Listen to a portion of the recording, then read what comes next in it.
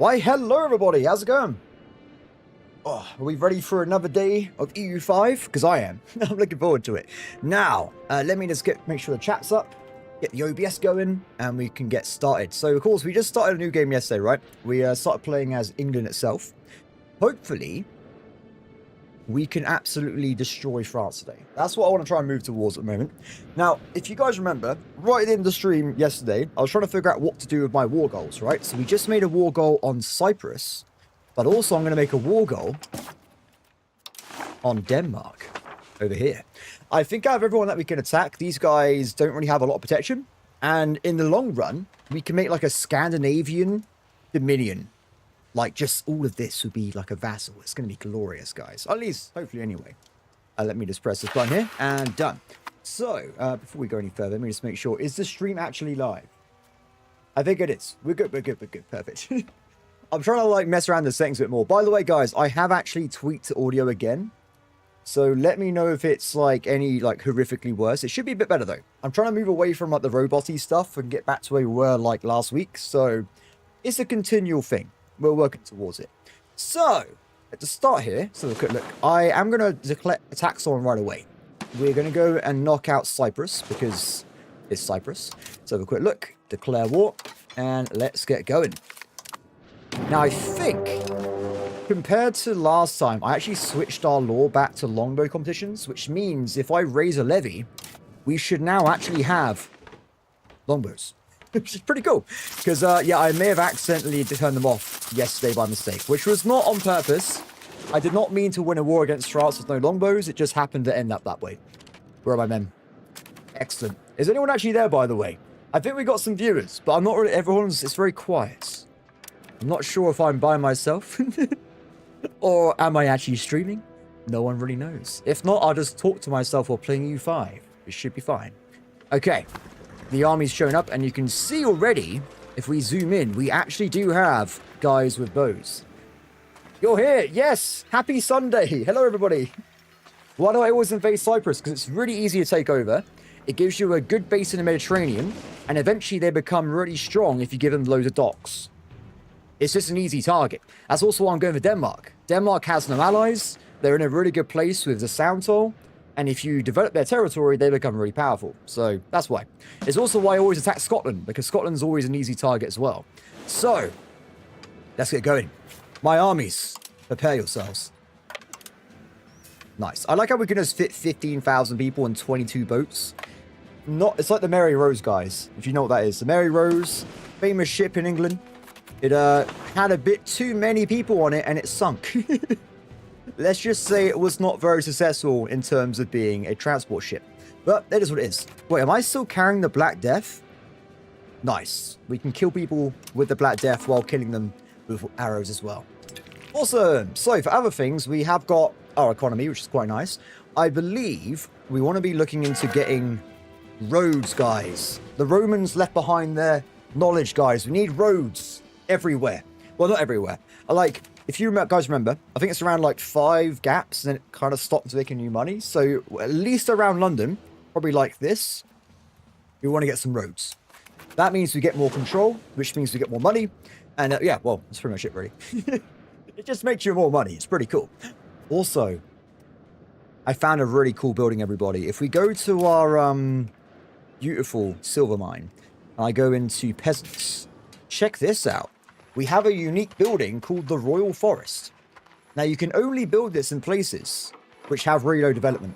And they had to also be rural as well. So you can't build in a city. But this gives you +5 control, which may not sound very exciting if you're a regular person. But I am not. So for me, it's very exciting because it means if I get this value over 50%, I can get rid of this other unique building, which reduces my control by 25%. It's pretty cool. Would one city per region help with trade? Well, if it's in a market and you got a city, you get in trade regardless. It doesn't really matter where it is. So as we are a naval nation, we want to be going around and building cities in all the coastlines across the entirety of my country at some point. That is something we want to do. Though I would also point out, we're literally in 1349, which means we do not currently have access to the glory of docks, which gives you better naval control. harbors, which gives you better naval control, and trade ships, which propagate trade or control across the oceans. So we are missing a lot of the core technologies before it becomes really, really good. But we will work on that over time. Hello, how's it going? We haven't attacked Canada yet, don't worry. We're still in 1349. But give me time, guys. We're here for 6 hours, right? We'll probably attack Canada at some point. It will happen, don't worry. It's my intention to attack everyone's homelands in the stream. That's what we always do. Hello, Marty. How's it going? Hello, Kelly. How's it going? Just say hello to everybody. Hi! Always happens with my friend's girlfriend when we're playing video games. It's like, who's this man? I'm like, hi. I'm the man inside the computer. Okay, Cyprus. This should be pretty easy, right? We have sent a whopping, like, 15,000 people over to Cyprus. So they are doomed. Ooh. Stability? Or no stability loss? Let's go for that one. She was confused. It's okay. I'm always confused as well. It happens sometimes. The Pale wants money, but I need money. No. I'm sorry, guys. My stingy side is going to come through. Nothing in this universe will make me part of my money. Well, most of the time anyway. Unless it becomes for research points, because I do love research points.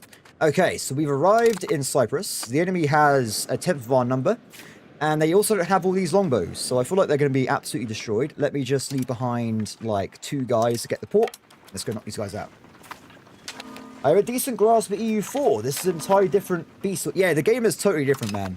When I first played it, I would say it's way more like Imperator Rome with, like, Victoria 3. Mostly because the game, of course, is absolutely... What?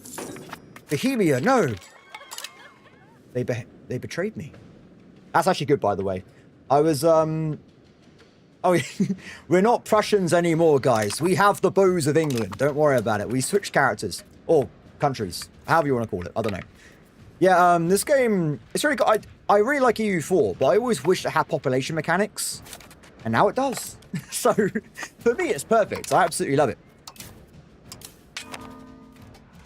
Okay, so Cyprus. By the way, Dominions are really cool.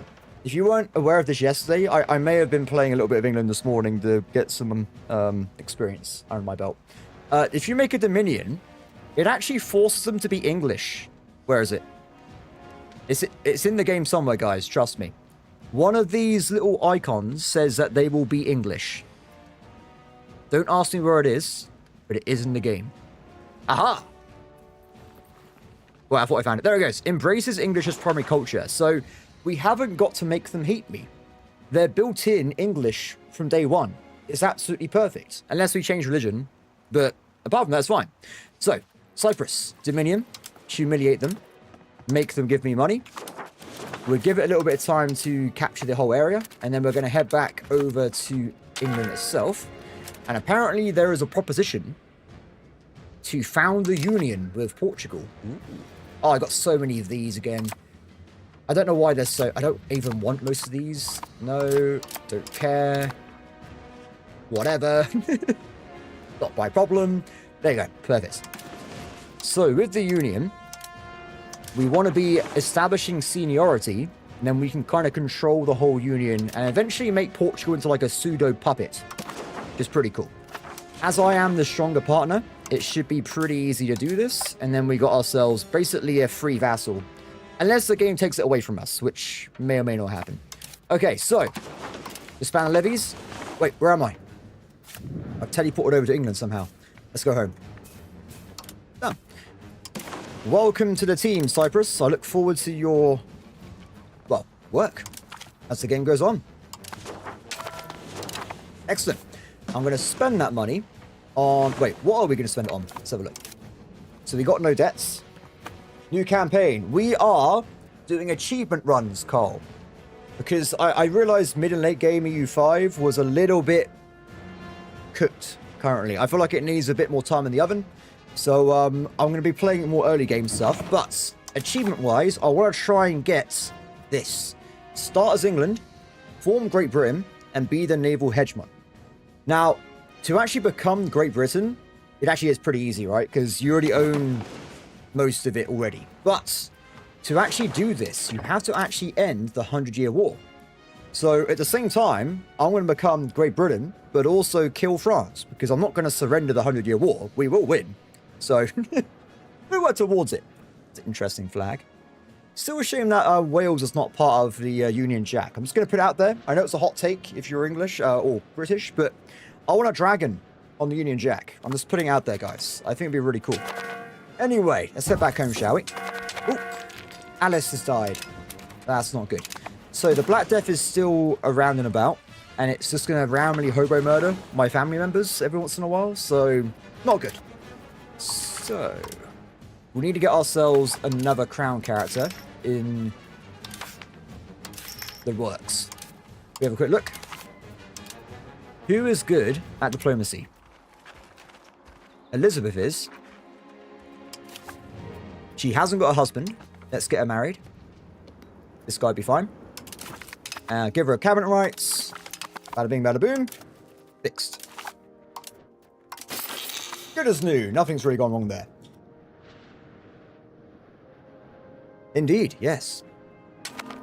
Okay, so when we get back home, guys, we're going to start the second war, because one war's not enough, right? We're going to be going for Denmark next. So we've already got a claim on them. Denmark shouldn't have any of our allies when I checked the first time. Look, they're completely defenseless. So we go in for Denmark, and we try and make another dominion over this way. We're going to have quite a few of them. I also would like it if I can start annexing... Oh, we've got to do quite a few things, actually. We got to kill Scotland, make them into a dominion as well, and then we got to give them Galloway and Lothian back. I also want to annex Chester, Lancaster, and Durham. And after that, we're not going to annex anyone else for a little bit of time, because I'm happy with these super vassals, Pale and Wales. They will also annex their regions for me, and I get some pretty big vassals in the meantime. The only other place we won't own technically is the Isle of Man, so we might have to take... What does that say? Manamanum. Sure. That sounds like the way you say that.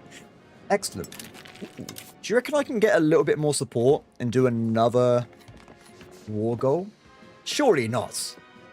Surely I can't manage this. Oh my god, I can. No! Done. Okay, so that might have caused a civil war, but I get another thing. Now, instead of doing another war goal, let me just double check something. Okay, I can't attack Scotland. Fair enough, fair enough. We will go do a law change, and I want to switch over one of the other ones. So we currently have nobility control money operations. Not good. Not good at all. I want to be moving towards getting capital economy, because I'm a raging capitalist. So we're going to do this as well. Done. We're still going to lose some stability, unfortunately, to, well, just the negative modifier, but whatever. Every neighbor gets 20 opinion or more diplomats. I'll take diplomats. Apparently there's a Danish war and a Scottish war. Interesting. And go.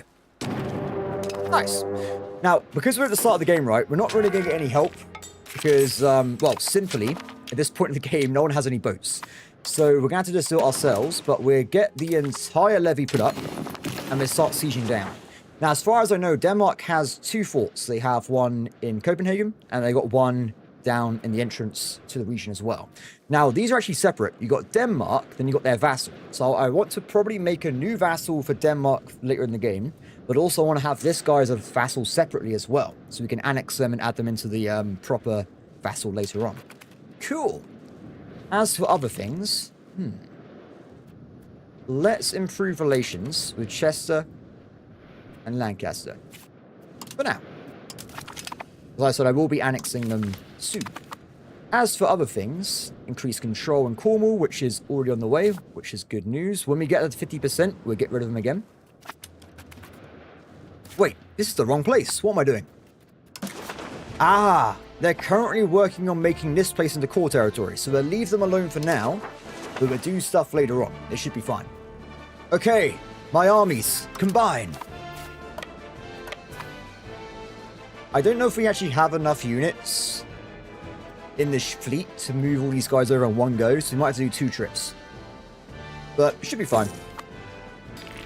Speaking of vassals and stuff, though, just to confirm, these guys should already be loyal, right? Yes, we already have a loyal vassal. Very nice. They have returned. Super slow ships, though. We actually got a really random selection of ships, because I also took over some, like, Iberian ships. So we got some Iberian caravels. Don't ask me how I got those, but we do. They got 0% repair? How are they sailing? I don't know. Does seem a bit weird to me. So, Brown Power. We don't actually have anyone we can put in command, unfortunately.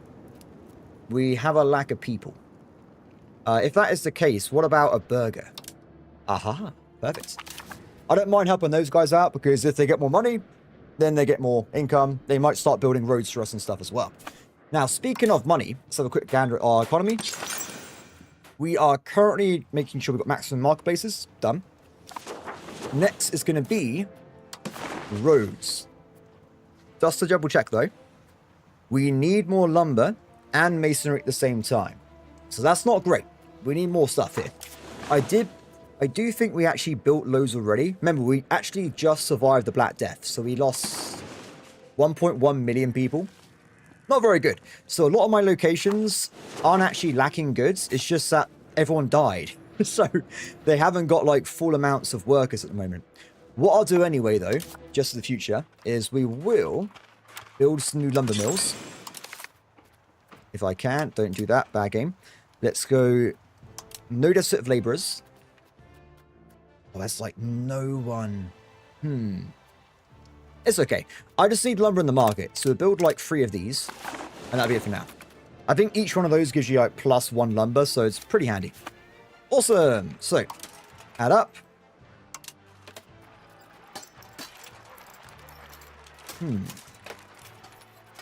This is going to be way too big, right? 3,600? Yeah, we need to get a smaller fleet here. So we'll split these guys in half. And we'll get the Royal Navy, or Army, going over right away. Let's go.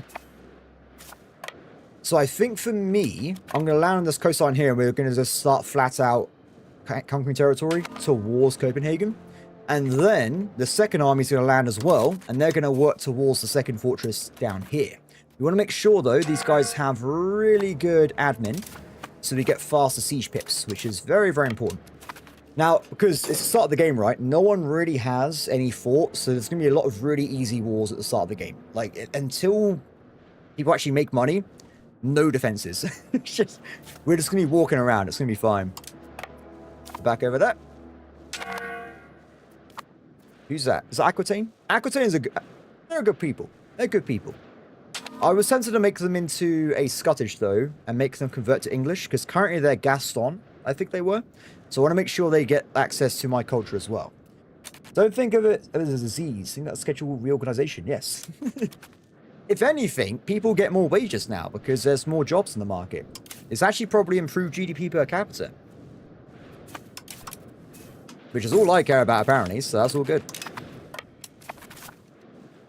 Let's go that way. It's weird, though, because, like, you think in a game like this, losing, like, 50% of your population would be really bad, but you hardly even notice it. Or maybe I'm just ignoring it, I don't know. But I feel like it doesn't really affect you that much. Although it does lead you to having massive queues. I got, like, a 2,500 queue for burgers in my capital. So, I say that. That is a very, very long time waiting, unfortunately. That is going to take a while to get rid of. Are you guys nearly done here? Yes. They are nearly English. And then we'll do some other stuff with those cabinet members. Because also, we want to start thinking about moving into getting institutions. So, currently we have a problem. We just started a new game, which means my values have yet to move to where I want them to be. And one of the values that we have currently is traditionalism, which is really bad because it means you have to spend 60% more to embrace a new institution, which sucks, guys. That's really bad. So I want to be trying to get this over to innovation as soon as possible, because otherwise we're going to be spending way more than we should just to get basic technology improvements, which is bad. Lost population isn't do enough, in my opinion. There should be a sense of chaos, and there isn't. If you play the game badly, there is a sense of chaos. So, like, my first game, I didn't know what I was doing. Like, the Black Death ruined my entire country. I was pressing the wrong buttons. It was really bad. It was horrible. But if you just know what to press on these buttons here, it's not a problem at all. You just fly through it. Ooh. Enemy spotted. Moving to engage. The war bows of England shall reign. Nice. So the good thing about war bows is because we have high initiative, we actually start the battles in battle lines already.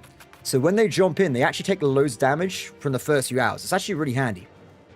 It pretty much gives you a chance to defeat overwhelming French forces. Which is awesome. I like it.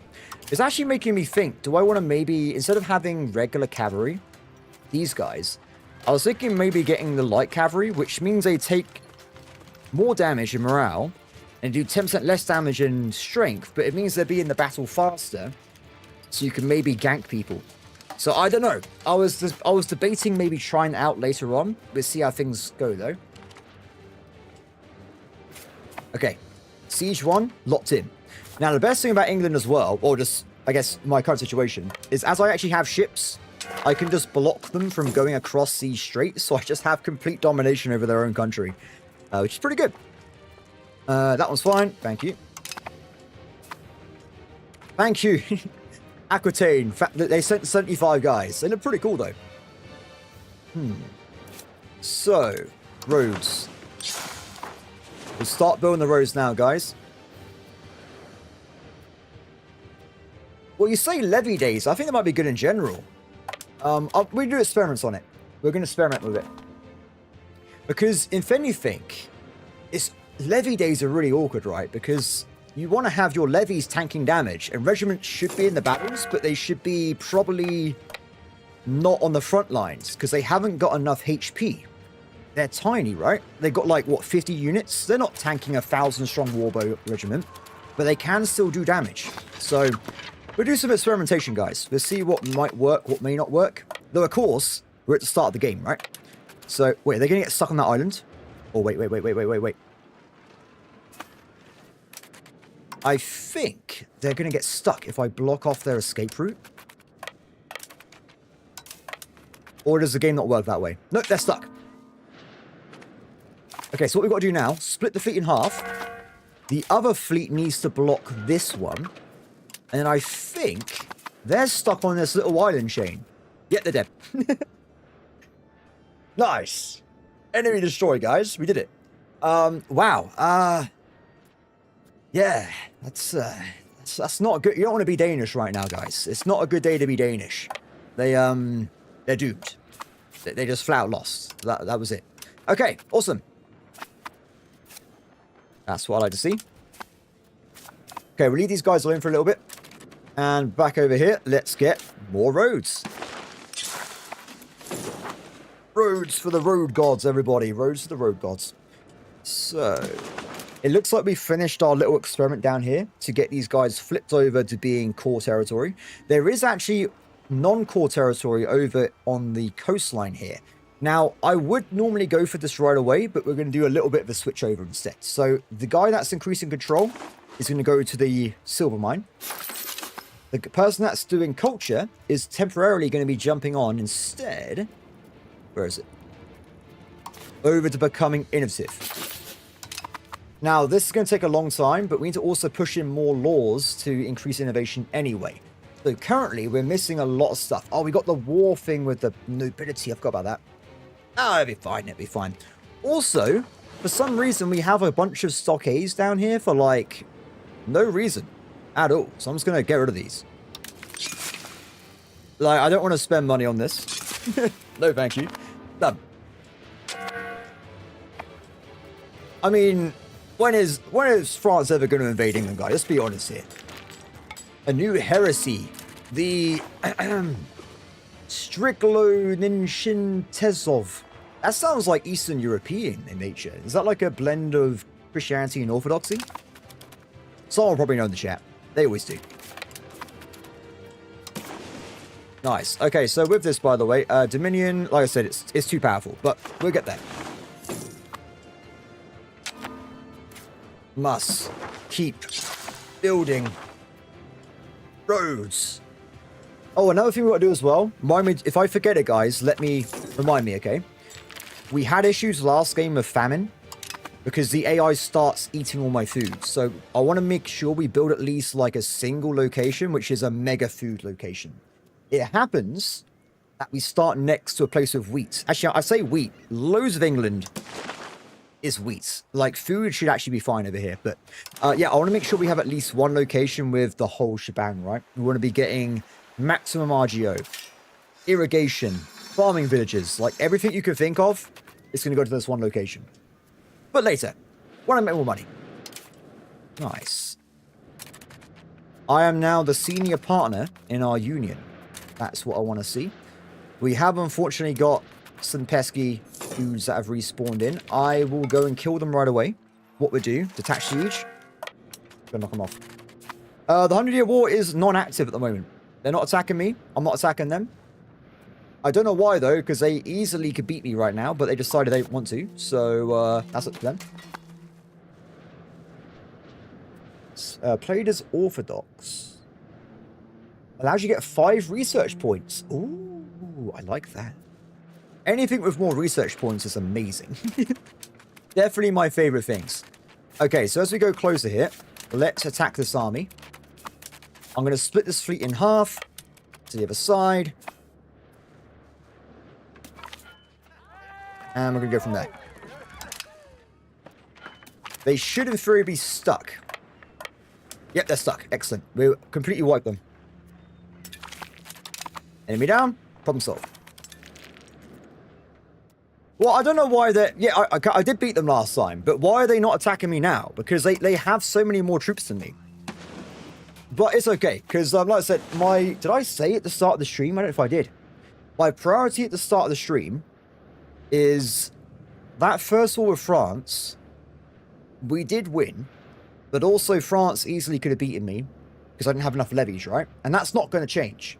So before we attack France ourselves, I would like it if we can get to armories, because then I can have reinforcing troops all the time. So I want to get towards that if I can. This means we can have like maybe 10 years without attacking France. Well, this is the thing, right? If France attacks me, the war goal is to defend London. If I attack France, the war goal is to defend Paris, which means if I attack them, I'm going to lose at the moment. So, like, I think I've got no allies. Allies are gone. We're just by ourselves. Fingers crossed, France attacks me. If they do, we win. If not, I need to wait a little bit. I need to get stronger elsewhere. I need more power.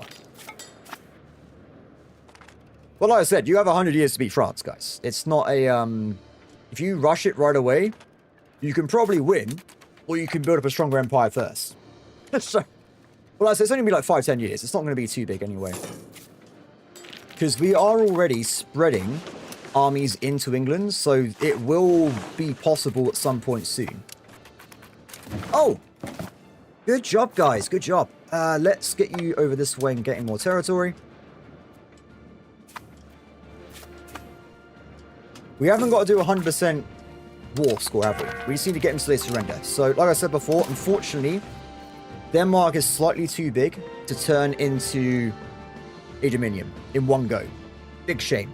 What I'll do instead is I'm going to make a temporary small vassal. And then I'm going to also take over their vassal as well. So take this guy over. This does mean we got a little, like, what, 28 more war score, which is quite nice. So I might also take a bit more land over here. Ooh, we can take loads. Is this going to really piss them off? Yes. The answer is yes. Probably a bit too far, isn't it? A little bit too far there. A little bit too far. How about that? Now, this is a manageable coalition. This is way easier. So we will instead war rep, get some cash, which is actually... Oh, it's too much cash. A little bit of cash. End the war here. Problem solved. Now, with the new territory, I'm going to make probably one dominion, which is going to be our main Scandinavian vassal for the rest of the game. Then I'll make a separate vassal over here, and because remember, we've got a limited amount of cabinet slots. There's only 2 at the start of the game, right? So as these guys convert to English, I will then annex them and give the territory to my new dominion, so they don't spend the next 200 years coring land without any English people inside them. So that's the general plan there. Nice. Let's get that sorted out. Bada bing, bada boom, and done. Excellent. Oh, look at that name placement. England. England. Nice. The realm of England has been created. So next step for me is going to be when we get ourselves a parliament, Scotland. They're the next target. And then probably also Sweden. Because these guys have no allies at the moment. So we're going to be trying to take over this area. And then we're going to try and grab Norway, Orkney, basically Shetlands, Faroe Islands, that kind of thing. And start moving our way into this region as well. Now, what I want to do, because if France is not going to attack me, they're going to attack other people. In fact, they already are. Now, eventually, France is probably going to go for Provence. Now, I'm going to take that chance to join the war against them and make them lose a war properly. Fingers crossed, it goes well. So keep an eye out, guys. If you see France attacking people, let me know.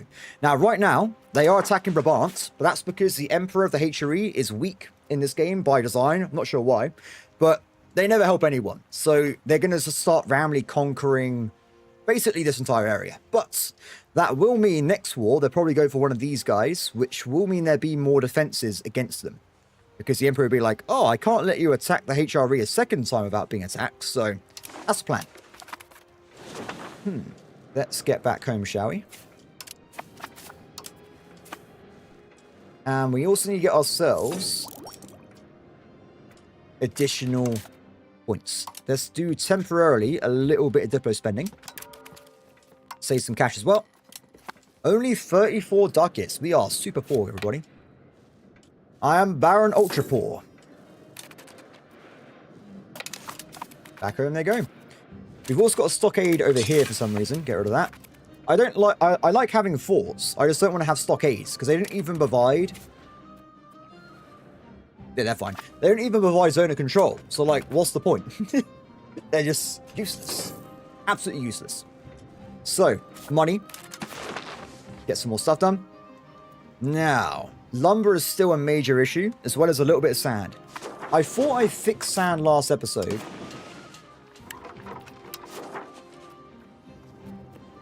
It's because of the Black Death. Everyone's still dead. Fair enough. Lumber.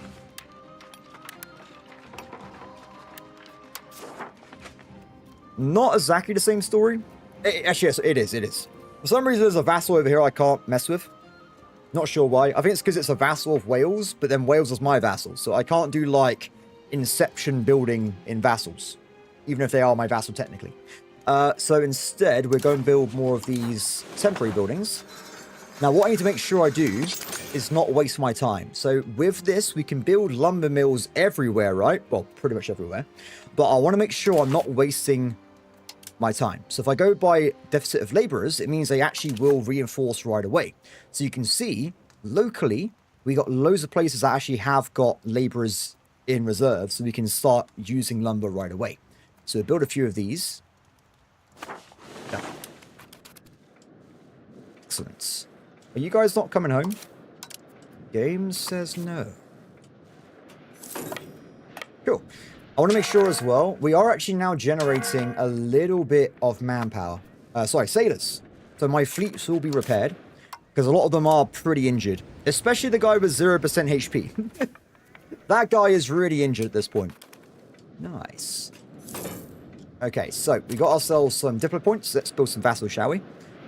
Now, we're going to build 2, as I said. Nowhere near. So, Zealand, Dominion. Then we want to have a regular vassal over here. And we want to be giving this land over to the new vassal as well. Done. We're still England, but whatever. Now, these guys will... It's going to take a while. I mean, this guy especially has no claims, so he's going to have to go and build up from scratch, but also he's not Danish, so it's going to take a long time. This fella, I'm going to... Remind me, guys, in like 5-10 years, remind me. He's going to be already Danish, which means he can get claims or cause double the speed. When he's finished with that, we'll switch him over to being English then, So keep an eye on this guy. We need to make him English in like 5-10 years. Done. Okay, back over this way. So, how long have we got for next parliament? 2.5 years. So I guess we can spend some time just playing the economy game, guys. Boot up the 100 years achievement stream, and first look and discuss is in Denmark. Yes. You gotta get vassal swarms, guys. Look, they're easily attackable, and they can become really strong. It's not my fault, okay? But we will take over Scotland, though. Remember, we've already broken Scotland. We took over most of their lands, and they have no alliance with France, so they're already dead. It's just a matter of truces running out. But yeah, France is scary. They actually just conquered Brabant, which should mean they have a coalition against them. So like I said before, they might get attacked by a large group of allies, and if they do, I will join that war. Speaking of, is this actually a coalition that's active? How do I find this out, guys? I've not really looked into coalitions too much, but there should be like an international organization against France somehow. If I go to maybe Luxembourg. Aha! Oh, you gotta be kidding me. A weeping angel? What do you mean? Oh, wait, what, from like Doctor Who? Did they talk? I haven't watched Doctor Who in like 5 years, by the way, so they probably have like an entire language at this point. I'm just not aware of it. I'm so sad about this. I would have loved to have joined this coalition against France, but I just can't. But remember, as they're my rival, if it starts, I can join the war anyway, because I can just add myself to any war France is in. So fingers crossed, they do it. Yeah, they're really creepy though, aren't they? They're the ones that if you look away, they move. I love that idea. It's so cool. It's in a lot of video games as well. What was it? BioShock? They had some in there. That was really fun. Actually, loads of games have like Weeping Angel style enemies. It's pretty cool. I like it myself anyway. What can I say? Anyway, roads. We will road ourselves to victory. Oh, actually, before I build too many roads, I might actually instead... Oh, great game. Thanks. Damn comets ruining my damn economy. How dare they do this to me? Oh, Elden Ring. I gotta finish Elden Ring. I never actually... I did what I normally do. I got Elden Ring right. I was playing it single player. I started doing a stream. And I also was playing co-op. So I was doing like 18 hours Elden Ring a day for like a week. Then I burnt myself out on it. I was like, oh no, what have I done? My bad. I got like, I would say 60% the way through the game, I would say. But I didn't finish it, so I really should. What am I doing, guys? I need to... Diplomats. Annexations. Not happening over there. Increase happiness in Durham. I'm also going to probably make Aquitaine into a Scottish. And then next time, I'm going to make them English.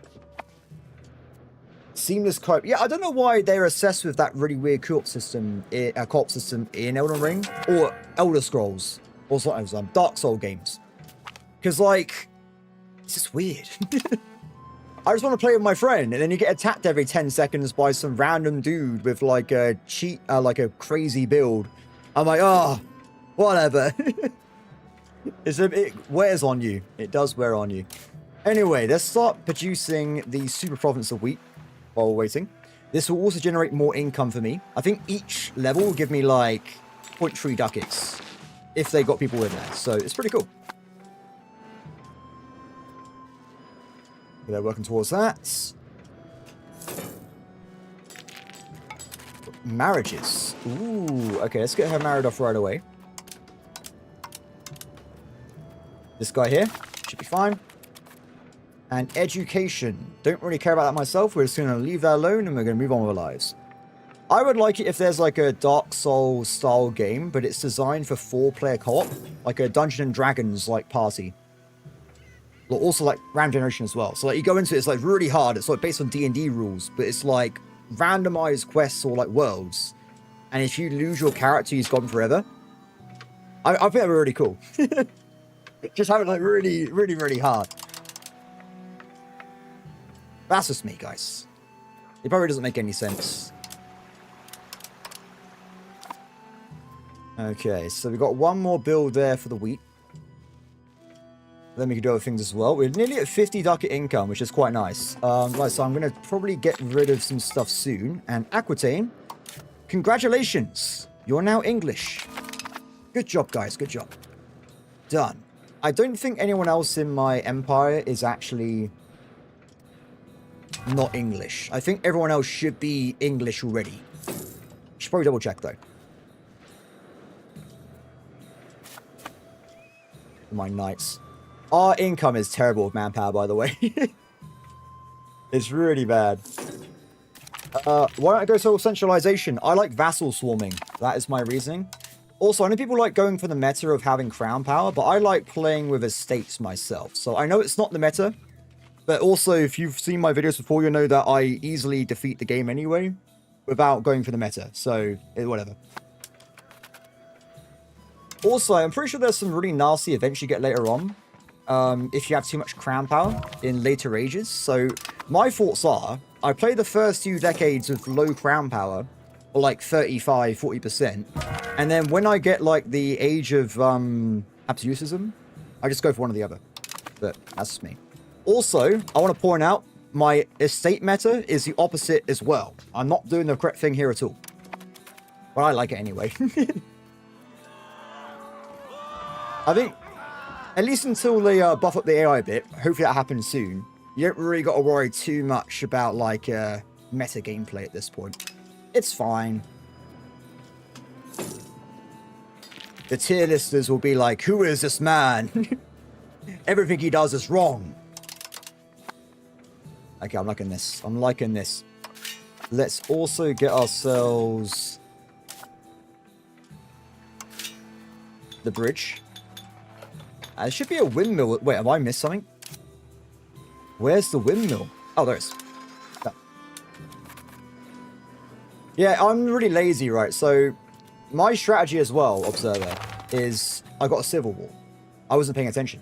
That, that is my meta right here. This is what we... Oh, no. I was honestly not paying attention. I should have avoided that. I did not even think about looking at that. Oh, no.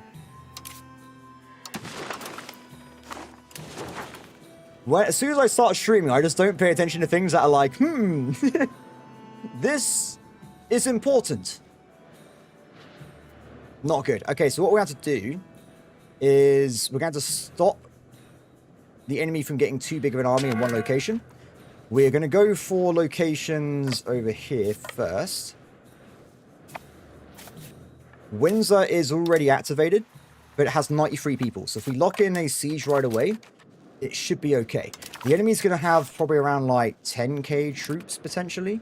So I want to be getting my guys over this way and locking down, once again, weak sieges. Now remember, this is in fact a civil war. So my vassals can't help me, but at the same time, Portugal might help me. Potentially. If I call them in. We haven't got any favors though, so... Let me just fix that for a second. Now, the good news is the nobility is now loyal again, so we're fine. And I'm going to use this as an excuse to go and build myself some more buffs and my privileges. So let's go on that one. I think that's it, really. For the peasants, anyway. Yeah, I don't want any of these other ones at all, so I'm fine with that. Burger rights. Let's get myself some inflation. Let's get myself... Where is it? Innovation. Minting output. And then we can increase this as well. Cool. It's weird because depending on how you think about it, it's weird that you have a civil war, but it's not actually a bad thing. Like, I actually use civil wars quite often on purpose to just fix extremely slow nobility gain. So... it's not the end of the world, guys. Also, I'll point out in this time period, England has civil wars constantly. So I'm actually role-playing right now. It's fine. We're actually doing the English meta. It's all part of the plan. Good. Portugal has joined our war, so they will be over here shortly with some actual troops. We can probably stop spending money at this point on diplomatic spending. Get rid of that completely. Or actually, let's get like one. Let's get like a little bit, just so we have a diplomat in the bank. Good work. Okay, the forts are really low. So it's tempting, I think, to do a attack on a fortress. But honestly, I don't know what the ratio is, but it feels like these 93 guys can probably kill like 10,000 troops. I don't know how they do it, but it's basically each one of these dudes is me playing Bannerlord in a siege defense. When I get like 200 kills by myself, there's 93 players inside that fortress. You don't want to go near it. They're going to be stacking up modifiers and stuff. It's horrible. Just don't even attempt it. It's interesting. So why are they attacking me? Are they crazy? I don't know. What a weird thing I'm doing here. Enemy army is now a strength of 11. Oh, I am wrong. They actually have quite a big unit. If that is the case, then we've got to be careful then, because they will actually be able to cause me a lot of havoc then. They haven't actually added up into big armies yet, so we want to probably hit them now before they actually manage to become a unified group. So I'm actually going to leave behind a few units here, and I'm going to try and hunt them down as they fight. Same as this guy. Actually, this guy, yeah, they've already gone. They've already gone. Come back. I'm going to imagine the enemy hasn't bothered getting just flat out better. Oh, they've already got the army. The army's been established. The army has been established. Oh, no. Not like this. Now, fingers crossed, this army's going to go for attacking. Believe in this. I got to hope they're going to go and decide to attack a fortress, because that means we're going to have a lot better time. Now, I want to try and get my army combined up before they go for me down here. Which is not going to happen. Let's pull back right away. We're meeting Huntington or Bedford. And then we're going to attack them right away. Hey, Robbie, how's it going?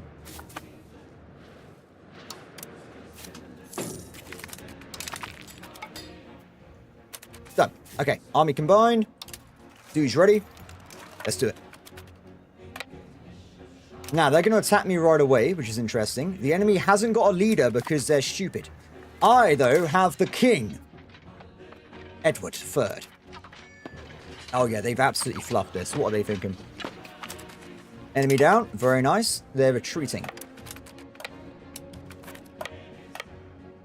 I want to hunt them down. Actually stack wipe their entire levy. Just keep going. We're going to keep hunting them. What we do as we attack, though, I'm going to leave behind a little siege detachment.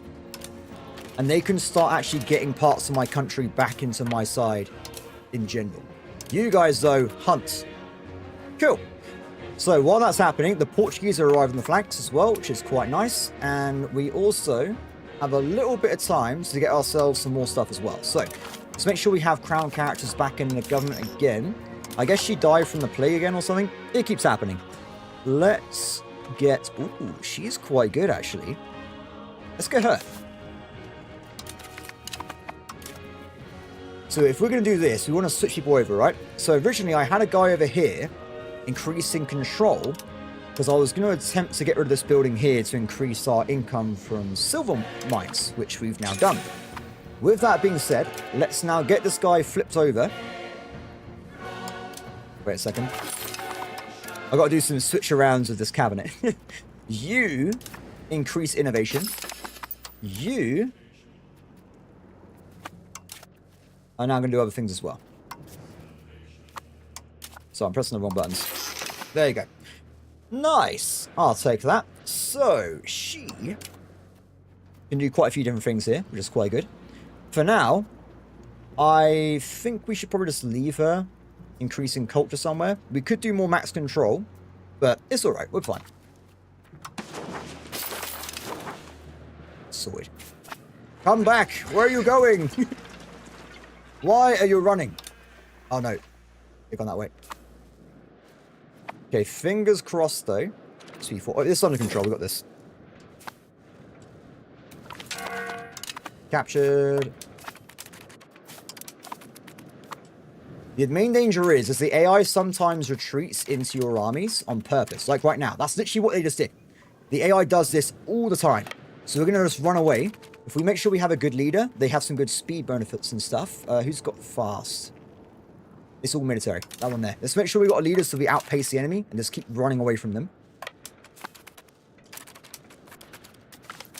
I think they, I hope they rebalance retreating immediately, because it makes it really hard to kill armies, right? Because as soon as they get a bad battle, or I get a bad battle, you simply leave. It's not really a matter of like, should I go? No, you just walk away. You're absolutely out of there. Come on, Portugal. Give me a hand here. They're gone again. Start chasing. Reminds me of the old, it used to be in CK3, CK2, and EU4, the whack-a-mole gameplay, where you had to chase down these armies over and over again as they just endlessly retreat from your forces. That'd be fine. I wish Portugal would not follow me around, though, because I didn't need the help, but unfortunately the game automatically turns on attachment mode while you're doing a AI mission. Why? I don't know. It's really annoying, but it does do it. Okay, Harrow. Irrigation. +9. I'm still building up our super farming village for later in the game. We will actually make money, by the way, off having a super army village. Sorry, food village, because we actually sell food and you make gold from it directly. So that's pretty cool. Very good. In terms of war enthusiasm, they're down to 21%, by the way. So it may look like we got a long way to go. We don't. They will surrender at some point soon. So you need to keep pushing them. I can't choose where things get sold to. So fingers crossed it's not to threat. Wait, I'm wrong. I am wrong. I can do an embargo on France. I've never done this before, but we have to embargo France, right? Someone remind me. When we get a different map, we don't have a moment. Remind me and we'll embargo them.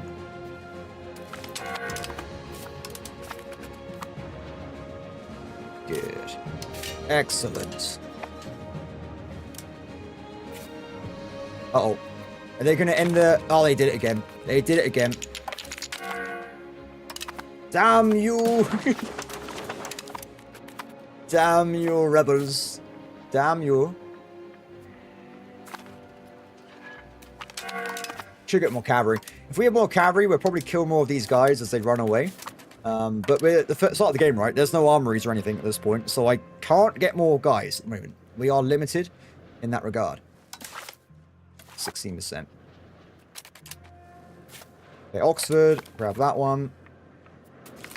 I say that, we are killing like a few hundred every time, right? So we are wearing them down. It's just not that fast.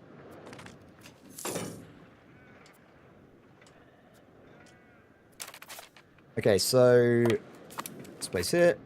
Playing whack-a-mole, guys. We're just grabbing one place at a time. The only thing I hope is that they don't... I hope we can make them surrender before I have to siege down a fortress. That's going to take forever. I'm not looking forward to that if it's the case.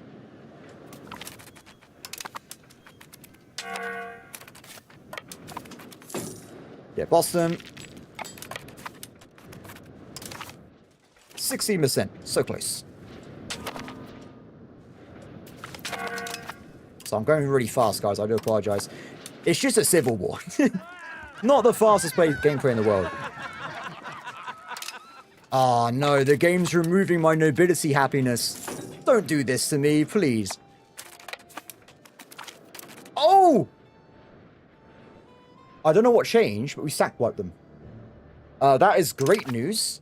Brilliant news, in fact. Army. Carpet siege mode. Carpet siege your own territory. Do it. They will regenerate the levy, but if we get there fast enough, we can knock out most of their spawn points before it actually is a problem. Go, go, go, go. I love carpet siege mode. It actually works. That's a weird... Like, the other ones don't work that well, but carpet siege mode, it's great. It actually does work really well. I absolutely love it.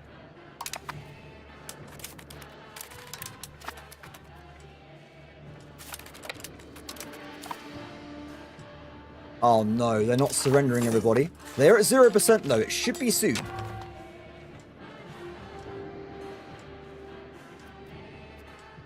And cool. I think that's all their territory currently being sieged down. So we can kind of just go back to regular play now, I guess.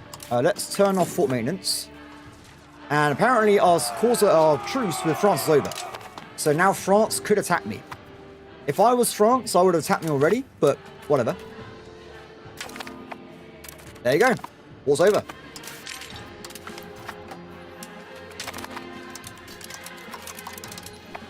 Done. And sorted. So, what now, guys? What now? We are still waiting on the next parliament, which is going to be in 1 month. Then we can annex France. Oh, sorry, not France. We can take out Scotland. They're going to be gone.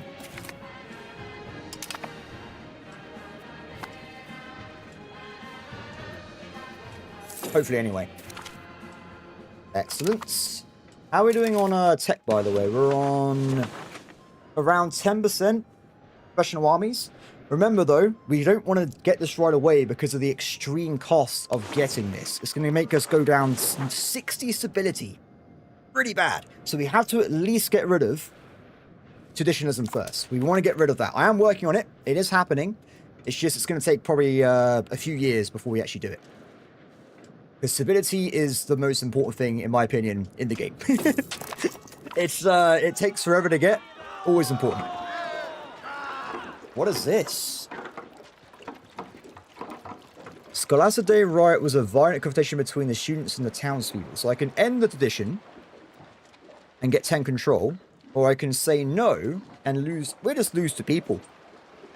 I don't want to stifle my country's traditions. Screw that. I mean, control's a number that will go up to the same point regardless, right? So now it's gone down to 33%.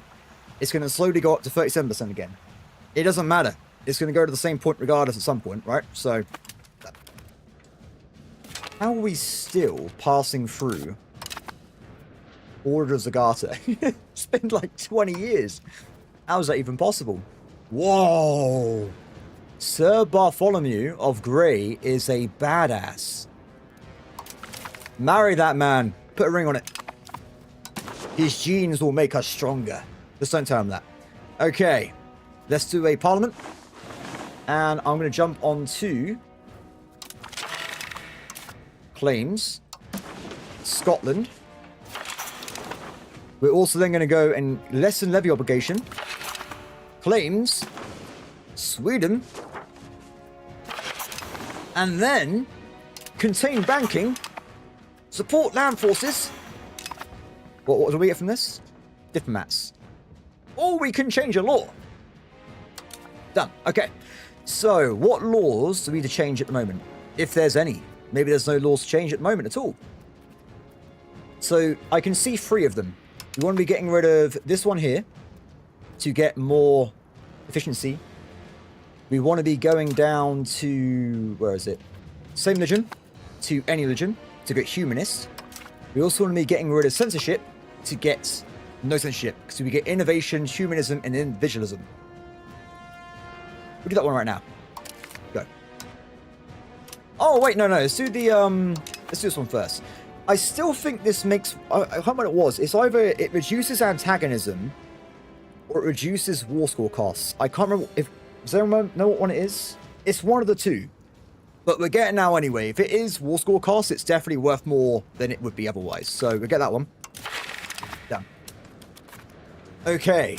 It's time to party, everybody. And when I say party, I mean invade Scotland. Off we go. Full stack again. When I play, I don't actually... I always hold back. I should just send the entire levy, split them in half, and siege 2 places at the same time. I don't know why I always hold back in games. It's stupid. Though I do it in real life as well, when I'm doing sports. I don't know why. It's just weird. Okay, back to the super farm. super farm is finished. Eventually, we're going to get maximum wheat, loads of income. It's done. So with that out of the way, we're going to head back to Rhodes. I love all the bows. I don't know what it is. It's just like, it's in my English blood that this is a good thing, guys. Countless people with bows. It's just brilliant. I can't help myself.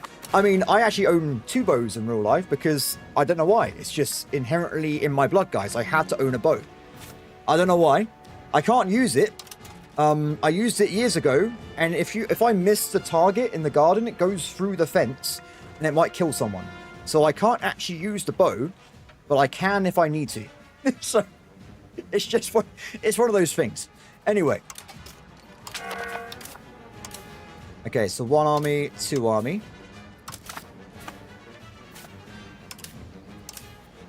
One and 2.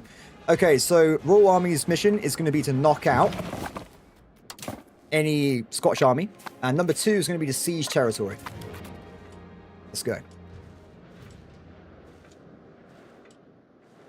Let's do it, guys. Let's do it.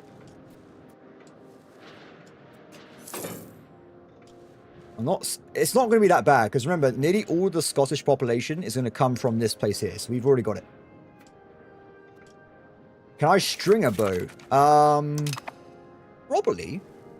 I got one of those, I got a recurve bow though. It's not a long bow. Composite recurve. I've not used it in years though. I should really get it out again, guys. Especially because I met someone recently that does it as a hobby. So I was like, I should go along with him to this archery club. It'd be fun. I have many weapons though. I was into martial arts as a kid, so I have like everything you can think of. Though I don't think I should try nunchucks. It's been like 10 years. I'll probably kill myself.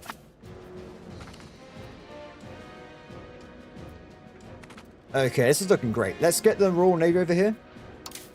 They can assist us with siege pips. Also defensive behavior, so I get better benefits that way. And money-wise, let's build more roads.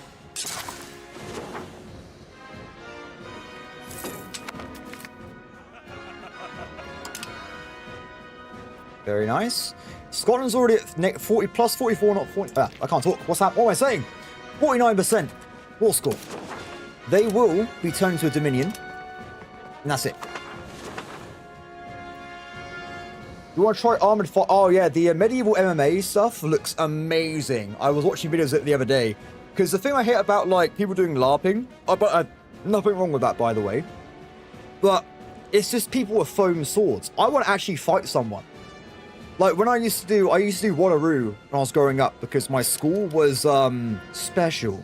You had to survive, guys. In the frying pan, into the fire kind of situation. So, I learned karate at a young age to, like, not die. And my sensei, we just used to fight each other for like 2 hours, like 4 times a week. It was really fun. But yeah, definitely HEMA. That looks really fun. I would love to try that. Like 100%. I have to try it. I like that kind of stuff though. I used to also do the old version years ago, like paintball and stuff as well. But now it's more airsoft, which I think is pretty cool as well. Any kind of like modern. I'm a guy, right? So I just like fighting. So, it's just fun, not in a bad way. I'm not going around attacking people, but I just like the actual sport is fun. And just cover my bases. There's no I don't think. Like, so when I did paintball last time, it was years and years ago. It was before airsoft really took off. So I would like try that. They got those really big events in like Europe where there's like cities or like big offices and there's like hundreds of people doing it. I would love to try that, like 100%. I think it'd be really, really cool. Though I remember last time I went paintballing, I was actually known as a Smurf because I had one of those open head helmets and my entire hair was covered in blue paint. So I used to use my head as a shield because it didn't count as dying. I was like, yes, But one time there's a map of a old bus, like a double-decker bus in England, big red thing. It was actually made out of cast iron. I didn't realize I sold a barge into it and like absolutely wrecked my shoulder. It's destroyed. Yeah, I think Belgium is what I was probably talking about. I think the rules depends on where you go, right? I mean, when I did paintball, the rules were literally no close, like you couldn't use full auto at close range, which just makes sense, right? And also, if you shot someone in the head, then count as dying. That was like the main rules, which I exploited immensely. But yes, so I'm very off topic today, guys. Casual EU5 stream, right? Anyone got any questions for me? Feel free to ask, unless it's about my actual name or my age. Apart from that, it's fine. You can just go ask what you want. Okay, so it looks like Scotland has been cowed down. I'm actually not going to annex the other vassals because Scotland will keep them as his own vassals and do what he wants with them. But from my point of view, Scotland is mine. With some cash. Done. Sorted. Let's go down this way and done. Oh. Yeah. I don't know. I haven't played enough paintball to be like, oh, I know this place is different than this place. Also, I haven't done enough of that. I should, though. I should. Maybe not at the moment. England's currently covering a really bad storm and everything's flooded, so... I look out the window, it's like a river outside my window. I'm like, that's not normally there. We're just going to ignore that for now. Not a good time to go hiking, that's for sure. Okay, so now Scotland's mine. We want to be jumping into the next war, which is against Sweden.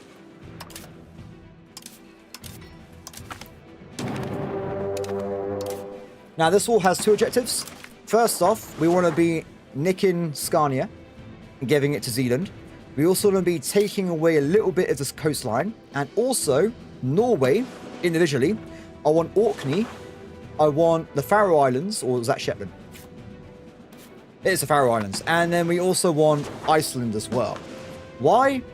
Because I want it. There's no real reason. I just really want to have all this area for myself. So, at this point, I am gaining strength to actually fight France. Because France has a lot of people. They're stronger than me. But if I keep gaining allies across the map, we're going to be stronger as well. So that's the plan. I don't want to rely on actual allies because they always betray me. So I'm making my own allies to fight in my own wars. That's my current strategy. So. Whoa. Don't build levies in the islands. They're not required. Okay. Everyone meet up down here. Let me get ready to attack again. So to a quick look. You know what I was on about this earlier? This place is already like 35% converted to a core. This location is at 11% because they haven't got the absolutely whopping 100% modifier from dominant culture. So, yeah, honestly, this is technically a temporary game, right? We're just seeing how things go until I want to get the achievement, right? It's at least 100 years, so we've got a long way to go. But if I was playing England properly, my thoughts for playing England in EU5 would be knock out France, at least the coastline, and then knock out all the coastline from Spain, Portugal down to Morocco. And at that point, who can colonize? You've locked off the entire new world for yourself. That's how I would play the game. And that's probably how we're going to be playing this game for now. Because eventually I would like to have Dominion of North Africa, a Dominion of Iberia, maybe a Dominion of France. So I might actually own France myself. We might have the coastline for myself and have like a Mediterranean Dominion down here. But like I said, in EU4, my strategy was I never colonize because I want to have other modifiers in the idea slots.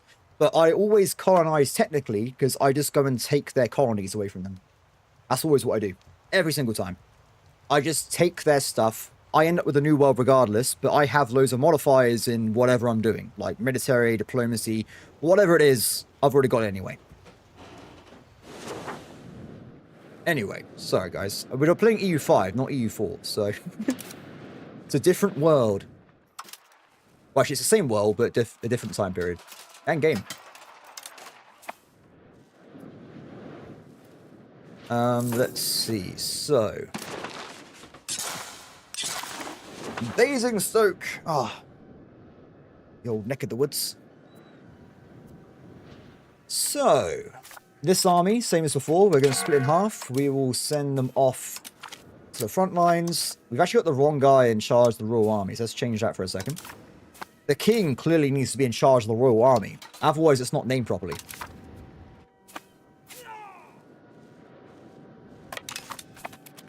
Off they go.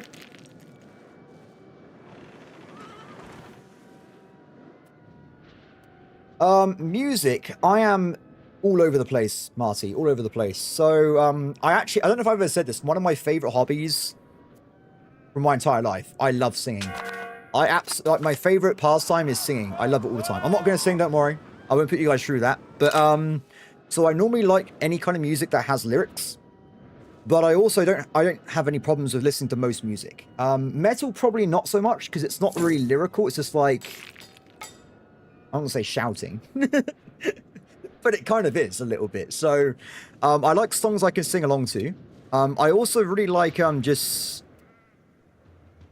anything for, like, the video game kind of music. Like the... not video game music, one thing. Like, epic music. Like Hans Zimmer. That kind of stuff as well. Really, my taste in music is very generic. Not generic, broad. All kinds of things. Apart from rap. Not rap. Sorry, guys. Not rap. I just can't get along with it. It's my fault. It's me. It's not them. Yeah, 2 Sets from Hell. It's a good one as well. That is a good one as well. But it really does depend. Like, I have like 5 different playlists on... I use YouTube Music because I'm weird. But yeah, it's all different genres and stuff.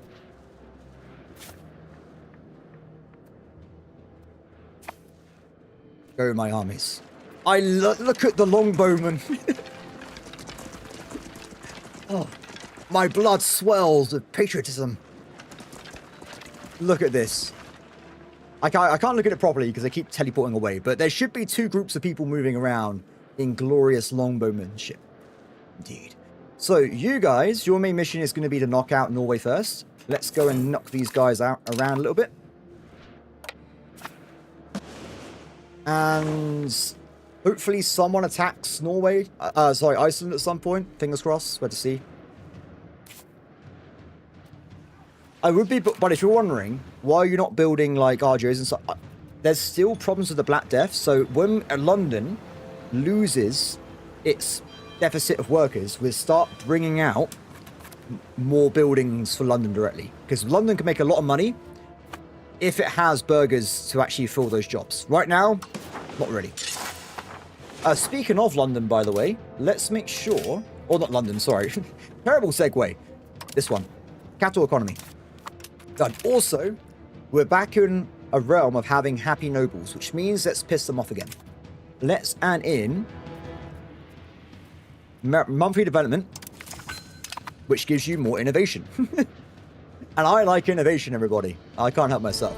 So, because we have naval ability, we can move over here. And we can supply our troops with dudes. It should be fun. Hello, how's it going? How is it going? Ooh, I'm not a fan of that. I'm not a fan of that at all. We'll send someone back to knock them out, I think. Hit them in the bud. I like in all... well, I just noticed, loads of my new vassals have lines in their flags. This is perfect. Jaldum. Eldom? Oh, that's so cool. I love the localizations. It's really cool. I wonder if I switch these guys to being English, would they then be a Eldom as well? Fingers crossed, guys. Now, speaking of that, how are they doing? They're still converting over to core land. So these lands are technically useless, but one day. Sir Edward of Lancaster. What? He's amazing. But he's also bugged. No. There's a bug where your family members just live in a different country sometimes if you've got fiefdoms.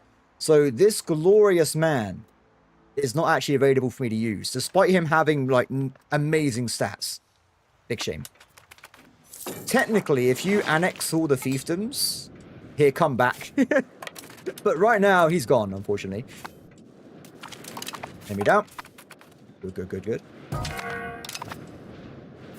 Have we seen Norway actually fight back? I'm not actually seeing their armies anywhere. And also, it's like we've lost the Royal Navy guy as well. If we can get a crown character, happy days. We can't. Burgers? Burgers. Nice. Like I said, the more money the burgers make, the quicker they can start building roads for me. Currently, we're on 15 ducats. So they got a deficit of around like 4 or 5 ducats. If we make... Oh! No taxation for the burgers, everybody. That should mean next month, they will actually start making money. And they're going to start building roads and also automating my construction of my economy. Yes, they're making money. Cool. Why this is not telling me a total income? I don't know. Because I got to do math here. And as you guys know, I'm bad at math. So, less math, the better for me. That's all I'm going to say there. Another guy. Now, this guy is also not in my country. So, bad times. Okay, talk to me, Norway. I know it's going to be painful. Oh, brilliant work. Scotland has decided to attack Iceland. If they get the capital, amazing. We can take them over in a war goal. I would say I feel bad, but why would it be a bad thing joining the English Empire, guys? It's a given. At this point, a third of the world will be conquered by us, by my country historically. So it's going to happen regardless. Just accept it. Let it wash over you.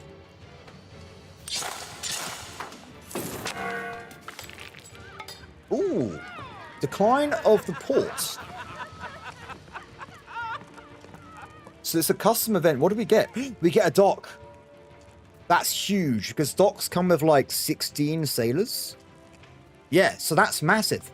We can get a way bigger navy. Southampton. We will build a dock at Southampton. And that means I can get a way bigger navy, guys. Way, way bigger. I thought you said you'd get a dog. I would also love a dog myself. But not in this game. This is not EU. This is not Crusader Kings 3. I don't think you can get dogs in this. If you can, let me know. Which I think there is a dog event if you're an explorer, isn't there? You get like a dog, or you get like a mutt or something. I remember when I first played CK3 on release, I was playing in Sherwood Forest. And I had a rival with a French count, and he stole my dog. And then years later, I killed him, and I found out he made him into a pelt. And I'm like, what the hell? What kind of game is this?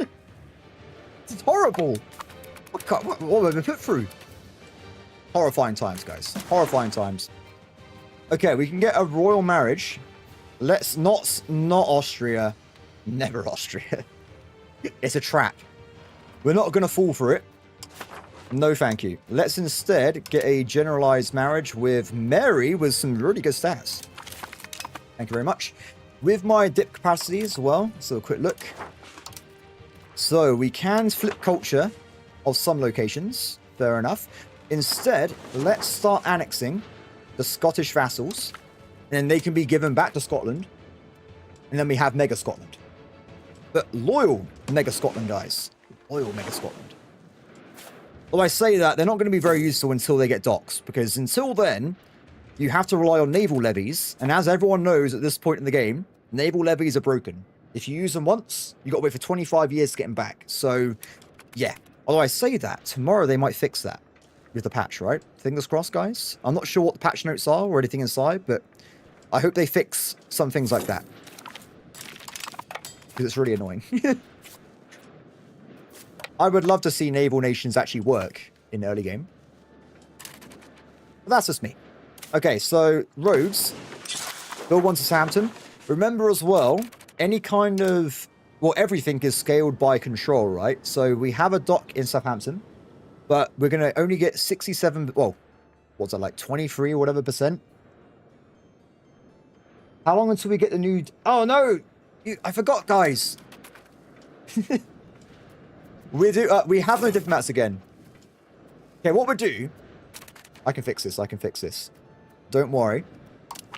We'll get rid of some of these things. We'll start generating dudes. And then we'll go and embargo France. Because screw those guys. That's the plan. Could you, like... I guess you can just be a protectionist in this game, right? Embargo everyone on the planet. And have your own market. I'll be like, no, I don't want to trade with anybody. Screw you all. I will only trade with myself. Ah. We can no longer go this way because it's winter. And look at these. Pretty cool. Trick, is this actually like based on the mountains in Norway? Maybe. Regardless, we're waiting until summer, so we're kind of stuck at the moment, unfortunately.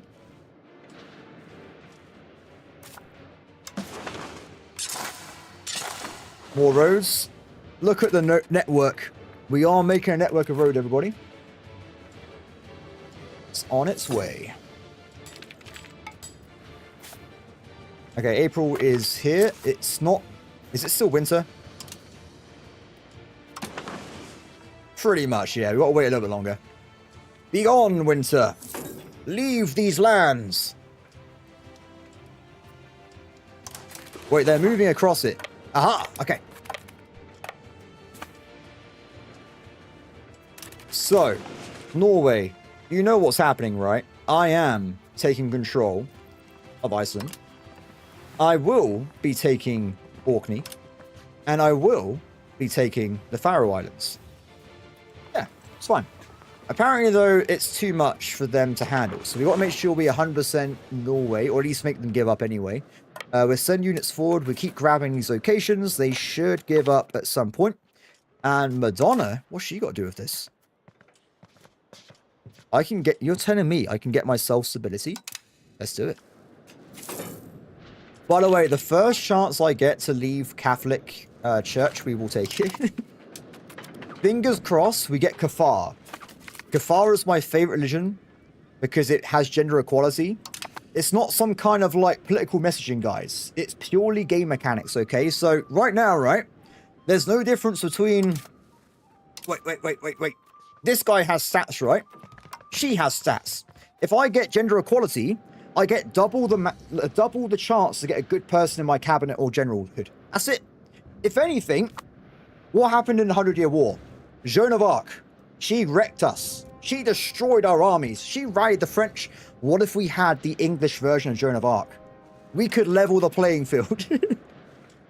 That's the role play, guys. I'm learning from history, and we're going for gender equality to get a English Joan of Arc. Jane of Arc. No, wait. Jane of Surrey. That's the plan, guys. The Jane of Surrey will ride with the bows. The Black Death's over. We lost 1.1 million people. Not great, if I'm being honest, but it is time to also embargo France. Wait, what? Okay, screw you guys. I'm going to embargo nation. So what does this do? Blocks the merchants of France. This will block them from establishing merchants in our markets or pass through our territory. Cool, that sounds fun. Damn. I feel like I've achieved something today, guys. The world is a better place for me. Okay, more territory, guys. Keep grabbing the little, Ooh, hi. Nice. Okay, so that is going to be them out the picture. We gain all this territory. Oh, wait. I'm going to make sure Orkney is actually a vassal of Scotland. So they can do what they want with them. They will eventually annex them, I guess, but it's up to them when to do it. Done. Done. Yes. Cool. I wanted this myself, so I have a closer port to the top of the map. That's the only reason. Also, let's automate... I've already done it.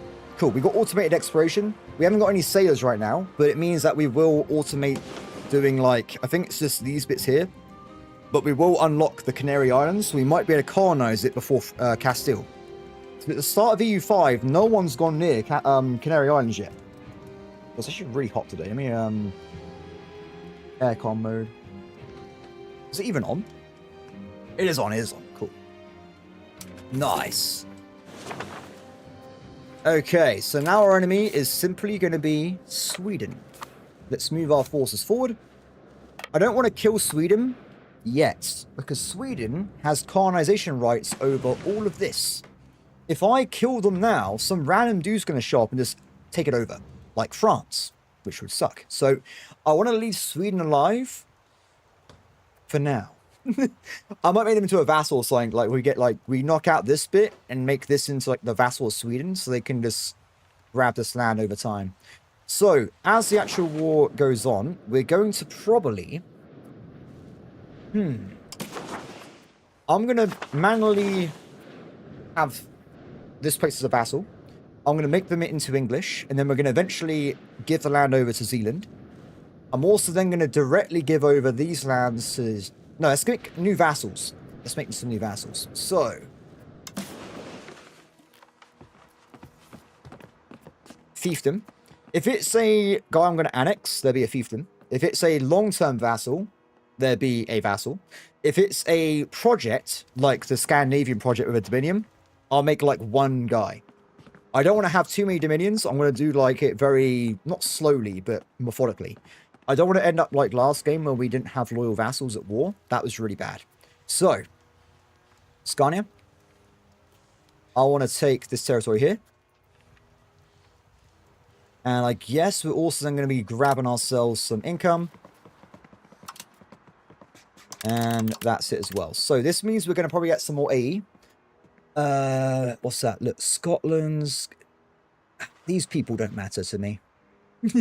If they want to try and kill me, they can bring it on, guys. They can bring it on. Cool. I'll say that.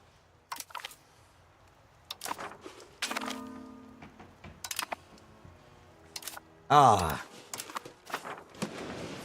This is the true timeline of England, guys. Look at this. It's great. So, let's get the troops back home. We have no army levies raised. I beg to differ. They're in the... Oh, wait. They are gone. Never mind.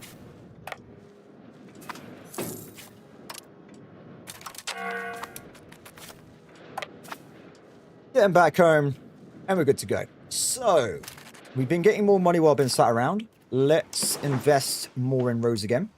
Oh, before I keep... I'm doing this at the moment. We should probably double check. We have got cheap roads, right? Yeah, that's okay. It's not perfect, but it's okay.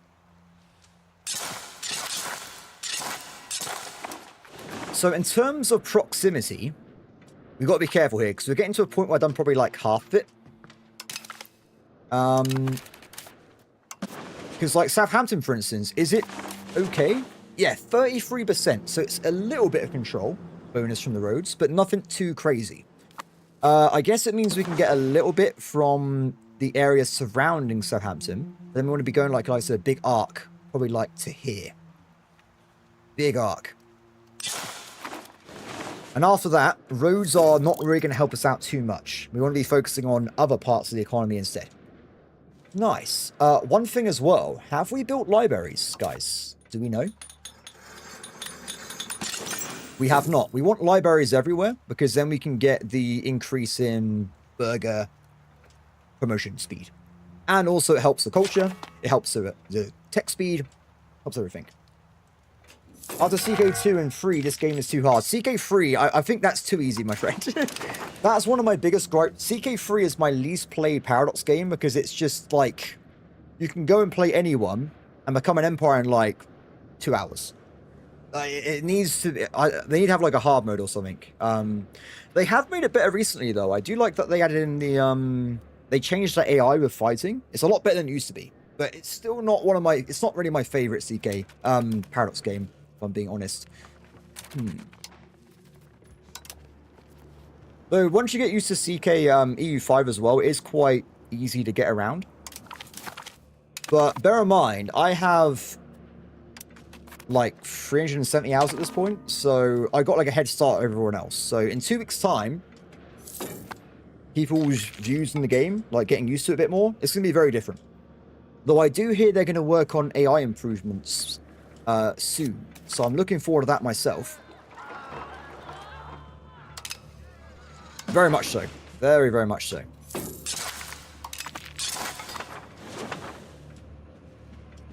Nice. Okay, they're coming in. More libraries. But also, like, I was trying to tell my friend about this game the other day, and, like, so much of it depends on where you're playing, right? Like, what technology do you get? You're in Asia. Do you have, like, good RGOs? Do you have a silver mine? Do you have, like, river issues? The game really does depend on where you play as well. I don't think there's, like, a defined strategy that works in every nation, technically. It depends a lot on, like, the terrain and stuff. But here's what it is.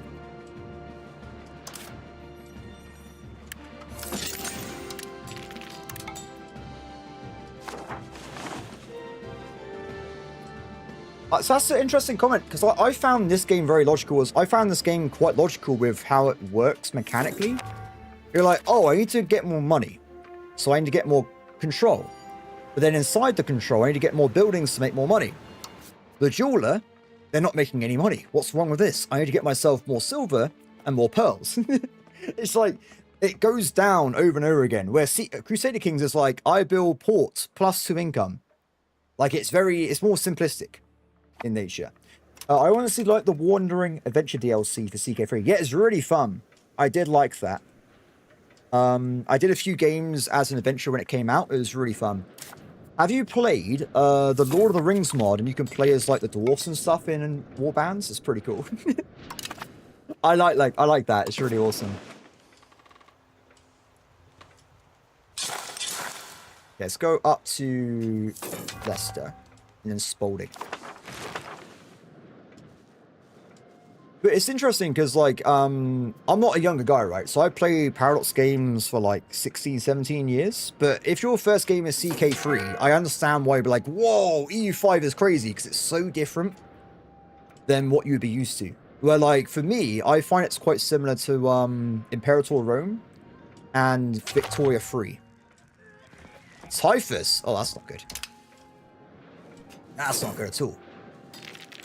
Have you guys not gotten home yet? What are you doing? You gotta get home.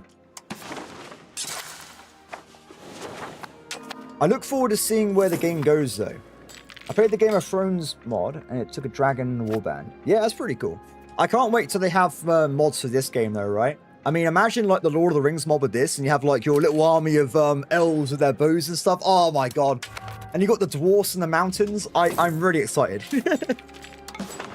I am very excited to see where this game goes. Because this is only 1.0, right? The game's just come out. There's going to be loads of updates. There's going to be loads of mods being developed. It's just the beginning. I'm really looking forward to it.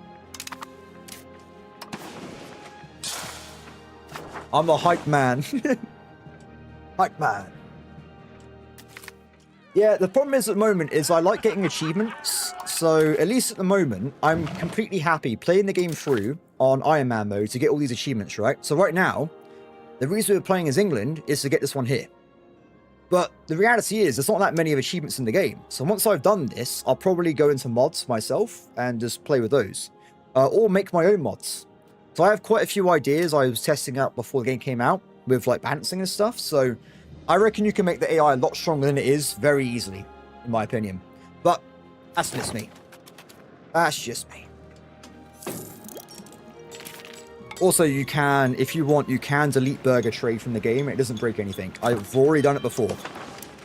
So, just so people are aware. Yeah, didn't they? I think they already gave access to the mod teams of some major mods before release. So I guess they've already been working on it already. But those mods take a lot of time, right? I mean, I can't imagine the amount of dedication required for making such a big project.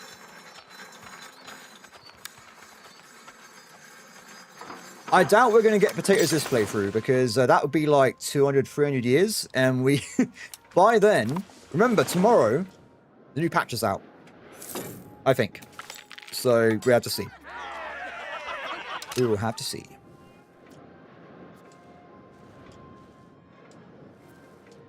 Well, then again, we're actually not playing in Europe, are we? Technically, we're playing in Western Europe. So my issues right now is this patch has got a lot of problems. They added in to this patch specifically, especially the Emperor. I mean, look at the Emperor's got all this random land across Europe all the time. Like Austria, you can claim it's okay because it's Austria, right? But like, it's a cursed environment right now. It's very, very random at the moment. But whatever.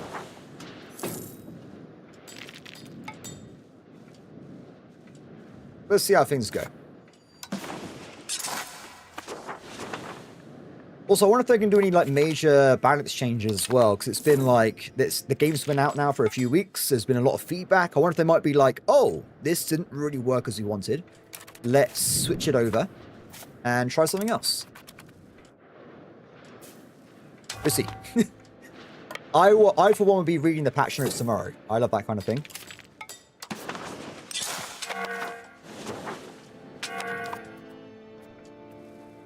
Okay, back home. Let's save some cash. Let's get rid of that as well. So, how are things going? Annexation, Scotland, yes. Over this way. Have you made this core land yet? No, you have not. So we're still waiting to make these guys English. I haven't made this into a vassal because I've been distracted. My bad. Let's see. Subjects, custom, fiefdom.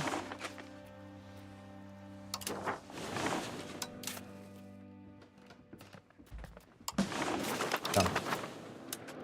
Nice. That's actually working out. We've also got plus innovation now, which is brilliant news. And we got ourselves out of parliament as well. So this parliament, I'm going to focus not on war, but on laws. There's 2 laws we've got to switch over, okay? So as this comes through, we want to be going away from censorship. And we also want to be going away from same religion. For now. Now, I think at this point then, all the laws have been done. Are there any graphs to show embargoes? I doubt it. I doubt it. The only thing I've done is I've stopped the French from using my market. But the reality is the French have their own markets, so they probably won't be using it anyway. So, yeah. But it does mean if they want to trade, they can't take my resources away from me. So that's good. Though I would think in terms of, like, escalation, it'd probably be worse. If they embargo me, it'd be really bad. Because I need to get through their lands to get to, like, other locations. But who knows? Okay, so we've also got ourselves more happiness nobles. Let's get ourselves market attraction. Production efficiency as well. And that's it for now. We're going to leave it a little bit longer.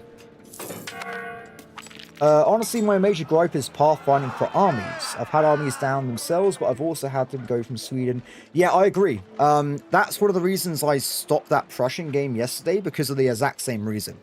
There were, like, mid-game, there's a lot of quality of life involved, and especially I was trying to automate armies, and they kept getting stuck for no reason. Very frustrating. So that's why I was like, we're waiting until a new patch comes through, and we're, see what happens next time. But early game's really fun, though. Early game works really well.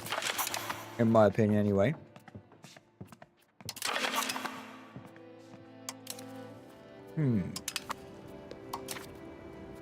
Marshall. Okay, so I think then, everybody, we got every single law we need, right? At the moment. So that means we will be waiting and passing through this debate, which also means we will get ourselves some free RGOs and no stability loss, which is good. There will probably be another civil war, though. That's on the cards, guys. That is unfortunately going to be a reality at some point. Let's also... income annexation. Are you guys loyal yet, or are you still unhappy with me? They're still unhappy, so there's going to remain a Scottish. Scotland probably needs improved relations. Done. Cool. I'll say that. So, money's looking very, very good. We need to finish off this project, though. So, we get a few more roads up to East Anglia. And then we're done it. We've literally done everything. Or up to Norfolk, should I say. After that, we're going to probably work on building up libraries. Making sure we got some basic income sources. So, right now, we don't really make enough money to get a lot of estate building. So I want to be trying to get rid of the costing. So fine cloth, furniture, jewelry. We want to be getting rid of these expenses so our estates start helping us build the realm. And if they help us build the realm, we can grow faster. Is that a 7th plague of London? The plagues of London over and over again.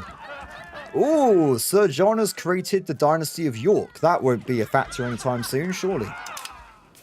Actually, I don't think it will be. It's quite far, far away in the future, but it will come back one day. Let's put it that way.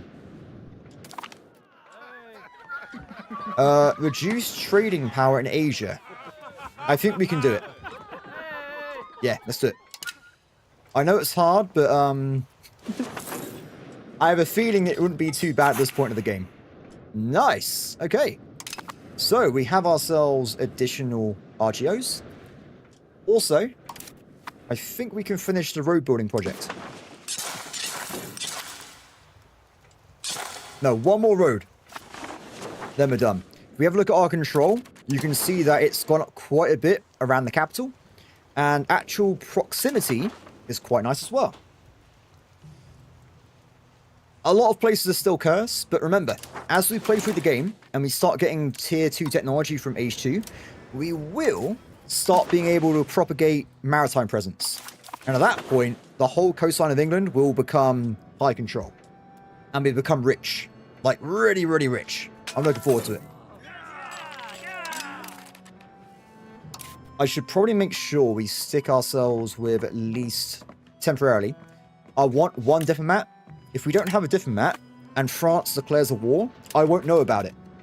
So I want to have at least one in the hangar to stop France if it comes up. Okay, nobility. I'm also going to be giving them a boon themselves. It give us more tax income, if it's applicable.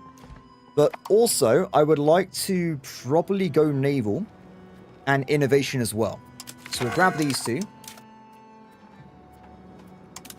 Peasant food consumption as well, because remember, food becomes a problem on very hard mode. Everyone in Europe makes a city, and all of a sudden there's no food. So we want to make sure we have food to sell to other people. I say sell, they're going to steal it off me, but yeah. And then one more. Naval. Done. So with that, nobility should be happy. We get some more happiness in general, so we can do more stuff with the burghers. So we get maritime presence. And we get naval maintenance. And then, this is done. This is done. We can go into clergy. Now, clergy is an interesting one. I would like to move towards belligerent, because it makes it easier to do, like, conquest. So, definitely yes. Apart from that, though, I think we're going to probably sit on the fence for now. Oh, wait, this one. Cultural unity, for sure. Probably more clerics as well. But after that, I'm going to leave it alone. So I don't want to be getting some of these values in this particular run. So I don't want to... We're just going to be leaving them alone completely. So if we go for this one now.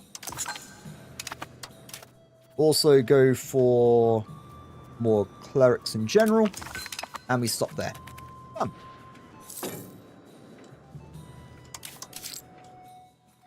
Awesome. So, just double check. Have we got any more crown members? We do. We'll put Sir John of York on the navy. So we get 25% increased crown power. The army is led by the king. We got a full cabinet. They are already the head of the cabinet, right? Oh! Are they not the head of the cabinet? Oops, my bad. So we'll do that in a second then, and then we get pretty much maximum benefit from crown power. Just pretty cool. Excellent. Are they seriously not attacking anyone? Yeah, they're just chill. We have a passive France. I think they're probably still comatose from losing the very first war against me. They're like, we don't understand. What happened? We're France. We should have won. Road project has been completed. Next is library project. I mean, I would be shocked as well if I lost the war against England. Especially against me as well. Like, how have I won a war? So, definitely libraries. We'll do that first. Then we're going to go and build marketplaces in all of my vassals so they start making a lot of money. And then hopefully they're going to start developing their own lands. Because I don't want to have to subsidize them. I want them to grow by themselves and everyone gets stronger that way. Remember, any bit of money made, I will make 20% of on those vassals as well. So them getting more money makes me more money as well. Unless they hit me. That doesn't seem right to me. I feel like there should be more libraries. Let's get rid of... No, that is literally it. Okay, fair enough. In that case then, let's jump over to marketplaces. And we're just going to go down the list and just start increasing them as we go. Nice. I might also increase the size of the Royal Navy as well. Now, we also are rocking towards getting professional armies. Now, the quicker we do this, the better, really, because unfortunately at the moment, we got really slow tech speed. The more of these we get 5% each time, right? So it's pretty handy getting it pretty much as soon as possible. I think I'm going to wait a little bit longer, though. No, screw it, we'll do it now. We got 31 stability. Should be fine. Nice. I'll save that. Thank you very much. I'm not seeing much effort from the Pale. They do apparently attack people by themselves, but I've yet to see it. So, I'm still dubious. Did they actually attack people by themselves? I don't know. Back over to Scandinavia. They are nearly 1362. We'll check next year. We can make these guys into English people. Then we'll give them over to Zealand later on. These guys are started, and these guys are still getting people as well. A lot of time waiting there, unfortunately, but that's what it is. Thank you. Okay. Let's get some more marketplaces down. The Pale has a lot of cities. Wow. That's good news as well, because later on, they're going to get a lot of docks and a lot of armories, which means they're going to have very, very useful combat armies. Hopefully, anyway. We have got a potential Lord Revolt coming up, but this time, it's not going to be in a fort location. So it's going to be a non-factor. We should be able to knock it out very, very easily. And we have another person joining the royal family. Good. What is this? Oh, this is a bad event for us because it basically means the Pope... Oh, sorry, all the money the Pope gets from Catholic countries will now go also to France. So France makes a lot of income from this event. So right now, does it say a percentage? Not really, but France will be making a lot of income from a lot of big countries. So I'm going to show my support if I can for the Pope.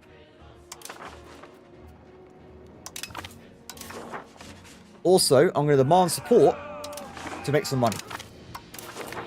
And they refuse. Well, fair enough. Damn it, game. Whatever, whatever. I don't think we actually have any Catholics, what they call cardinals. Anyway. So I'm pretty certain it's not that useful for us anyway, that event. And like I said, if I see an event to switch from Catholic, I'm going to take it right away. So, not really a big priority for me at the moment. Must create marketplaces.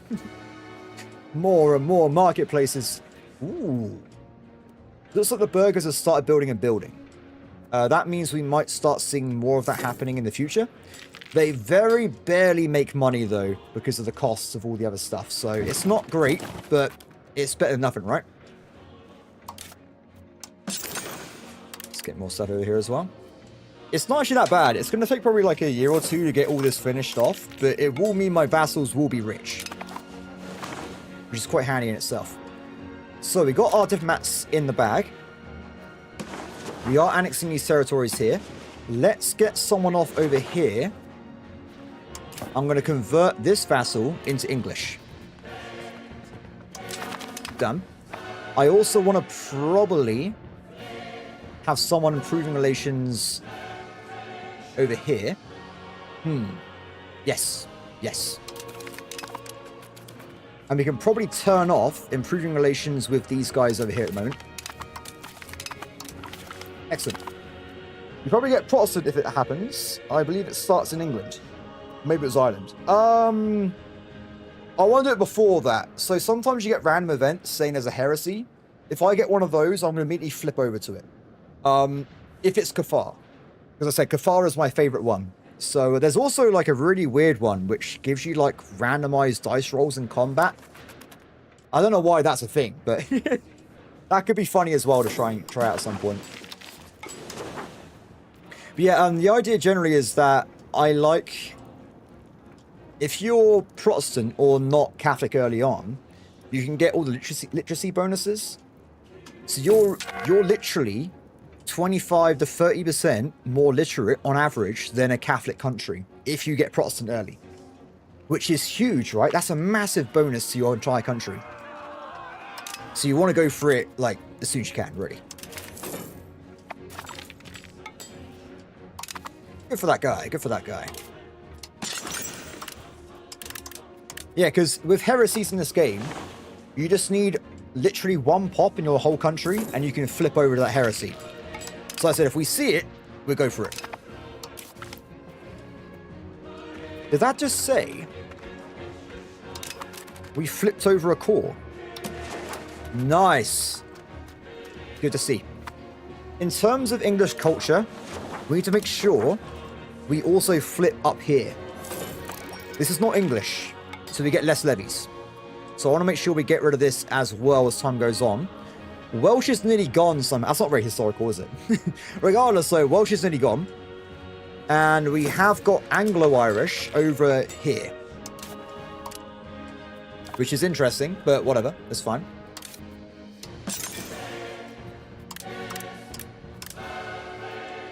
Nearly there. My vassals must be chuffed, right? I'm building all their stuff for them. Our overlord's so generous. Yes, I am. I'm very generous. They'll pay me back in time. They'll pay me back. Also, Aquitaine is now a loyal vassal again. So we can get rid of the Scottish, and they'll join us in our future wars. And they should now be predominantly English. Or switching to English as we speak. So that is brilliant news for us as well. But you can accept their culture, but I'd rather have English people because I get more longbowmen. So yeah, I want longbowmen. How else can I say it? That's just what I want. I don't want man-at-arms. I don't want peasant levies. That's disgusting. I want pure bow armies. We're just going to have, everyone has a bow. It's going to be glorious. Yeah, so accept culture. I'm not a metagamer, right? So I'm probably wrong here. But accept culture can be useful, I find. Like, for instance, right now, my country accepts the culture of Northumbrian, which means all this land is currently a core territory.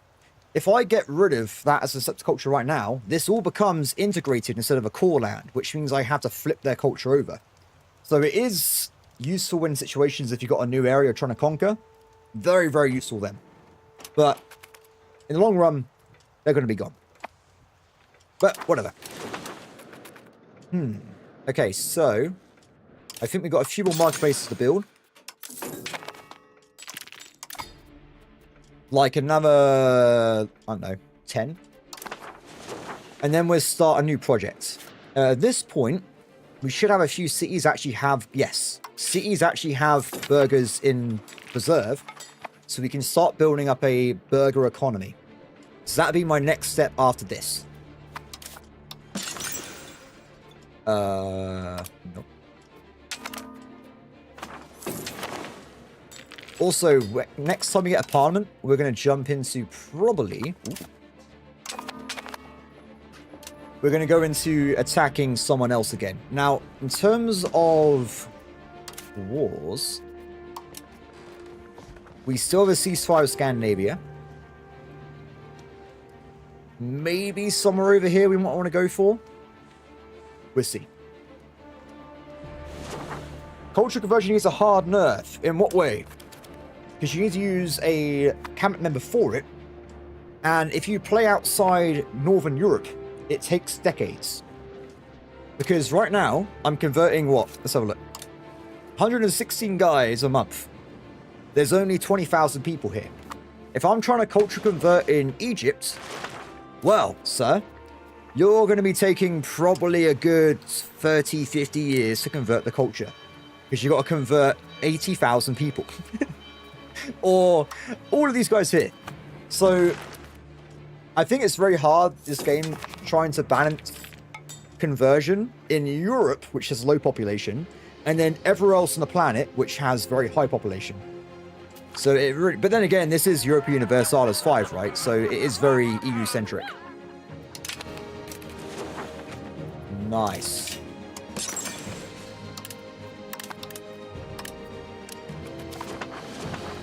It depends, though.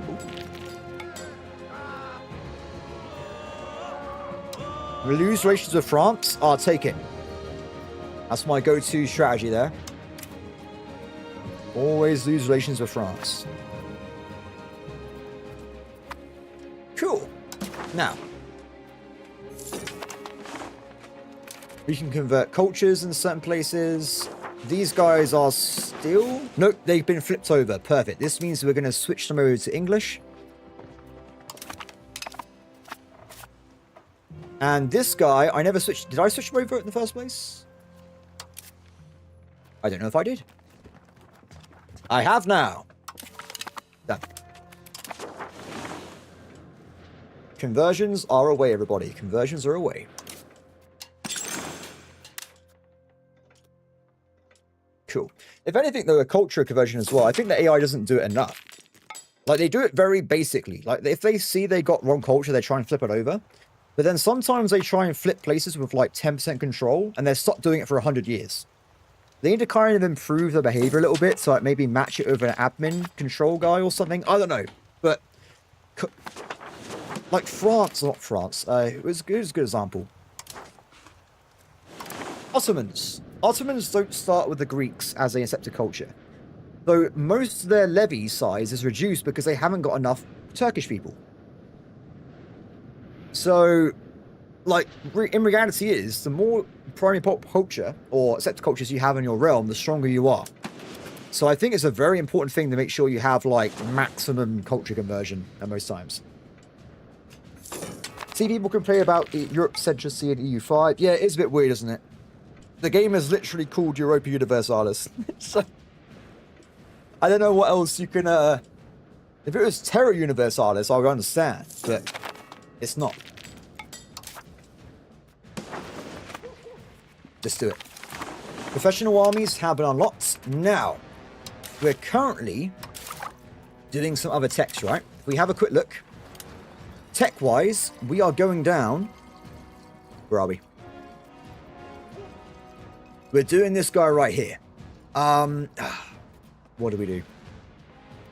I need to get... To actually attack France, we need to get armories.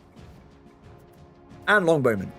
Just for the fun of it. But yeah, we need to get this technology here. So what we'll do... After this, we're going to cut off all technologies. Done. Then we're going to go to professional armies. So initially... I need just flat out armories being built everywhere so we can start getting a manpower pool.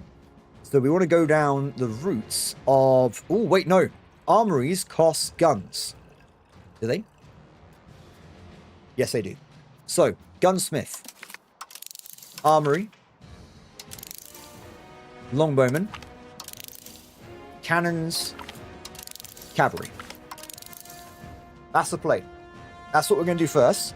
I also want to jump down the route after that of getting recruitment law, plated knights, and then back over here, and we want to get inquisition law. Because we also get literacy for clergy as well. So the idea is going to be that we make sure we have tier 2 levies in case the French have army units themselves. Because remember, there's a big damage buff, right? This game I'm going to attempt to play with light cavalry. We're going to do an experiment, guys. We're going to see how it works out. It might be bad. It might be good. But until I test it, I'm not sure. Because you have... Let me just quickly explain my reasoning, guys. You got this trait here, initiative. Archers and light cavalry have high initiative, so I think it means they start the battle already fighting. So you got more alpha, but long term you want armored horsemen. So I want to see if we can have like a high initiative army and see how it works differently than a classic heavy army. If it's terrible, we'll just release it. But I want to try it out. Because remember, our longbowmen are all high initiative units as well, right? They all enter the battle right away. So I want to try out a high initiative army in this game. Ooh. Let's take that, shall we? Okay, reduce. We've already got minimum dip spending. Interesting. Okay, so with my income, it's a bit ridiculous right now. I'm going to be honest. Let's get some income, shall we? So, the game's telling me we need, as a culture, fine cloth. We have a quick look. Fine cloth is currently looking like this. We got 15 income. Most of it's from imports, though, not domestic. And we need a lot more than we do. So we're going to just build a lot of tailor guilds. I'm actually going to make sure, though, we do not do it in places without burgers. There you go. So in that case, let's also... Let me change this as well. This. That's going to be, I don't know how many. 1, 2, 3, 4, 5, 6, 7, 8, 9, 10, 11. So that's quite a big increase in fine cloth production. We then want to filter through afterwards, getting cloth for the input goods, and probably like jewelry and stuff as well. Because remember, we have a working silver mine, which can be leveled up as well. This place is currently making me 2.5 ducats individually by itself, which is absolutely brilliant. It's a good place. It's a good place. There, boat. Yeah, so did I actually go over the stats? It's confusing, isn't it? So the difference is the initiative. But then you take more morale damage, but you also do less strength damage. But early game, like the very first few hours of the battle, if I have all 10 of my cavalry units already fighting, the enemy's got no one in that battle fighting back, right? So you get a few hours of having really high DPS. I think. If it doesn't work, though, like I said, we'll scrap it. I just want to try it out. Because I kept talking in Discord people, and they're like, I personally feel like it's not very useful. But they're telling me in multiplayer, oh, wow, you can absolutely trash players that rely on infantry and heavy cavalry. So I want to take their word for it, and I want to try it myself. So, see you later, Marty.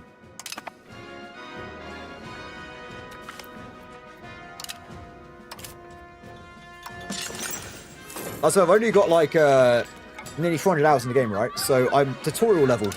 We got to learn the game. We must discover new strategies. I know the game's added Easter eggs. I don't know what would be an Easter egg or not an Easter egg, so I have no idea. I have no idea. I could be looking at one right now, I wouldn't even know.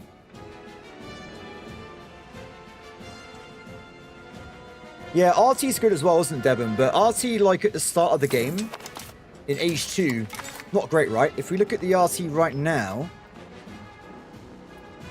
it has a 5% chance of activating bombard stance. That's really low, right? But then later in the game, it's like stupidly high, so it's always bombarding. But also, got 50 troops. So there's a lot of... I don't like using RT in combat myself at the start of the game, but later on it will be more useful.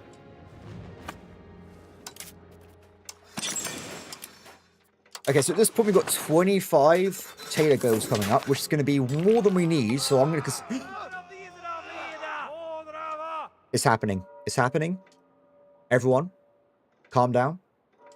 Kafar has entered England, which means I'm going to be flipping to Kafar right now. This is great times. The guy that has spread it to us has literally a chin of the gods. Chile, he's been chosen. So we're going to do this. We're going to go to society. I'm going to flip next month to Kafar. It's going to be good times. Maybe in part for large battles, you're counting on eventually archers running out. Yeah, so that's the thing as well, isn't it? Because, like, high initiative armies, they are alpha damage. But then, as the battle goes on, if the front lines fill up, they're useless, right? What's the point of having them? So, I think it's quite interesting. Like, maybe you can have a army starter, right? You have an army... I don't want Lolas. What does Lolas do? I don't know what their buffs are, but I do know that Kafar has gender equality, which I want more than anything. That is my main thing right now. It's not a very... What? No! Where's the Kafar? You gotta be kidding me. Who has Kafar?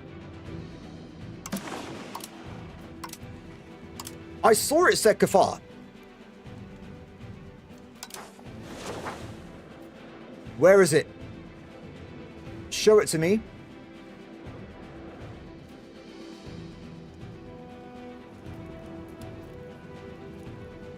Oh, I think it's in, like, Europe or something. It's here. Then why can't I become a Kafar?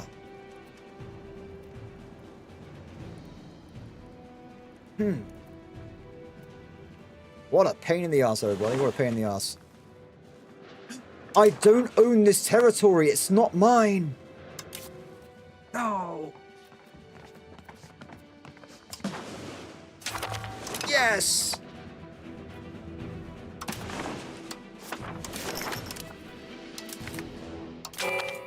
Ah. I've done it. Ah. It's done. I don't think I need more markets in England because you actually start off with London, Dublin, Edinburgh. I think that's a very good split at the start of the game already. Like, I think market-wise, that's actually a very good one because they're all naval-based. They're all going to be very easy to trade around. I think it's a perfect setup, to be honest. I mean, it's quite cool. Anyway, now we've done that, we can literally now call on female leaders in wars. And, yeah. Done. Everybody done. This does mean there's going to be a few issues with some people not being very happy. There may or may not be a chance we have 99.94% Catholic people in our country, but it's just a number. It's just a number. It's fine. What does this do again? Literal language of England. It does something, doesn't it? This does something to you. Not that I remember too much. We'll leave it alone for now. We now have to get rid of the stability issues, but what I'll do... I'm going to put my people, in a second, on trying to convert everyone over to, at least in the capital, to Kafar. And we're going to go from there. This will mean we probably lose the union with Portugal, but I can always attack them and bring it back on again later on, so it's not the end of the world. Whatever. Not a big deal. Okay, so we want to get ourselves additional income stuff, so let's have a look at this. Furniture is now our biggest issue with the peasants, and it's still fine cloth on this one. Yes, so let's go for cloth in general. We have a parliament. And I'm going to switch into...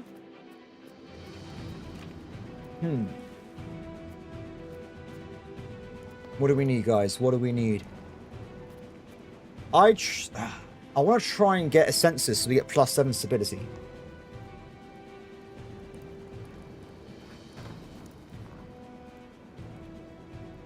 Reach speed boost on language, popularity, strength. So what would be the better version then? Is it just stick with... So if it's based on... Wait, popularity, strength. What's the main denominator there? Is it better to have Latin? Or would it be better to have English to get more speed?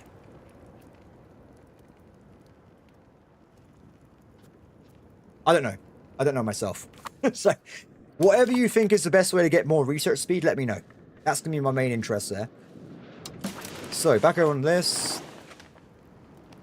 Let's try census. Done. So, at this point, I can get something passed on, right? I can get more taxes, law changes, whatever. Or a claim. We can potentially start attacking... We can't do... Okay, never mind. Oh! Denmark! Denmark it is.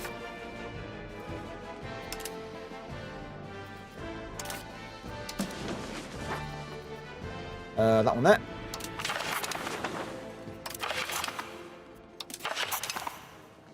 %1 more. Done. Awesome. So, we can now attack Denmark if we want to. We're going to get a passed law. Yeah, it's based on power then, right? Because I guess eventually, it's what I'm thinking at the moment. If we make... later in the game, if England's like the main language everywhere, I guess England or English would be the go-to one I want to do.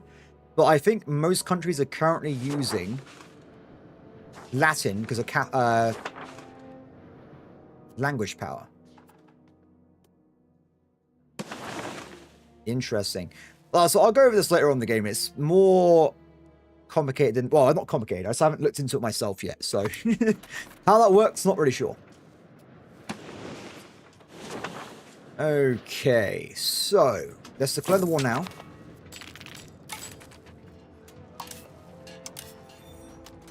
Let's go.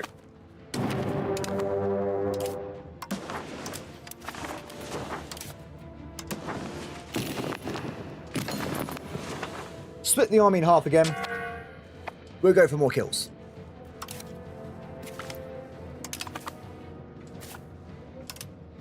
Go, go, go. So what I'm going to do with diplomats is I'm going to be switching over my main dominions into Kafar as well. They're going to be disloyal, but temporarily. There's no risk of these guys being killed by France because they had to land there first. Other vassals, we might wait a bit longer, but we'll eventually switch them to Kafar as well. Later on.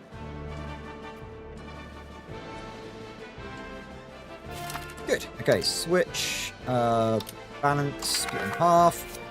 Both of you get over here. Done. I say done. Is it done? Off they go.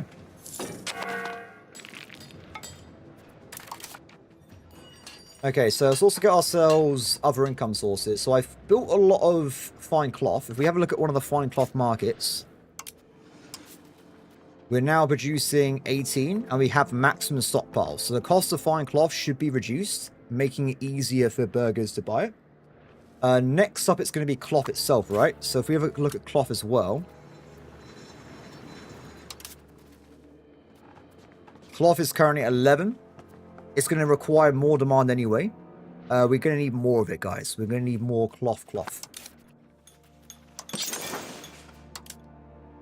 Oh, game says no. Fair enough. Let's just build it around about then a little bit. I don't want to build too much because I'm going to be overburning the economy a little bit. So that's 15. So we're going to have... That's more than enough, I think. What's next? So we have a look at burghers again. So, fine cloth's done. I can't get fur because we're England. So, England doesn't have access to fur naturally at all. That's going to be trade only. I think that I saw paper. Salt, furniture, jewelry. These two are easy to do. So are books as well. So, we can get all those sorted out on addition at some point. So, I guess next we want to go for furniture. Although furniture is not appearing as a good option. Not sure why. In fact, it's all the way down here. That might be due to the lack of wood. So if that is the case, we might have to go and build more lumber mills somewhere. Hi! Oh no! That guy was not aware I was about to teleport in. That's not good for him. And he's dead. Cool. Let's go for the kills as fast as possible. So who are we fighting? We're fighting Brandenburg and a chicken. So we knock those guys out. We'll get some more reps off them as well. What I'll do is I'm going to personally kill off all of their armies up here. And then I'll send armies to go and siege down capitals. So this guy, for instance, will go and siege down Brandenburg. Maximum admin. Off he goes. Actually, I say that. We're doing war reps. We don't have to go for that. We can just go for the country occupation instead. Go for the kills. I really wish there was another way of prisoners working in this game. Here, have loads of random tiny armies which you have to manually press the button for every 10 seconds. No, thank you. I would rather not have that as a feature.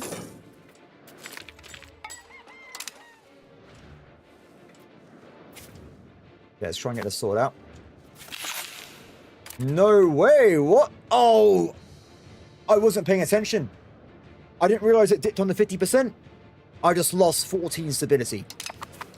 Well, that's a ball ache, everybody. That is not good at all. Not a fan of that.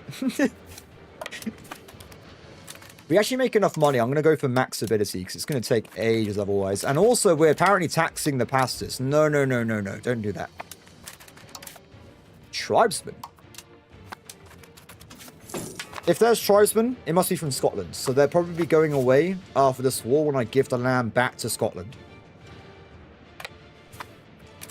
Okay, so we got Brandenburg coming back is very, very fast. If we knock them down, then we go and take more territory. Enemy dead. Yeah, because we're instant popping them. I love it. I don't know if it's because the longbowmen's got so much alpha damage they instant pop their armies, but something is definitely killing them quickly. Very, very quickly. You guys hunt these guys down for me. Actually, I say this. I think Denmark's already been... This is Denmark captured, right? It's over. Nice. Okay, you guys then head down and siege the chicken. Good. Okay, so income-wise, let's build a few more carpenters. Probably like 6 more. So that's going to be 10 carpenters locked in. I think that's enough. I don't think we need more than that in this market. And then there was 2 more goods, right? Let's have a look. Jewelry and books. So we'll build like 10 jewelers, quite a few books, and then we'll finish with the burger project, I would say. So in terms of jewelry, we have 5. So maybe we'll build like 15. Because I've locked off my own market as well, we should be using our own silver supply to get cheap or efficient production of jewelry in the country. Okay, I want humiliate, I want war reps, and I want all your money. If we can. Actually, guys, give them a hand over here. We'll double team it. It's Scotland. Scotland's here. I love it. I just like vassal storming, guys. Just the idea that you, like, they come and help you. I'm like, oh, it's my friend. Friend. The power of Scotland. Very good.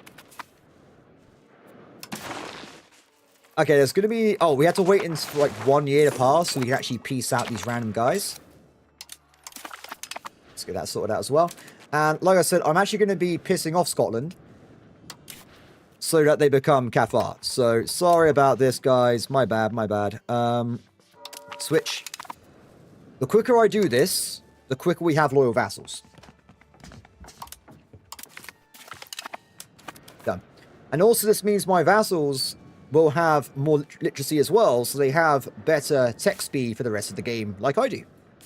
Now, if they're going to pick the same aspects I'm going to pick, I don't think so. But at least it means they have the opportunity to pick stuff, right?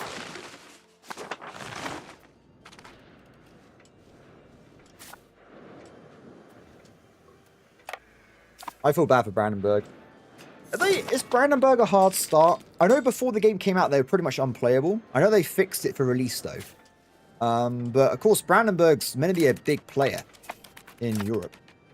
What are the best way to boost vassals? Mine always seem really weak, like armies. Okay, so what I recommend is always build your vassals the military buildings. So make sure that, or the useful buildings in the game. So there's some buildings that make a lot of money, and there's some buildings that are required for a good economy and stuff, right? So make sure every vassal has temples. Every vassal has marketplaces, because marketplaces make money, and it's not based on control. So even if their economy is a wreck, marketplace will make the money. Then, when it's available, make sure your vassals have maximum wharfs, docks, and armories. At that point, they will probably be building their own armies and making maintenance and stuff. Just make sure you do it in that order. If you go to a new vassal and you make them those armories, it costs some money and they go bankrupt. So, marketplaces, temples, wharfs first. Court language, yes.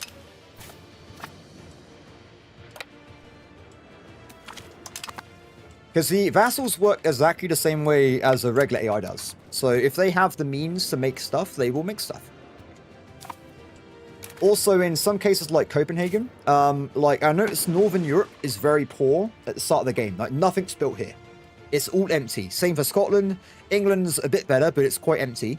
Like if you make them a really good capital, they're going to be making a lot of money as well. So, because remember, in terms of income, a lot of their territory may be really low control, so keep an eye on different factors as well. Basically, build their country as you would build your country to make more money. That also works as well.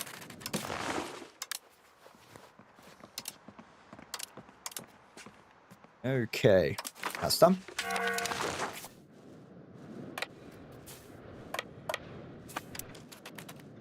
Excellent. Okay, once the chicken guys are dead, we should be good to go. We got loads of money, so we can build more of these fellas.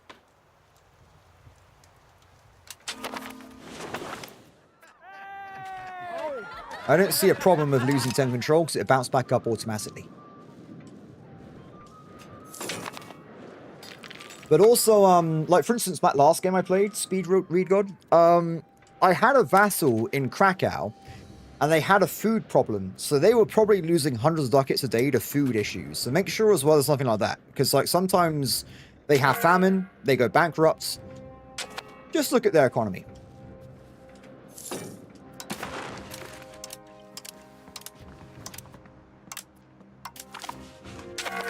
Okay, so most of this is now done. We head back to our port in France. How do we want to handle Denmark then? So I could, in theory, make Denmark into a vassal. And then just annex them over time. That could work. Like with Scania and stuff, I just literally make them into a vassal. I force them to be English. That way, they haven't got to get any cores, right? They've already got all the cores locked in. And then when they're finished, I will just feed them into Zealand, our real vassal. This will cause a little bit of friction. But not enough friction. It's fine. It's fine.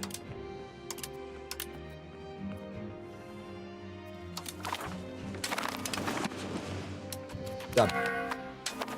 Ah, look at my... The English Empire is growing. We have Denmark 100% on control. We're eating into... we got Estonia somehow.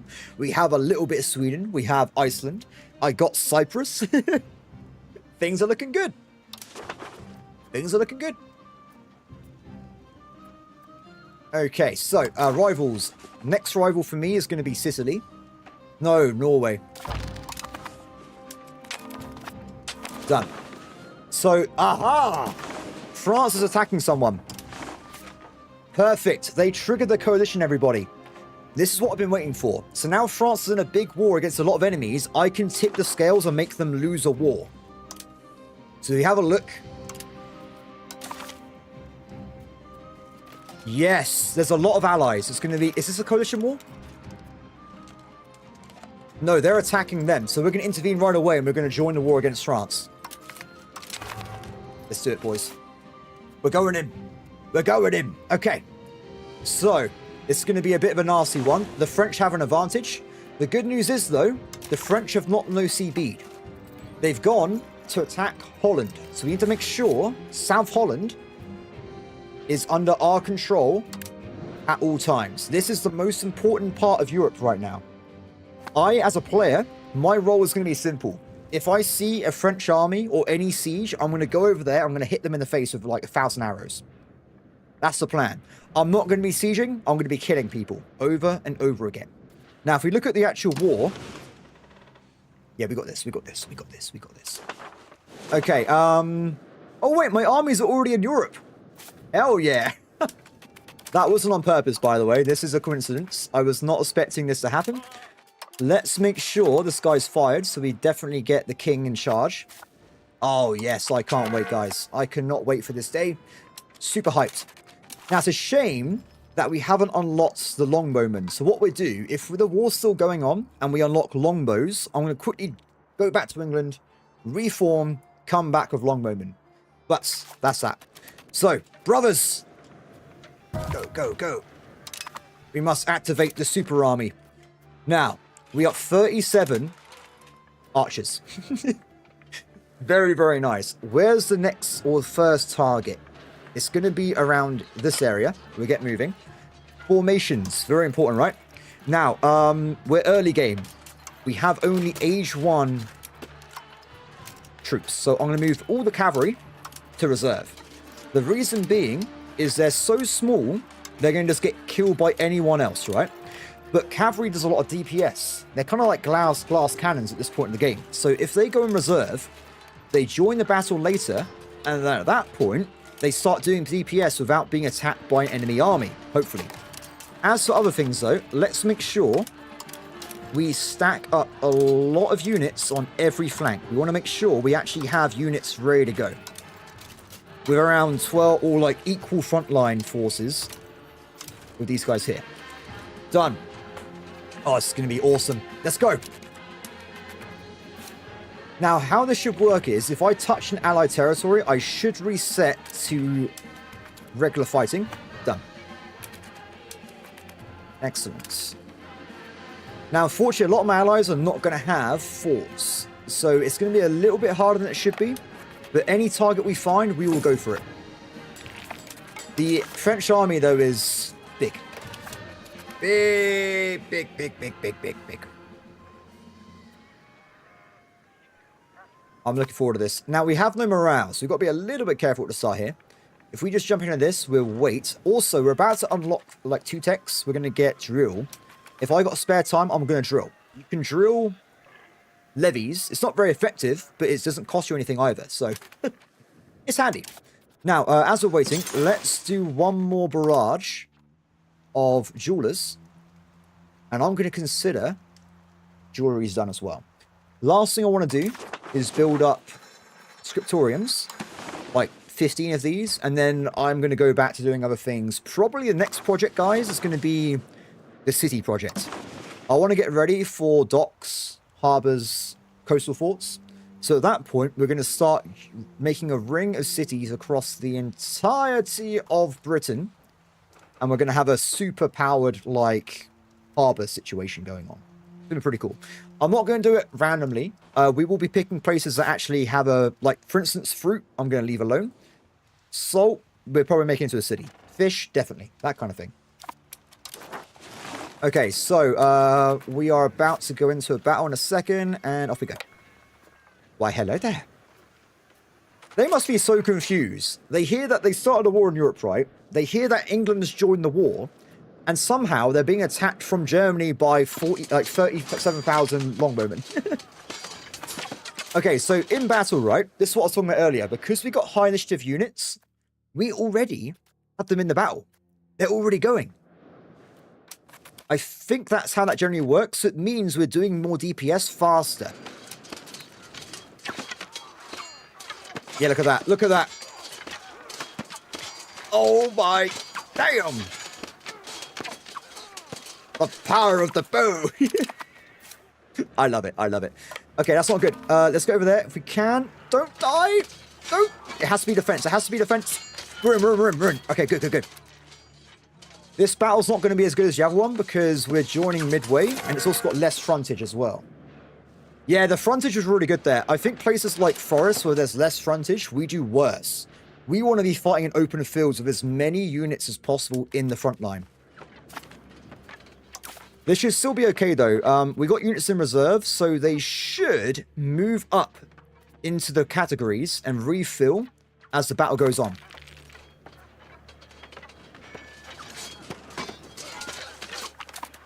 Nice. So that was a lot closer, right? But remember, we're also playing on very hard mode, so the AI will have 25% increased discipline. Sorry, 20%. Or is it 20? Wait, what is it? Yeah, it's 20% discipline. So they will beat me technically in combat. Oh, look at this battle here. What we do as well, remember, in long battles or big wars with levies, keep doing this. Consolidate regiments. This will make all your damage levies into maximum strength levies, so they do more DPS in relation. That's really important, guys. Really, really important. It does mean it resets the formations, though. Which does annoy me, but it's okay. It's okay. This is for DPS killing French, so it's not a problem. Put them back on the front lines. Nice. Was that a Tuscan raider making a noise in the background? I swear there's a Tuscan raider, guys. I swear to you. Oh, when I was in Jordan, I was sitting with the tribes in the desert. And they started making a noise like the Tuscan raiders. I'm like, that's where that came from. I was like, oh, that's actually like what they do. Fog of war. Ooh, what? Oh, damn, everybody. We can literally see the whole of France right now. I love it. I absolutely love it. We can... It's awesome. Let's go in. Look how good my king is, by the way. He is a badass.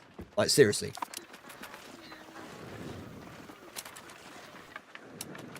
The war. Well, there's always been a war, but yeah. Okay, for some reason, the center flank of...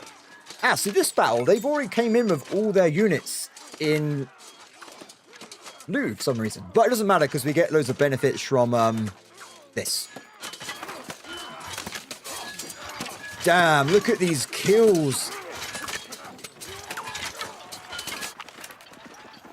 Why? Well, everybody. I think the French are gonna... I don't think the French are gonna win this war, everybody. I feel like they're in a little bit of trouble. Now, we are fighting in a war on behalf of another AI, so they might give us some land, but they also may not. But as long as France loses, that's all I care about. That's what's in my heart, guys. I just want my enemies to fail. I don't care what else happens.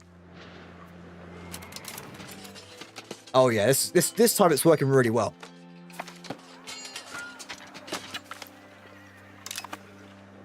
Yeah, it's about, like, France needs to know, no matter where they go, I will be there to ruin their day. That's also historical, right? Like, if you look at England and France throughout most of history, no matter what was happening in the world, they were probably there screwing each other over. It happened all the time. If it wasn't for if these two weren't so... If these guys weren't at each other's throats for, like, all of medieval history, there would have probably been like a worldwide empire from one of them. Like, this was like the craziest death match of all like European history. They always screw each other over. Okay, so we'll wait for more targets. Wait for more targets. Let's see. I don't want to go into their territory. We want to stick to this kind of stuff. Well, yeah, like a good example would be the American War of Independence. Like, if it wasn't for French intervention with the navies and stopping England actually getting to America, they just sent troops, don't get me wrong. There was a big, big war in the American War of Independence. But it was nowhere near the actual strength of the English army. Like, or the British army. A lot of them are being held back by the Spanish, the French. there was a lot of stuff going on before we even got to America in the first place. By the way, I still miss that game. What was it? American... No. Oh, it's a... What's it called? Something Civil War. It's like a game where it's like real-time... It's like Total War real-time battles with a real-time strategy map, and you play as the Americans in the War of Independence. I love that game. It's really fun. I can't remember what it's called, though. You have to forgive me. I think it got abandoned, though, unfortunately, so that was a bit of a shame. What are you doing, Milan? That's not a good battle, my friends. You don't want to be doing that. I want to kill you this, though. Ooh. Oh, no. They just got instant popped.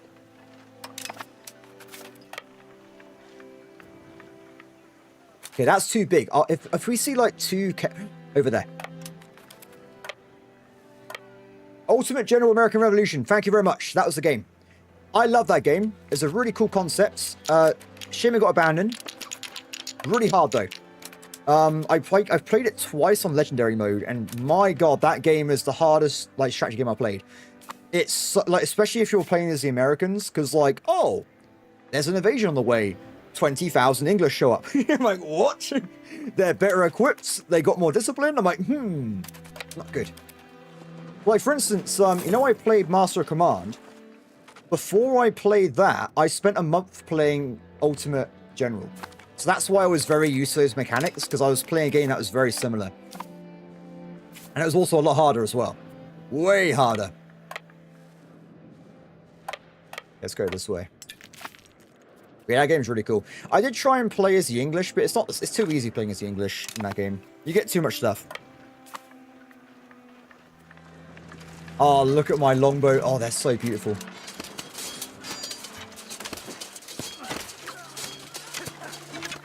Yeah, so, but remember, I'm English, Devin, right? So every time I play American Revolution, or Ultimate General, I end up with naval domination over the English, because I'm such...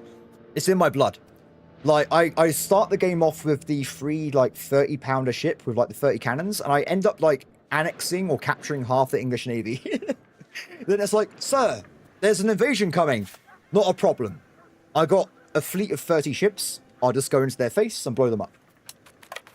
Is the game balanced to do that? Probably not, but I found a way. Okay, so, other things. Scriptoriums. Get them building. Yeah, naval dominance is always so important. Naval and air. Yeah, there you go. Yeah, Devin, you understand. We can't help ourselves. It's abandoned, isn't it? I'm pretty sure it's dead. If you look at the forums, people are pissed off at them. Well, I say them. I think it's gone. I think it's actually over. But I would love a game like that with the real-time campaign and the real-time battles like Total War, but in a different setting. I would love that with, like, the 100-Year War. I think it'd be really fun. Or, like, anywhere. Like, Europe. I think that concept of real-time Total War, real-time strategy on the campaign map blew my mind. Blew my mind away. So, I mean, I love EU5, guys, but also, like, I've got a lot of friends that are like, oh, you can't move around the units on the battlefield much. I'm like, I get what you're saying. Like, they want to play with, like, the Total War style big battles while playing on the grand strategy map as well. Though I personally also don't like tactical battles too much. I'm more of a strategy gamer than a tactical gamer. As you can probably tell, I'm really bad at tactics. Like, when I was playing Terminator, I had to pause every, like, 5 seconds. I have not got a tactical brain, unfortunately. I'm more of a strategic kind of guy. Let's see. Okay, that should be enough scriptoriums. So at this point, we're going to save up for, first off, if we can, banking. No, that's too far away. We're going to go for cities.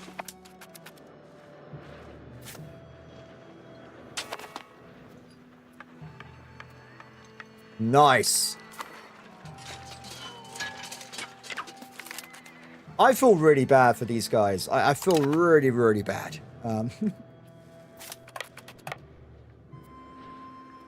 Yeah, so especially in the Europa Universalis games, right? The thing with this one is that they got rid of the naval landing penalty.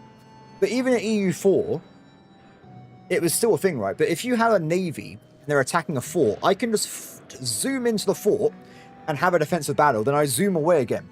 So like when I attacked France on my very first series, like yesterday, I was just going around with my army, just bumping around all the forts over all the locations I could and taking every defense battle I could. If I hadn't got a navy, I can't do that. So like in this game especially, naval dominance is very important, I think. Very, very important. Okay, so how are we doing other things? So it looks like we've annexed a vassal over here. Let's start annexing the internal English vassals.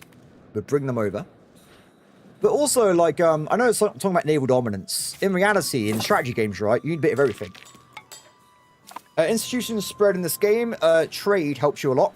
What I'd also recommend, if you can, if you know where they're going to spawn in, if you get a vassal in one of those locations, you can make the vassals spread it back to your capital. So, for instance, we can't do it right now, unfortunately, but if I had a vassal, say, in Corsica, they would then spread back to me the institution. So if you're playing as Scotland or, like, Sweden, I would recommend capturing, like, Pisa, like a little bit of Sardinia, whatever, just to get a vassal to send stuff back to your homeland. There's actually a modifier or a, what's it called, action. Share knowledge. This will flat share 50% of the embraced institution right away. And it works both ways. So, very useful. What I would like, though, the AI in this game for this is not great. There is hunt navies, patrol sea, logistics, and blockade ports. I want a coastal defense one, where it just sits in a port, and it jumps out and attacks people. Because at the moment, you can set on hunt navies, and they're off over in, like, Faroe Islands, and there's a massive invasion fleet over in your capital. Like, I think there needs to be a defensive formation. There was one in EU4. I used to set up defense fleets everywhere in EU4 to stop that kind of thing from happening. Okay, so there's a big army over this way, and they're going to go to somewhere. Where are they going? It's weird, though, that the stuff I want for EU5 is stuff that was in EU5. The other one. They got to bring it back. Bad battle. Bad battle. Out of there.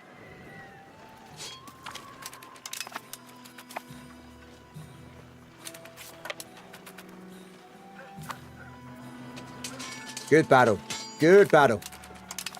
Nice.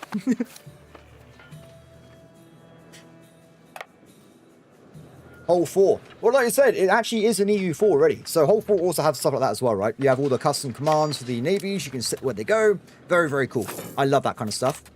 Is this a defensive battle? No, it's an aggressive battle. Leave that alone. I'm very heartless with my allies. If they're in a bad battle, they are dead. I'm not helping them. They should have known better in the first place. Okay, so we're getting a bit of a lopsided, a little bit lopsided. We might need to decide to go back home and get some new recruits at some point. As my guys die, though, they will start regenerating in England anyway, so it should be fine.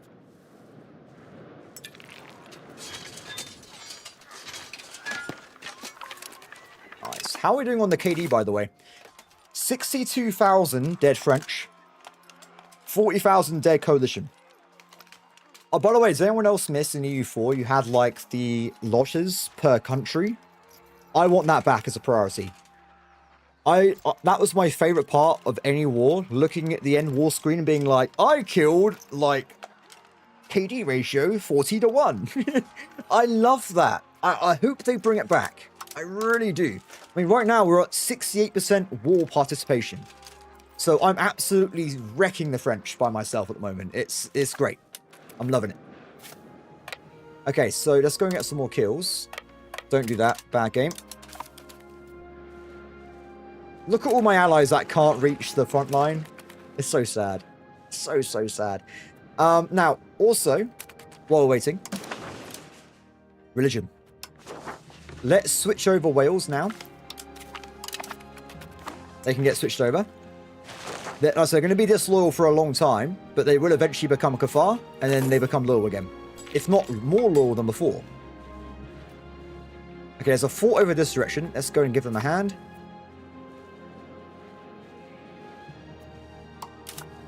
Aquitaine's loyal, right? Yeah, so I need, when these guys get loyal again, I'm going to make them switch to kafar as well. And then there'll be a Scotch already. Well, where do they come from? That wasn't who I was trying to fight. Yeah, I'm going to pull back now after this battle, because we got to a point where we haven't got full frontage. It says we do, but we... Remember, a front can have around 10,000 troops per front. So we actually are now not optimal. So with that, we're going to pull back, regenerate, come back again.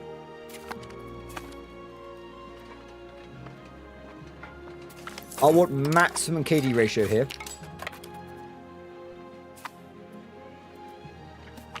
Let's get out of here. You may have won this round. Actually, you haven't won at all. I'm going to come back. I'll be back. Mark my words. I'll be back. Now, luckily for us, we have a nice little naval we can use to get over there.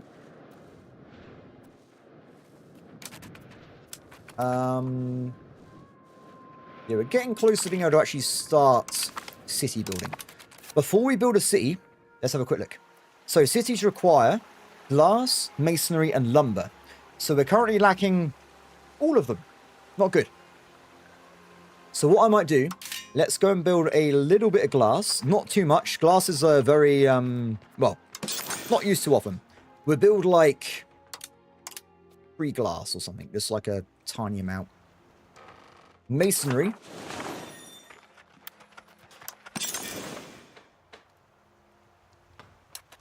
How much do we already make for masonry? Masonry, we're currently looking at 10 production. We're actually losing masonry. Is that due to buildings, though? Yes. Okay, so I want to probably get like 20 masonry at this moment, just so we have like enough. Masonry is also required for all the town buildings and stuff as well anyway, right? So it's pretty handy to have.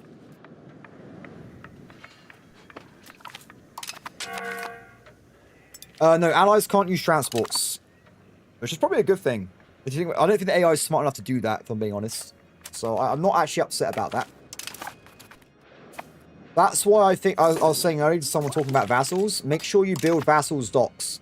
Then they will have their own armies. Or sorry, their own navies.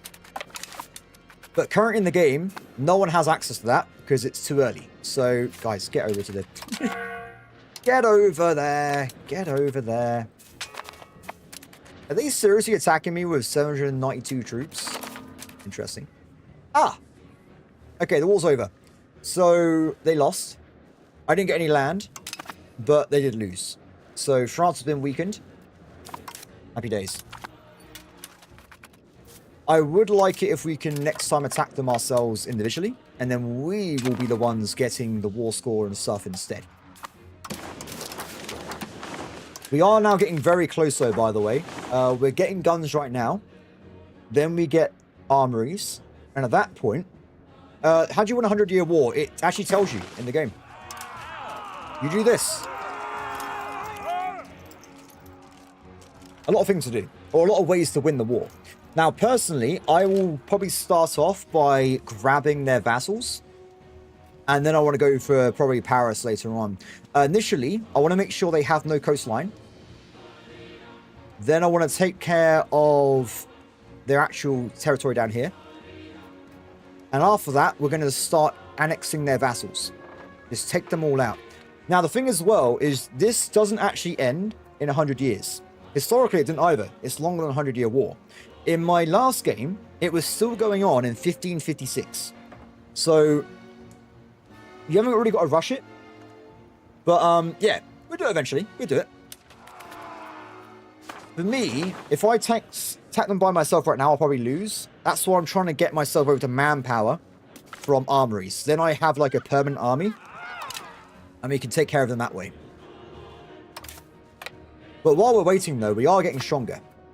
I mean, if we look at what we've achieved... we have gathered all this land over here. We got Iceland, we got Portugal, we got Cyprus. We are getting stronger. It is happening. That's fair enough. Okay. Oh no, the game crashed. The game just flat out crashed.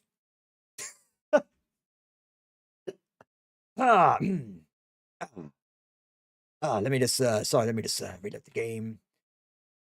This is my fault, right? We've been playing for like 3 hours. There's a technical boop, guys. We've got a technical boop. We'll reload the game. It's fine. This is why I'm glad I'm not sharing my desktop, because I had like my stocks up and stuff. So it's back, everybody. Europa Universalis 5. Yeah, so I got auto saves on every 6 months because the game kept crashing when I first got it anyway. So yeah, guys, when I first got this game, it used to crash 2 times an hour. It was really unstable. Now it's a lot better. I mean, this is the first crash we've had in like 80 hours of streaming, so that's pretty good. It's my own fault. I was showing off my empire I built. Yeah, the game. France was not happy. France was so upset they literally broke my game. Not good. Yeah, so at most we were lost like 6 months. It shouldn't be that bad.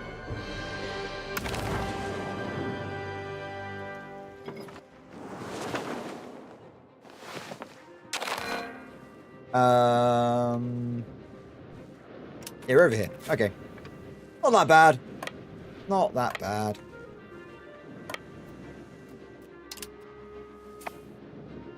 Yeah, if you're playing Ironman, by the way, just go into settings. You can where is it? Game. Oh, where is it? Oh, it might be because I'm playing on Ironman anyway. Normally you can change the frequency of auto resolve saves. So, but how about you guys? Has it been crashing for you, or has it been more stable? The thing is, I do have a 4090, so I think a lot of times I should crash, I don't. And that's on every game, not just this one. I mean, a lot of times my friends are like, oh, it crashes all the time. I'm like, I'm fine. No crashes ever. Yeah, it's very unlikely for me now. It doesn't seem to happen very often at all. Okay, big battle, guys. Big battle. Yeah, 4090 as well. It's weird because I'm like, 4090 is great, right? No, it's out of date these days. It's an old, well, not old, but it's not a top of the line car anymore. But I only got a 4090 because of YouTube. Because I used to spend a lot of time rendering videos, and wow, it is fast at that. It is so much better than what it used to be. So much better. I don't think I would get a 5090. I might get like an upgrade with the 60s, but we'll see. We'll see. But YouTube doesn't increase its bitrate limit or anything, so I don't really see how unless they go 8K gaming all of a sudden. Why do I need a better card? I think 4090 is more than enough at the moment. CPU I would increase though.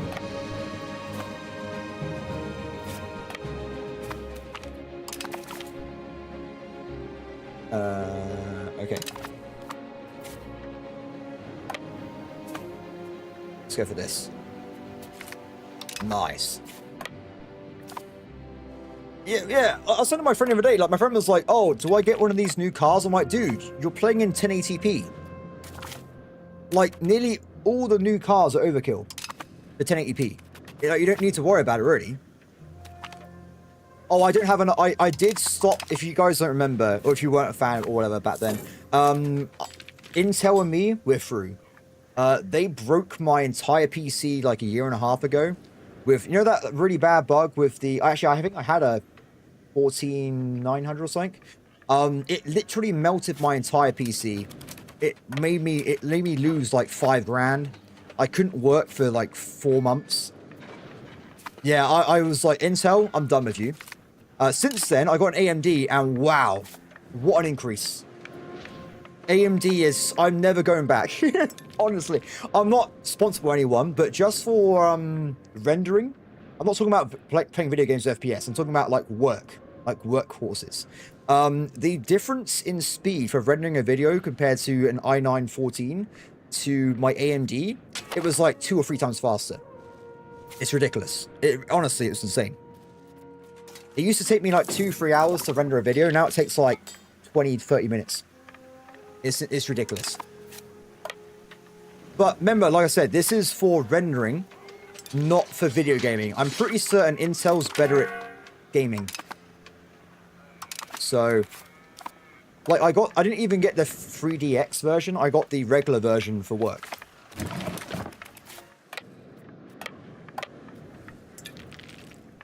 But it's up to you, right? I mean, I got friends that do competitive gaming, and they would never even consider an AMD because they want to have like 200 FPS on everything. I personally don't care about that though. Why is this war not ending, by the way? The war is not ending. We're still going with it, apparently.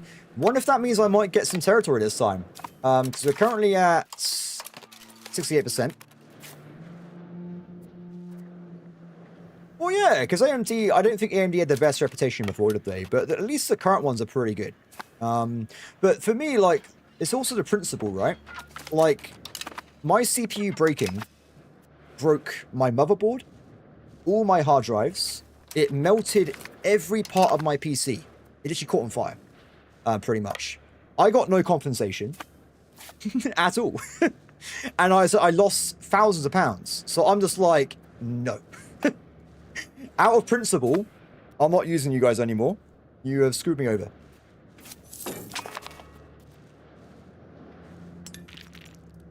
Yeah, it was really bad. And I felt bad as well because I was working at the time as a YouTuber. That was still my main job, right? And I'm saying like, oh, this game doesn't work at the moment or something like that. But it wasn't their fault.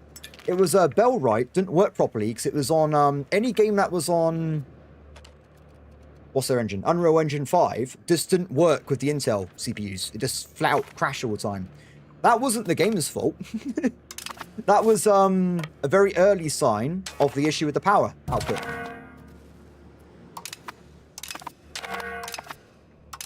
Anyway, guys, sorry. I didn't mean to go off on a tangent on that kind of thing there.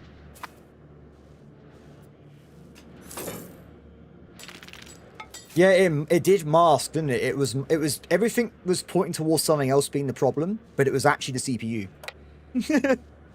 Also, by the way, guys, my power bill went down dramatically as well because now my new CPU doesn't use any power compared to the Intel one.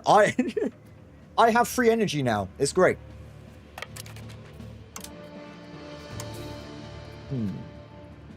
Mary will lead my armies to victory. Go, Mary.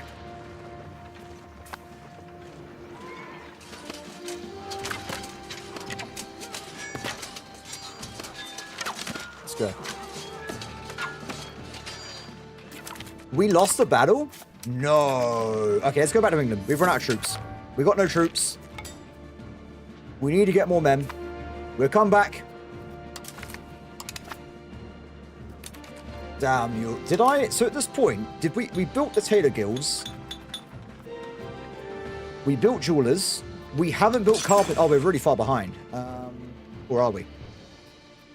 Scriptorians. I think we're mostly okay. Oh, I'm okay about it now. It was like 2 years ago. Oswald. I was really angry at the time. Like, really, really angry. Well, because like, at the time as well, I was doing really well with Bellwright and stuff. It was like my channel was doing good. And I couldn't work for like 2 months. Because also the company I used to fix my PC were horrifically incompetent as well. So, I'm like, what is going on?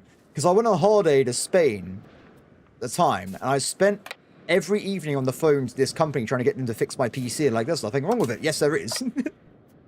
Now I'll just do it myself again.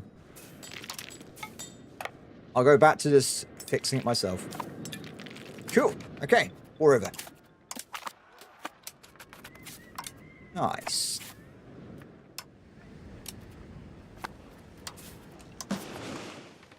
Let's go for that. And done.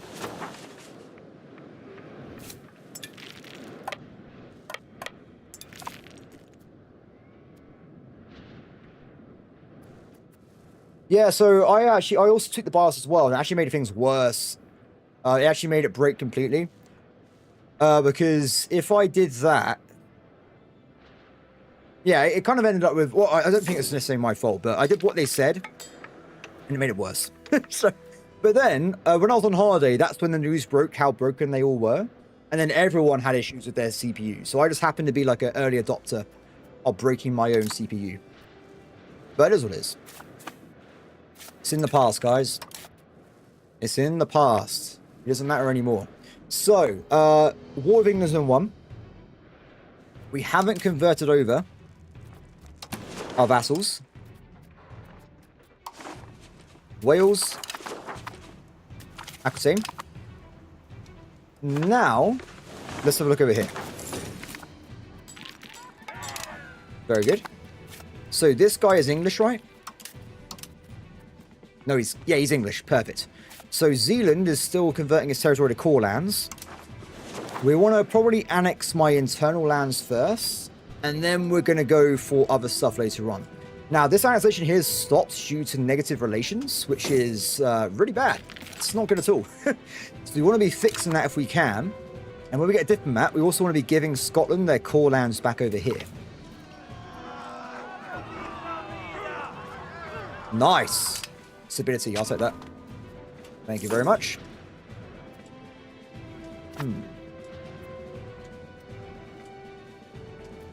Yeah, not good. Not good. Did I get more? Oh, that's my army. Let's make sure we save money on forts.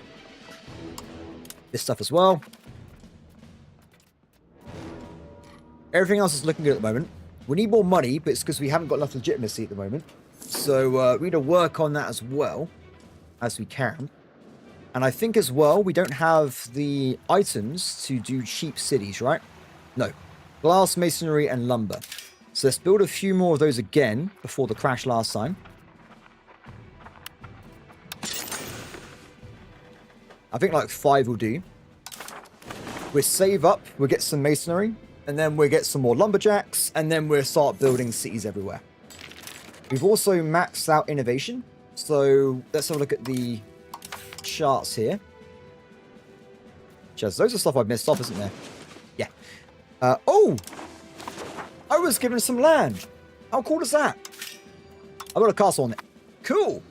Thank you, AI. I appreciate it. Now, we want to be converting our core lands over into Kafar. Or we're going to have a lot of problems, right? So if I go and start working on that right away, if I can find it, blah, blah, blah, that one, done. Kafar, go. The other guy, or lady, she is going to be working on integrating provinces up north, and then down in France as well. Go from there. Cool. Yeah, a lot of time we got to wait here. So we got our diplomats back though. So let's hand over the territory to Scotland.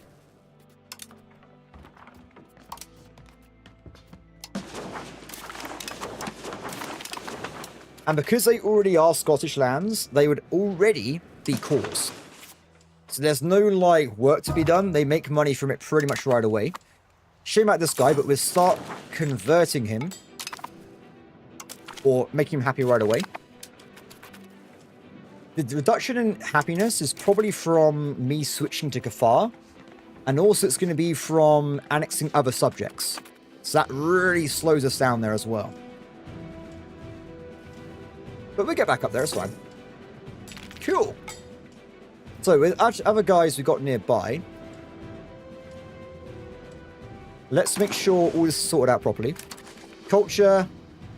Denmark needs to be switched over. So does the vassal over here. Religion-wise, we need to switch over probably Cyprus. Kafar does have gameplay. Let's have a look. Every religion have some kind of modifier. So in this case, Kafar is your this. So the main one for me is that you get yourselves literacy, which is very nice, but also you get gender equality. So basically every single human being in the game I can use in any position. which basically means we have 50% increased pool when it comes to getting good characters for leading armies, navies, cabinet members. That's why I personally love Kafar, because like, oh no, someone's died. Let's go to my navy, have a look, and now we can choose all these people compared to before. Way more options. I think it's a lot better myself. And especially as well, it means when if you want to have like cabinet members that are crown, you haven't got to force cabinet approval. You can just do it automatically. Like I can already pick without doing anything at all. Everyone. It's a lot better in my mind, but who knows? Okay, so guys, let's focus a little bit. Banking is at like 10%. Looking good. Gunsmiths are about to be unlocked. Gunsmiths, if we get them early, it's going to make us a lot of money. Because if no one's making guns, they want to buy my guns. So that's going to be really good if that is the case. When this is finished, we'll probably build like 20 gunsmiths. Probably max out in London. And then we'll do other things while we're waiting. So actual London itself is still missing half the burgers. How crazy is that? We're missing so many people.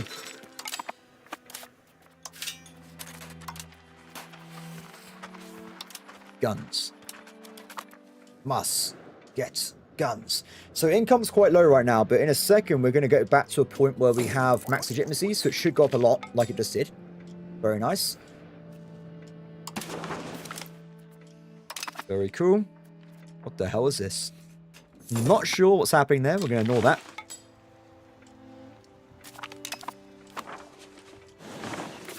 A lot of work to be done, everybody. A lot of work to be done. But we're getting close to a point where I can build mass armories. Then we can get a really big military. And we can actually attack France next time. Welcome back, Marty. Nice. Oh, that's really bad, actually. 5% more Kafar. We get 4 people. I'll take it. Alright, I can have a better education. Let's make sure he is admin. If we can. Also, we want to get ourselves more of these. I do miss the higher income days. What is this? We lose 500 ducats. And we get... I'll take the research points. For sure. Definitely want the research points. Okay, let's also keep going down this.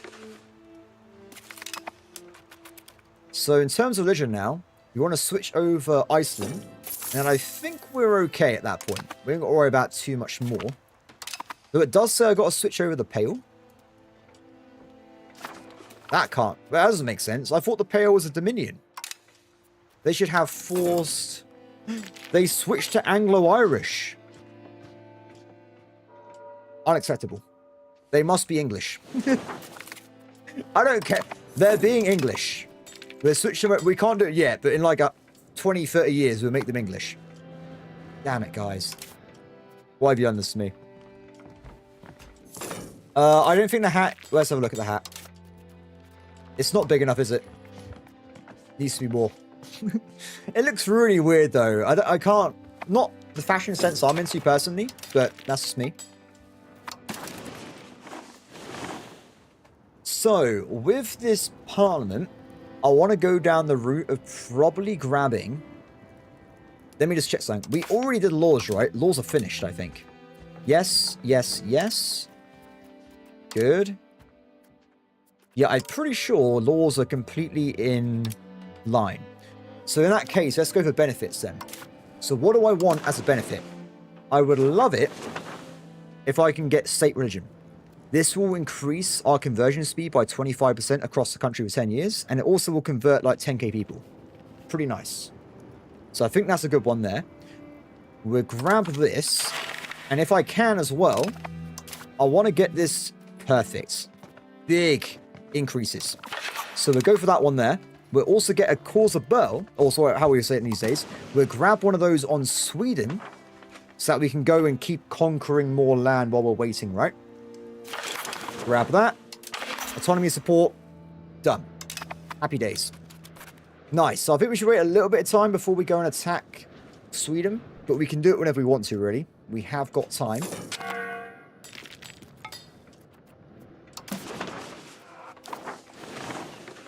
Okay, money. Let's get rid of that first. We'll probably wait a little bit until we get rid of our debt. Then we're going to go in and take over some other guys. Ooh. The burgers are building stuff. They are building me some lumber mills. Very useful. I haven't seen the awful burger traders appear yet, right? They must be trading something. I'm not sure what it is, but they must be in my economy ruining something somewhere. That's all I know. They're messing something up.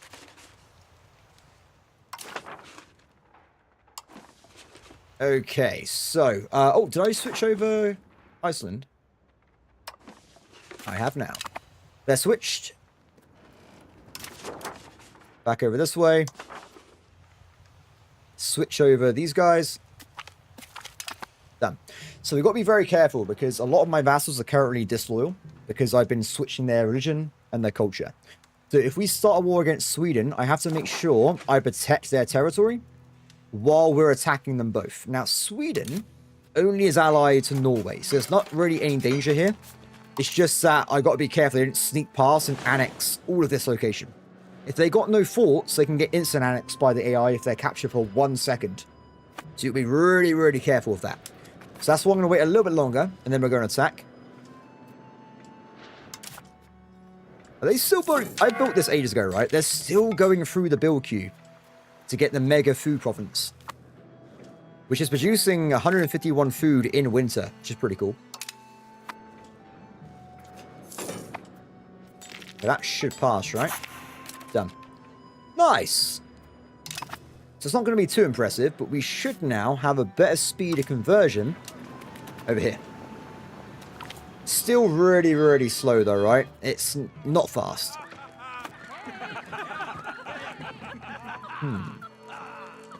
Sure. I haven't turned it off, so I imagine it is. Have a look. Yeah, I don't think embargoes are as important as you think they're going to be in this situation. Because would France be trading much with me anyway? Probably not. It'd be like me embargoing China. We're not actually trading. So it is hanging to do, but I don't think it's really going to blow their economy into the dust anytime soon. I mean, if I was, for instance, what would be a dangerous one? If I was Nuremberg and I got embargoed by Lubeck, Holland, Venice, and Genoa, I wouldn't be able to reach the ocean. Now that would be devastating. But as it stands, I don't think I just go around the ocean myself. I mean, who would trade with their biggest enemy? Not many people.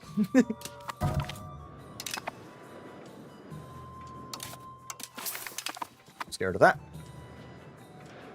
Oh, someone died. Let's get a new person then. Not the best choice in the world, but it is what it is, unfortunately. We'll wait until next month. We should be able to get ourselves up to money required. Come on, game. I like how it makes, like, no difference having someone actually in the cabinet slot or not for integration. It's, like, 15% faster. It's not a lot at all. It really is not much to it. Okay, next place. We have to integrate my new French territory. And this location is now a integrated core. No, yeah, just integrate, actually. Sure. Why not?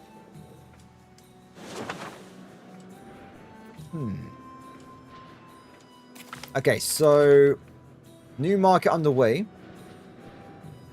Not sure why that's happening, but whatever. Looking good. I'm happy. I'm a happy man, everybody. I think all that has been done. So if that's all sorted out, let's make sure we're improving relations with guys I want to annex. So it's going to be these guys here.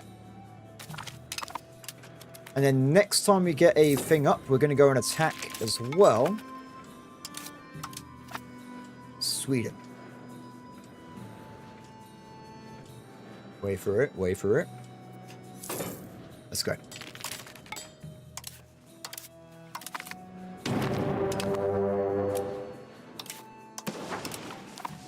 Raise the banners. Not all the banners, though. Not random islands in the middle of nowhere. Thank you very much. Done. Okay.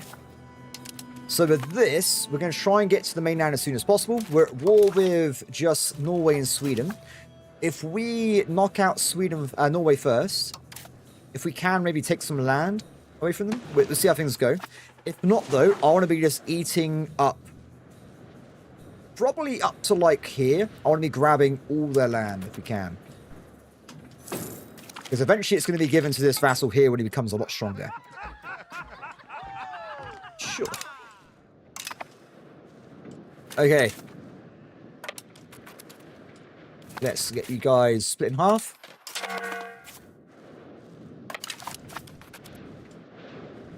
Off they go. Sometimes that works really well. The auto-transport. Sometimes not so much.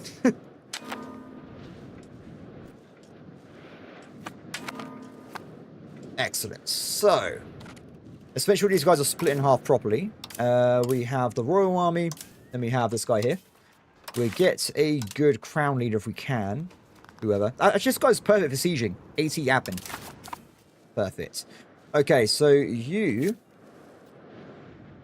Let's just focus on... No, let's go for... One guy goes over here. They're going to take out Norway. The other army, they're going to go for Sweden and just protect the vassals at the same time. Yeah, sometimes it just doesn't work no matter what you try, does it? Nothing happens. You would have sat there and it's like, it should be working, but it's not doing anything. Oh, look at the English go! I love it. It's so good. And we haven't even unlocked the longbowmen yet. This is just warbows. I think they get better. Like the graphics change and stuff. I can't wait. Okay, so with stability, by the way, I'm going to keep spending maximum because what I want to do is I want to get myself over to favored son law, which means they pick whoever is the best possible son every time. That will cost me, though, 50 legit stability, though. So that's going to be a long-term thing there. Okay. Whatever. How many times do you guys see me use spy networks? I never use them. What's the point? Everything with spying costs you, like, 20,000 ducats. I'm like, I'm not interested. I just won't use that feature at all.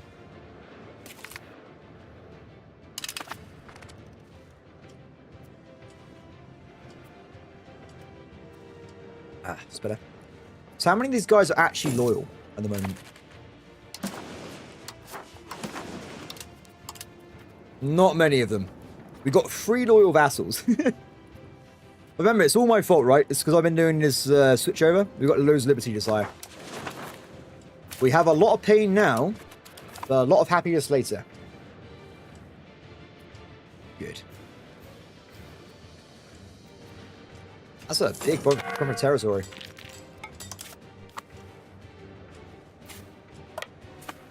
Excellent. Also, did I put on automatic RGOs? No. I'm going to forget about it eventually, right? But we want to make sure we keep getting RGOs up because sometimes they make a lot of money. So it is worth doing at some places.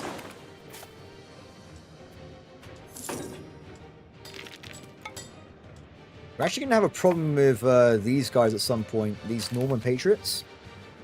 Where do they spawn in? Is it just this bit here? Oh, it's Jersey. That's super random. Oh, I see. Okay, I've got to convert them over to English at some point. We'll deal with that one day, though. I want to at least convert my capital region into Kafar. I think spies should be an estate type thing. Yeah, honestly, I don't see why we would use spies at the moment, because everything's very expensive. I mean, if I go and look at the covert actions... Let's corrupt an official. 113 ducats a month. Who's going to do that? Honestly. I don't know. They must have statistics, right? From their play sessions. I wonder how many people actually use those buttons. I've never used it in 400 hours. Not even gone near it. It's just too expensive. If it was cheaper, yeah, sure. But it's not. It's way too expensive. Where are they? I know this is a very quiet war. There's like no one attacking me. I'm just taking over their territory. We'll see. So I'm very excited about tomorrow, though. Oh, yeah. So the calls of bells are bad as well, right? Because the calls of bells you can get from... or how are you... Sorry, I can't talk still, can I? The stuff you can make is really bad. Oh, yeah, look at this one. Negative 9... Plus 900% cost. 900% cost. 900% cost. 75%. I'll just wait every 5 years and get a CB. That's how I currently feel about it. Well, like I said, that patch coming out tomorrow, I'm looking forward to it. I hope they can do some balance changes. I'm very interested to see what they do. Very, very interested. Okay, so unfortunately, my Navy has run out of food. So let's make sure we switch that back over. Yeah, oh, dude, you're right. I love that, right? Do you know if it's still on EU5? Because the siege benefit was like 20% from spy networks, I think. I used to use it a lot early game because you didn't have any like cannons. It was really handy.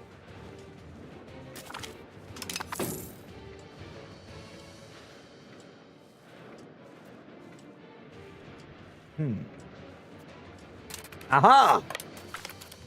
Have they just given up? They're not even fighting, are they?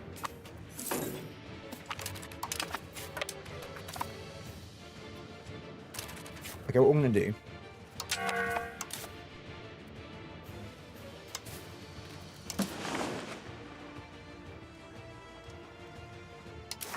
She's going to be auto-attack to kill any army we see. This guy's going to be just sieging down. Over here, we're going to have another split in half.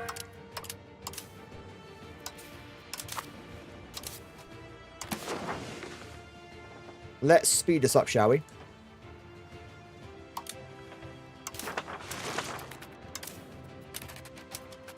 There you go. More guys running around. More guys doing stuff. Yeah, but Buck Finn, like I said, the CBs are useless.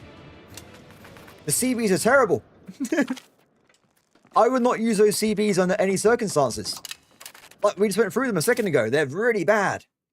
Like, I don't want any of these. I'm not interested in them. You can just wait for 5 years and you get one of these anywhere in the game. It's so much better than using spy networks. I don't think they thought it through. Maybe I'm wrong though. Maybe I'm the only YouTuber not using spy networks. That could be the case. But I don't really see a point for them myself. I think they're kind of just like a dud. It's like a dud feature. That would be funny, actually. I already expect that I'm probably the only guy doing a lot of the things I'm doing. Because I was looking at, like, I was talking to some guys in Discord. They're like, oh, this is the meta. I'm like, I don't do that myself. I am anti-meta, man. Banking has been unlocked to everybody. So we get 5% more research speed, which is really good. Now, in banking, of course, is docks, harbors, ships. Massive power increase for our economy. I want to still get the stuff I've laid out, though, before we do that. Oh, wait, I've got... That's what we want. Perfect. So I got exactly what I want from wars, but docks and stuff's going to change us around, right? We're going to be able to propagate trade across the coastlines. We're going to be able to build trade navies, combat navies. It's going to be great. I really can't wait. And the best thing is, now I got this, I'm going to start automatically sending banking to all my vassals without me doing anything. So they're going to get docks as well at some point. It's going to be good. So with this next strategy then, I want to go initially for bureaucracy. So it gives us the prosperity bonus, which is good for pop growth. So we're going to grab that. Back over here.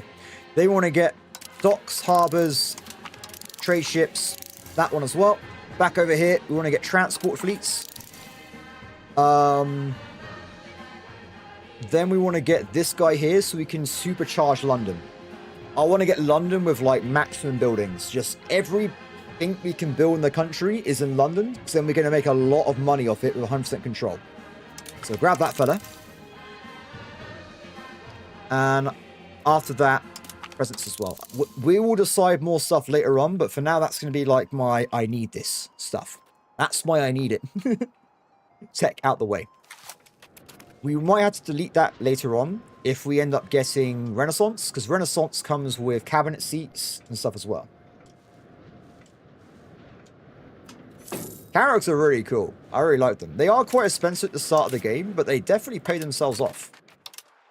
You just make sure you don't go and fight the Ottoman Empire, though, with, like, 6 carrots, because they're going to have, like, 40 galleys.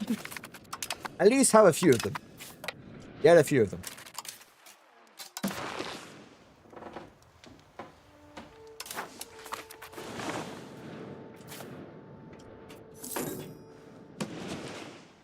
Okay, well, they're off randomly across the universe. That's fine. I guess we just let this keep on going for the moment. Keep pushing it through. We can be increasing relations again. I want to be increasing relations with some of my other vassals as well. They're already maxed out. The Pale is maxed out as well. Zealand is not. Let's get Zealand up there.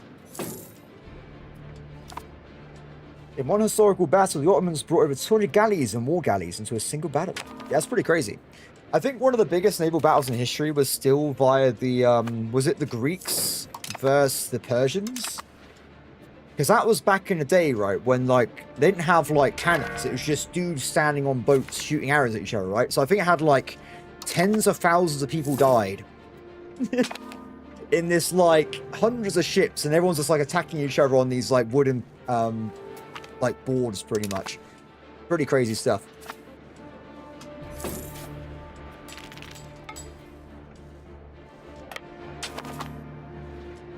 Yeah, it's pretty. Also, if you look at, it's really funny because, well, I think the biggest one in history was the one in the, it was in a lake in China, wasn't it? It was, I think it was Wei, Cao Cao, versus, I think it was Wu and Shu at the time, and it was just like a ridiculous battle in a lake. But it classes it being a naval battle because there were ships involved. China's crazy, guys. What's an average battle in China? 10 million people have died. I'm like, whoa, okay. That's a bit more than what we're used to over here. I mean, I think there was wars in Europe where it was like 100 dudes in some of these really small fiefdoms. Yeah, it was me, Steve, 6 other guys from the pub. Went down, killed like Jacob down the other village.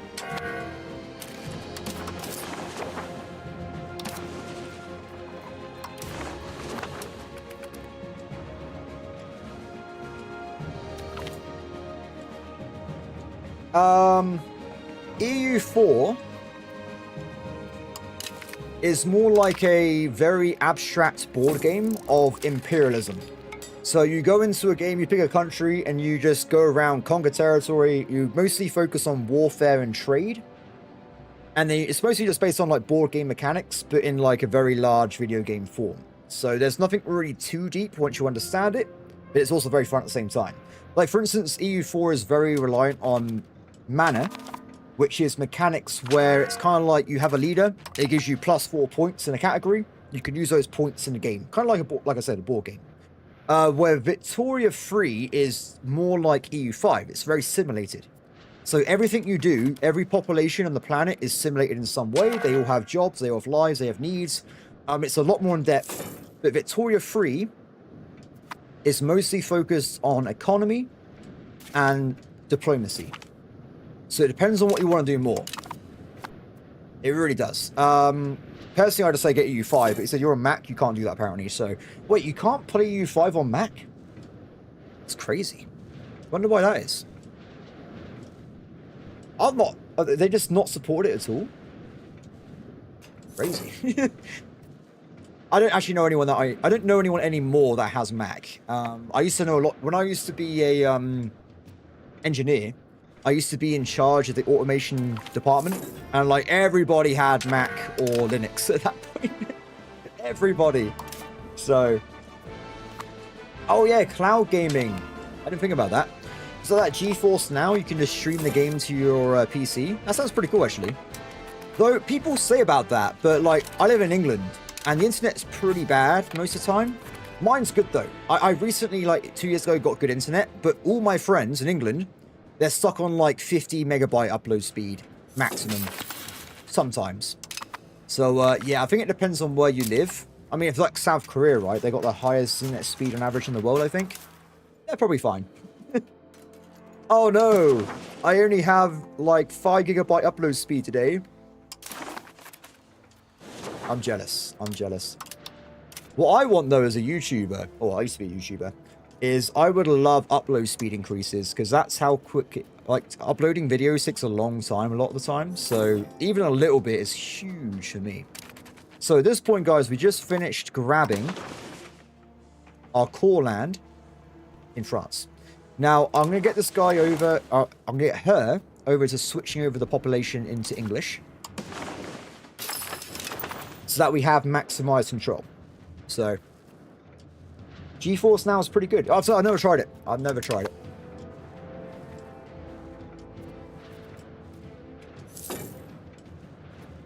Yeah, I struggle to watch TV, guys, with my Wi-Fi, so I don't think it would be compatible with me.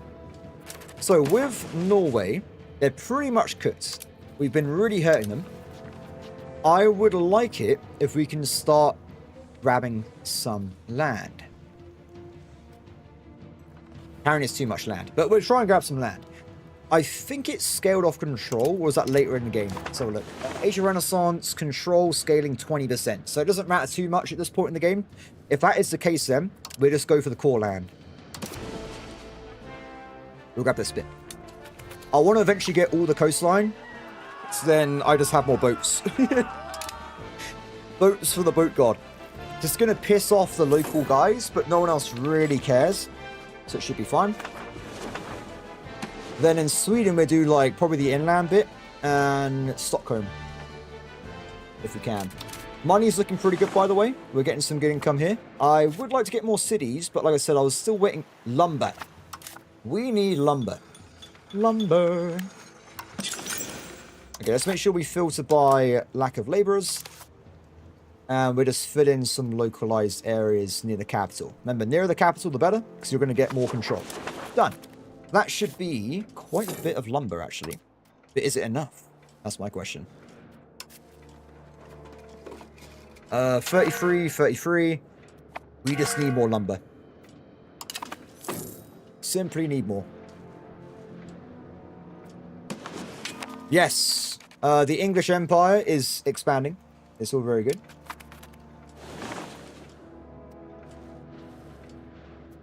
Cool, Davey. Yeah, I hope you enjoy it. Like I said, every Paradox game has got an inherent focus, though. So you might have different, especially doing econ and political science.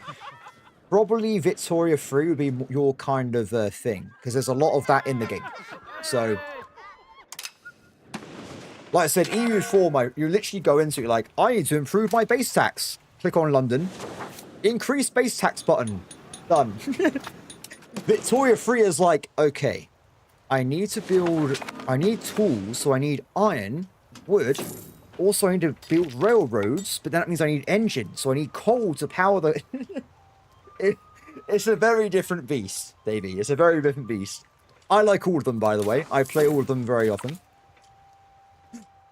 Nice. Okay, so we have defeated Norway. Thank you very much. England. Next up, let's go. These bits of land here. Let's go for these bits of land here. This is going to really annoy people, though. But it's okay, because it's so far away, it's just really pissing off Sweden. Sweden is not happy, but no one else really cares. I would like Gotland. No, that's just no point, right? It's an event that turns Scotland into a pirate nation. So if I conquer Gotland, I know it will become a pirate nation no matter what I do, right? So there's no point in me conquering that. It's a cursed land. I couldn't stop it as Sweden. I couldn't stop it as the Teutonic Order. There's no point in me taking Gotland. For now, anyway. Let's go for...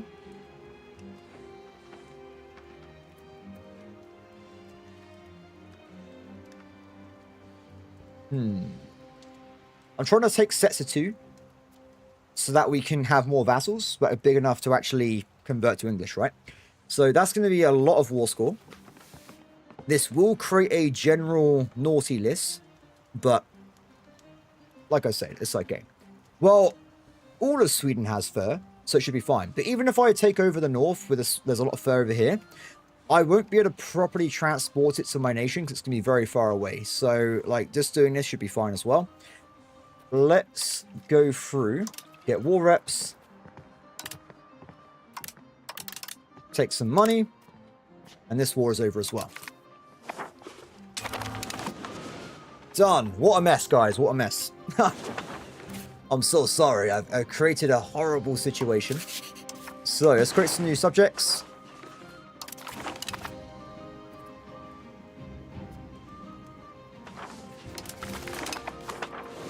Let's make sure we do this properly. And like I said, I'm going to do an experiment in this game. I'm going to make a mega vassal. We're going to make Super Scandinavia. It's going to be Zealand over like 50, 100 years. So we make the capital over here, because it's close to the ocean as well. No, we currently have armies and banking. No Renaissance currently. That's still too far away. We're only in 1374 though, so...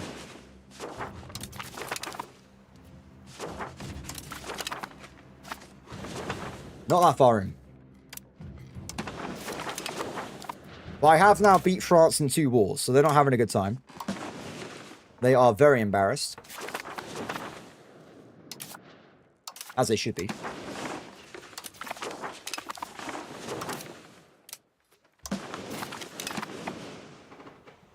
Done! Excellent. Hello, Casper. Yeah, in this game, I haven't done deep driving in trade, honestly. I've been more interested in the warfare. But trade, the further away you go, the more expensive it is to grab stuff from that location. It gets less efficient. So, like, for instance, we are trading with Novgorod, but it's not going to be as good as there was fur in Oslo. So, you even get the 100-year war achievement at this rate. What do you mean? There is no achievement. The achievement is to form Great Britain. That's it. And to do that, you had to end the 100-year war. But to even kill France, what? They're still stronger than me, my friend. I don't know why. When I play single player, I'm a lot more slower and methodical. I always am. But I don't see the reason to rush. If we attack right now, it's going to be a really hard war. It's going to take me like 2 hours. And I'm probably going to be able to take 1 or 2 bits of land. Maybe. If I get stronger, I can then just start snowballing over all of France and I win very, very quickly and easily. I don't see the reason to rush things. Like, we don't have a set time limit. It's easy. Just prepare for stuff. I mean, like, the only thing I have right now is I'm going to have, what was it, 26,000 levies, and I will have to solo fight 100k. That's not a good ratio in any sense of the word. It's a terrible ratio. You'll definitely lose. Even with 40,000 troops as well. Not good enough.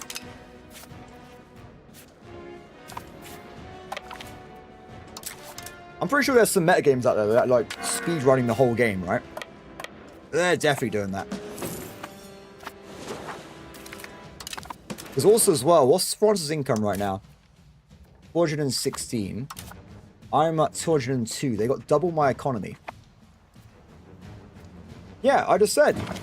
Our achievement is to become Great Britain. That's it. You don't need to kill... You can become Great Britain by owning Britain. But also, to actually become Great Britain, you have to actually end the 100-Year War. So, it's fine. Because also as well with France, France actually kills itself in the end because France starts as one of like the most powerful country in Europe in terms of military power. They have loads of vassals, which is super loyal, and they have like 120, 140,000 troops if they actually go full tilt, where no one else on the planet has that. No one else is close. Like Castile hasn't got that. They got like 30k. I got like 40k. Bohemia's on... What's Bohemia on? 50k. They're probably that. Oh, not assessing that. Like 40k. But as the game goes on, France annexes their vassals, and every time they annex someone, they become weaker. So they actually actively make themselves poorer as the game goes on. It's, yeah, it's crazy. But like I said, feel free to alert the game and try and day one war deck France and see how it goes. On very hard mode, of course. Now, what I am sad about, though, is France should have been attacking me because they're stronger than me. They haven't, though. So I wasn't expecting that. Because I was hoping France would keep attacking me, then I can easily defeat them in defensive wars. But if I attack France, I have to take over Paris, which is going to be very, very slow. So my strategy is, I'm trying to get myself up to having armories and actual army troops. After that point, I can then also unlock cannons. That means I can very quickly conquer territory. If you attack territory with forts before cannons, you're going to be taking around 10, maybe like 5, 10 years to capture a single fortress. Where if you have cannons, it's going to be around potentially 1 or 2 years. Maybe around that. So like, it's just time management. Time management is important in this game. Okay, let's also go back to lumber.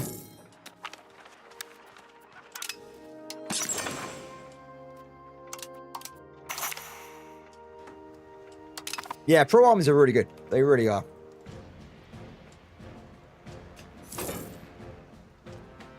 Although this time we're going to be trying out an initiative army to see if it's any good. Because we happen to be longbows, so longbows are already initiative driven anyway. So I want to see if we can use initiative cavalry to see how it works out. Still need... Oh no, the burghers are coming. No. They're going to destroy my income. Not the burghers. Anything but the burghers.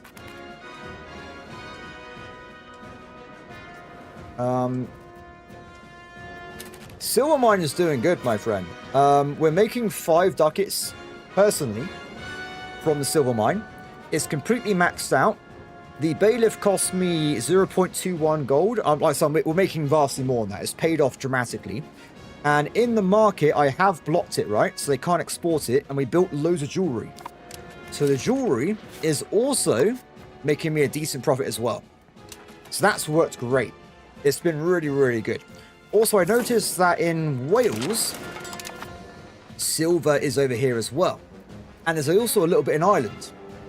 So I want to be eventually making sure this is buffed up as well. If we can. Which is pretty cool. Because I don't know if I don't think the AI could actually export if I own the market. So it should in theory all go into the jewelers so we can make profit as well. Okay, so back on this. With lumber being increased, we're looking now at still no lumber income. Damn it. I just want to get myself some ships, guys. Is that too hard to ask? Oh, not ships, sorry. I want to get myself some cities. What is happening? Why are you guys not going home? Can you guys just... We'll see what happens. We will see what happens. Yeah, because when I was playing this game this morning, by the way, I'm actually kind of disappointed because I played a little bit on to see what the new buildings and stuff are for England. And France was very aggressive. So France was continually attacking me, and they also were attacking Provence. like over and over again. So I don't know what's changed this time. They're very passive for some reason. Though also, I will point out the game's a bit cursed, right? Because I've just noticed there's Milan over here. I don't know how that happened, but there is now Milan in the Low Countries. That's a interesting situation. Are they the emperor? Oh, they're definitely the emperor. Look at this. Milan is the emperor. This damn bug. Fingers crossed, guys. This will be the last stream and the last day we see this bug. Because I'm pretty certain they're going to have to fix it tomorrow, right? They must do. They added this bug in 1.0.2. Fingers crossed they fix it. Because it's very strange having super emperors. Bohemia isn't the emperor. So they've actually been attacking people over here by the looks of it. They still have a lot of vassals. But yeah, they're getting there. In terms of the world, France is currently the richest country by far. By a lot as well. That's a massive difference. Bohemia is second. Castile, Hungary, Egypt, then me. So we are getting there. Papal State's not doing good either. The problem with France in this point of history is... Oh, it's not actually there. I'm wrong, sorry. I thought we had that schism thing where they should have been... Oh wait, they probably do have it. No, it seems to have ended. The schism would give them loads of money from Catholic countries, but maybe that's already ended. Longbow has been unlocked, everybody. Excellent. It's a shame that they didn't make the longbow into, like, army units, because I would love to have professional army longbow units. But I can't. I had to stick with crossbowmen. Which makes no sense if you're English whatsoever, but whatever. I guess it is what it is. They're building armories automatically. That's awesome. Oh, wait. Armories are unlocked? So they are. Let's get some armories down. Okay, before that, though, let me just make sure we max out guns. Because, remember, armories use guns for maintenance. So we want to make sure we get as many of these done as possible. Then we're going to max out armories. The more we get, simply the more manpower we have. So we want to make sure this is maxed out. Currently, we're going down to get cannons, and then we're going to go and get cavalry. And we'll build up a bigger army then. Are you guys still broken? What has happened? Oh, they are moving. I think they're getting stuck in the mountains because of the winters. It's really slowing them down. Good. This is being annexed. No, it's not. It's still blocked off. Damn. That is slow. Super slow. I don't want to wait too long on that. We're going to start annexing other vassals because we're going to be stuck here forever otherwise. Okay, we've got loads of unloyal people. Let's improve relations with Wales, Scotland, Wales, Cyprus. I hope there will be. It's not just about England, right? I hope they do a lot more. I hope they do a lot of changes with armies in general. Because definitely the first 2 years, right? Or the first 2 ages, there's not really a lot of choice in armies, is there, guys? I mean, a lot of the time you get a unique unit and it's like maybe a little bit better. Or it's a side grade. There's no like real power units. Unless you play in Asia. Asia has really good cavalry. But like, what do we have over here? We start with some, like, Irish hobblers. And they have marginally more combat speed. That's not interesting. I want, or like the longbowmen, they enter battle a bit faster. Like, I want actual differences. But that's just me.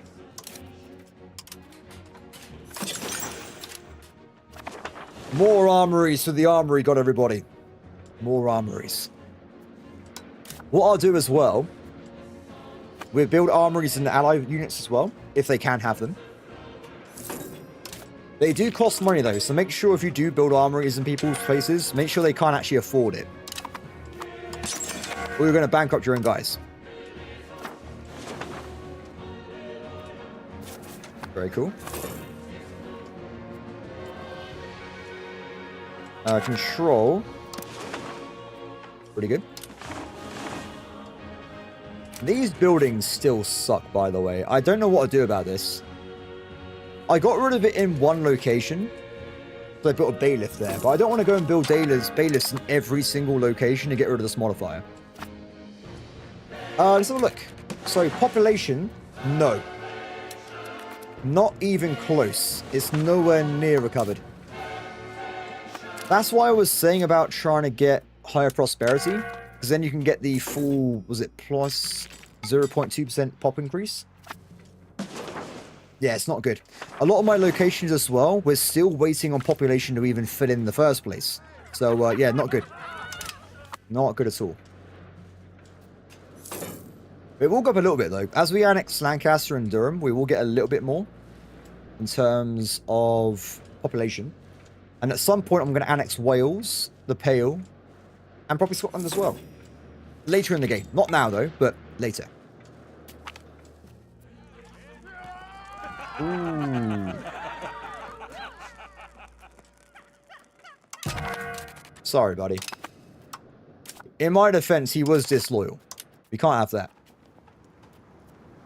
Now, that man was actually the head of the cabinet.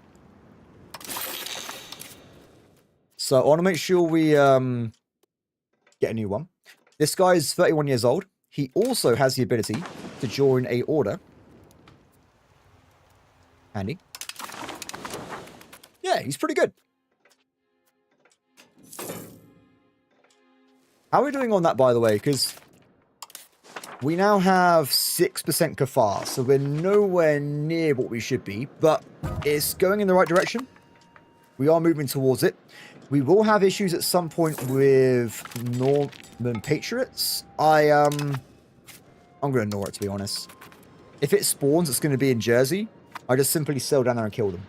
So, not really a big deal, if I'm being totally honest there. Damn. Nice.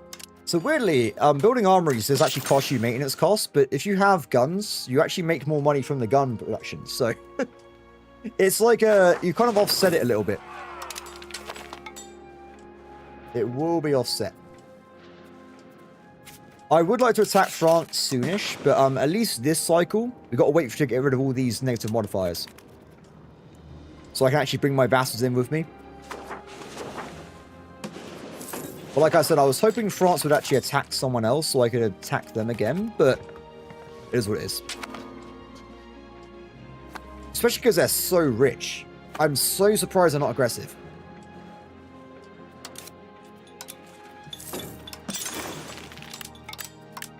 We're actually nearly finished the army construction already.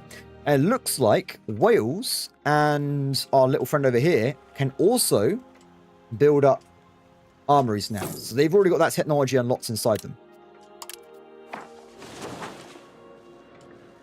Which is great news. Let's get you married. Perfect. Marrying the women off doesn't really help you much because they become nobles afterwards, but whatever. I guess it gives you more options for more spouses for... I don't know. It probably does something, right?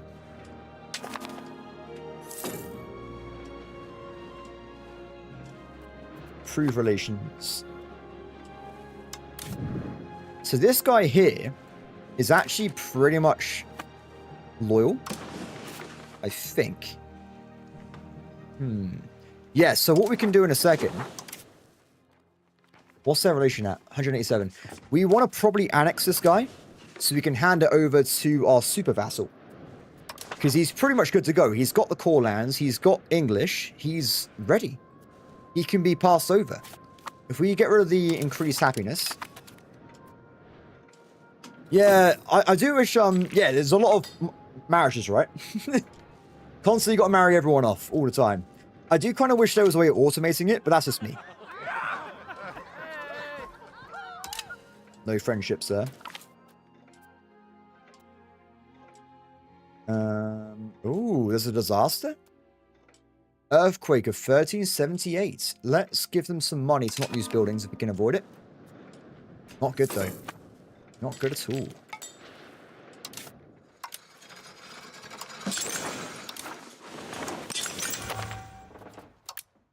Okay, we now have maximum armories. We'll build the ones in Wales and Denmark as well. And at that point, guys, we're like, oh, damn, there's more. There's more. There's more. There's more. Aquitaine can get loads of armories. They're going to have a professional military. Who else is this? This one's in Sweden as well. Cool. I like it. I'm not going to build all of them right now. We'll probably stop because I need to get some more income, right? But, because they're also, they're disloyal right now anyway. But we'll get there eventually. Speaking of war and stuff, when are we getting the next parliament? 1 year. They've been going to kill someone. I like how I'm so aggressive, my name goes over Sweden. Just so people know that I am definitely the Kingdom of England. Gotta represent there. Okay, so other things are working pretty well. Let's work on economy again. So, what do we need right now? Like, what do we need to do to make money? In theory, we can make some cannons a little bit, because that's going to be like, no one's making cannons, so it should give us a tiny little bit of income for a little bit. Let's go and produce a tiny amount. RGOs, maybe? Yeah, we got some good RGO. Let's do some RGO building. RGO is normally like a good safe bet, right? It doesn't take you very long to do it. You make yourself a bunch of cash. I mean, like in 3 years' time, it's going to pay off like 44 ducats. So that's like 11 or so a year. It's pretty good.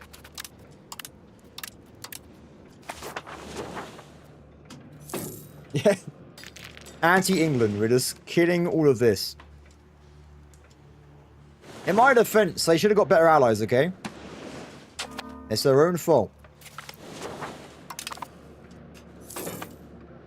Oh, we got iron and stuff nearby? I love that. That is brilliant. Ah, I know what I should do as well. Let's build trade posts. This is like a mini, like, foreign building for trade, and it would give me a little bit of income with marketplaces, and it also gives me a bunch of trade advantage. So if I'm trying to import something from, say, like Lubeck, I won't have any advantage, so I come last. If I got a bunch of trade officers, we should be able to import what we want, making our traders more efficient. So let's get that sorted out as well. This should just give us direct income, though. Everywhere. There's a lot to build, though. There is a lot of these to build. Income as well. When we get to 50 stability, I'm going to jump over to this guy here. Favor son law. We discussed it before, but it means they pick the best possible son to be the next king. So we always get the good one.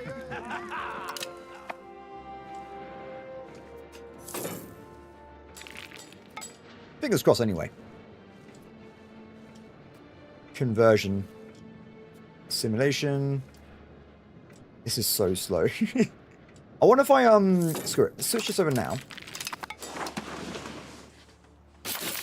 I wonder if I can get to a point where I can stop this from increasing. Because if I win a civil war, it's not going to fix the problem. There's going to be another rebellion at some point in the future. We'll see how things work out. It's only one location as well.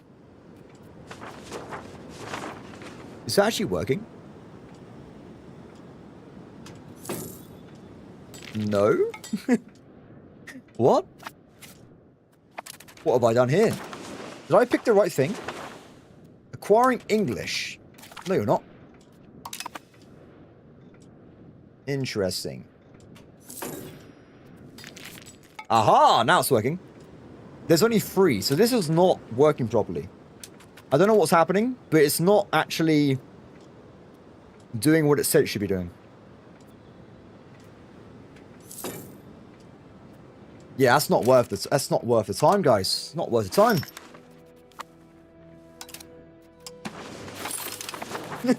They can rebel then. Fine. We'll let them rebel. We'll take them out that way.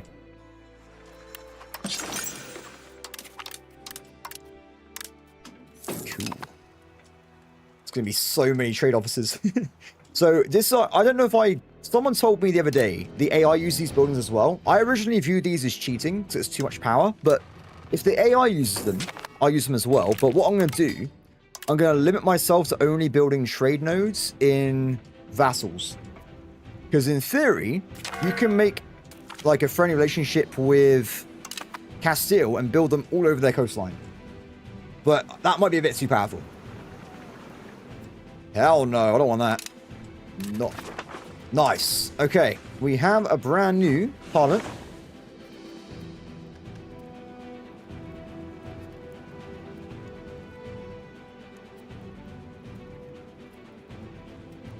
Okay. We are going to go for this. You're thinking, why? Why are you doing this? Well, we're going to lock it in. And I'm going to switch to this crown law now. This one? Yes. And the idea is that we get like half a year of super legitimacy. And then after it's done, we should also get a general bonus to my entire country for 10 years. So revoke cost down, more crown power. Do I want to do a attack on anyone though?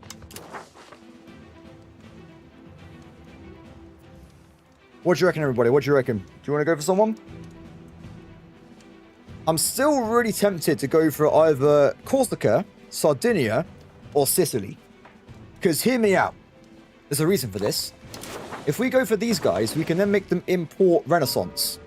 And then next age as well, there's probably going to spawn again in Italy or Spain. So we will be quicker to bring this stuff over. Now, Sicily, I think is probably going to be too big, right? Let's look at alliances. Aragon, Papal States. Milan, Papal States. Was that the same country? Oops. Aragon. Milan, Province, Sicily. No, I haven't. Naples is normally quite powerful. But we can actually beat them. Oh, Provence. They got a lot of allies. The only thing with this is we've got to make sure before we actually attack them, we had to build a bigger navy, right? Yeah, Provence or Aragon, because Aragon is also normally killed by France. So either of these two block their accesses. But also, I don't want to take them away, because if France attacks them, I can join the war and beat them back, right? But maybe if I attack Aragon, take away Sicily, then France might attack Aragon, then I immediately join that war and fight back France. That could work as well. That could work. Because I think this would be a really good ally anyway. So what we do then, we're going to go for this place here. I have to fight Milan, Provence, and Sicily. They have got ships though. So before we actually attack, we've got 5 years, right? So we need to make sure we spend some time building more combat ships, and then we go and knock them out. What I'm going to do then, I'll make a claim on this place here. Because you get the reduced subjugation cost regardless.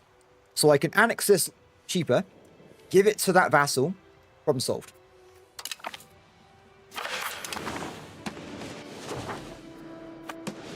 Nice. Okay, so also, make sure this goes up. Done. Epic. So, with this thing, we need more ships. You guys need more ships. So currently, let's have a quick look. We have 12 galleys. Not enough. Now, let's have a quick gander. Are you galley? That's a galley. Okay, there's a galley there. Galleys are a little bit smaller than regular ships, so you can fit more of them in the same front line. So to get a full front line of galleys, I can't even show you. We would need... You can fit like another 2 in there. 13 to 14 galleys per front line to get the maximum amount of DPS on a front. That's a lot of galleys. So we should be building a lot more of these guys soon, right? We'll work towards that in a second.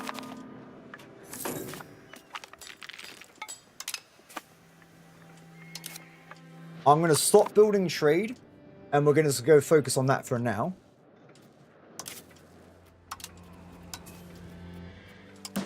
We're going to probably need to build more wharfs and stuff as well. Luckily, they're really cheap, though. So we can do it really, really cheaply. Also, my income's reduced at the moment because, of course, we just lost the legitimacy and stability. So it has to get back up to where it was as well. Well, this guy's pretty good. 69 admin. I'll say that. Nice. Oh, no. This guy's not the king. Oh, I made a mistake. I made a mistake. We were burning 25% crown power on that, so that's not very good. Damn. That should come back in a second. Wait. Is this guy not? Who are you? He's a noble. I thought he was a crown guy.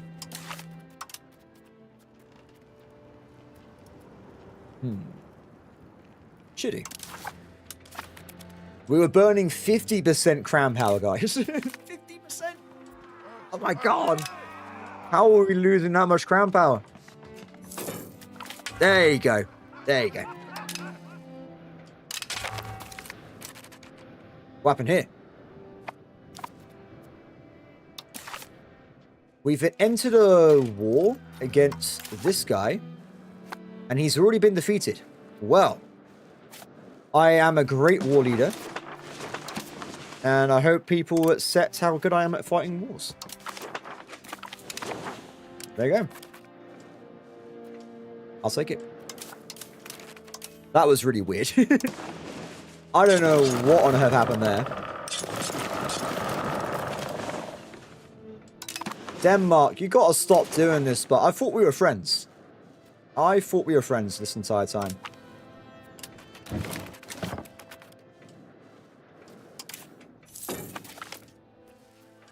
Retain exclusivity.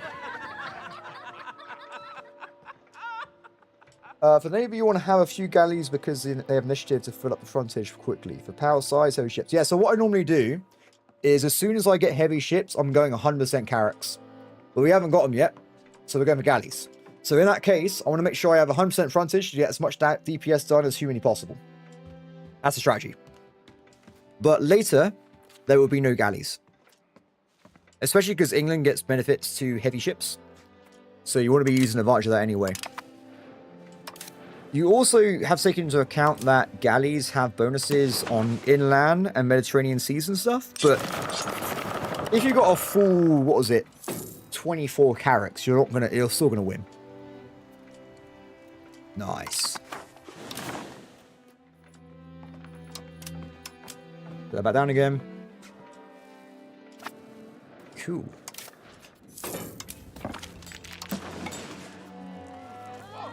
What is this?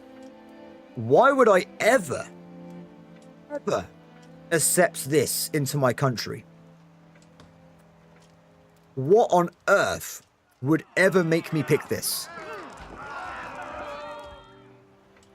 Oh, what is all this? Interesting. I don't know. I haven't played as them. I can't tell you. I wouldn't be surprised if Venice doesn't get some kind of special ship, though, because surely they might, and probably Genoa as well. If they want to do a civil war, they can bring it on. No, this is my case with heavy weapons, though. I just want to make sure if I get a bonus to heavy ships, I'm using heavy ship bonuses. That's just my own thing. I think they get like a 20% early on. You can get another 20% from age 2, I think, or age 3. You can really stack it up. But at this point in the game, I don't know if they would have bonuses, but we are in very hard mode, so they would have a bonus by just being on very hard mode. So, what's happening here? Don't tell me they're being invaded by the Barbary pirates, are they? No, what is happening here? Is this an independent country?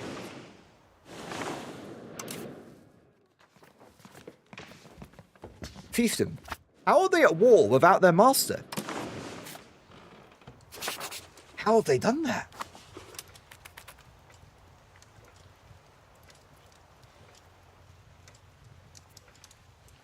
Interesting. I've not come across that myself. I have very easily destroyed every navy with a mass stack of heavy ships.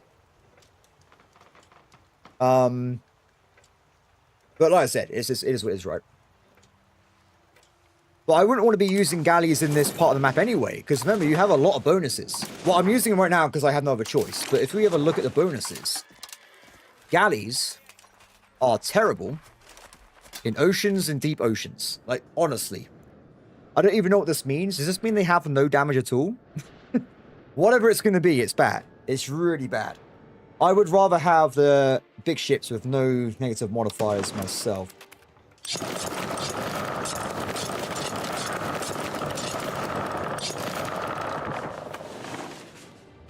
We're going to stop building galleys. That's probably going to be too many because of the sailor upkeep. Now, I purposely haven't bought Mediterranean galleys because they have more upkeep. So we have the really cheap ones. Hopefully it works.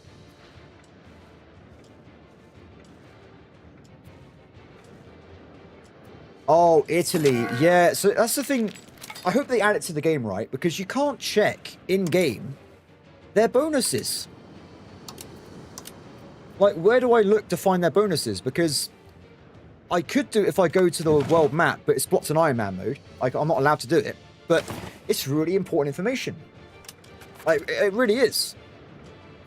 You want to know what the AI buffs are so you can see if, like, oh, I shouldn't be using this against them because I'm going to lose. That kind of thing. Oh. France is at war. Yeah. I have actually recommended they add in the game somewhere the ability to see country bonuses. I hope they add it in at some point. We'll see. Okay, so we're going to join this war right away. We're in. So, everybody, this is going to be our first war where we get to use our new longbowman, which I'm looking forward to. And goodbye, Denmark. This might mean we may not get a chance to attack, unfortunately, these guys, because we're actually in a war with them at the moment. So, we'll see how things turn out. Now, this war, we have to see what happens. I reckon they're going to have a lot of units, so get ready for that. Everyone get ready. We'll do exactly the same strategy as last time. Our focus is going to be just killing French. No sieges, just murder. If we see them, we attack them. Can I have a look? Oh, yeah, look at this, guys. They now have armor. Instead of just being like peasants with bows, now they have like armored longbowmen instead. Let's go for that. Let's go for this. Okay, so as before, we want cavalry in reserve. Unfortunately, we were actually about to unlock... Oh, not yet. Sorry, I actually queued up getting the better plated knights, but it wasn't in the tech tree yet. So these guys are in reserve. Let's make sure we have a balanced front line. Not the most units in the world, unfortunately, but it is what it is. Let's go for that. Okay, so frontage is 6,100. We need way more boats. We're actually going to use some naval levies. And they already started sieging down my territory, which is not good. But, it is what it is. Bring them in.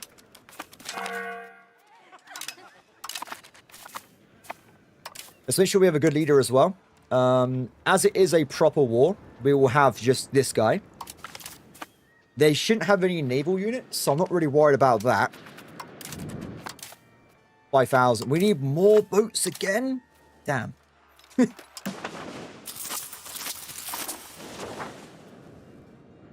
You do technically get a little bit of carrying capacity from cogs. Not cogs, the galleys. But it's like 50 troops at most. It's not a lot at all.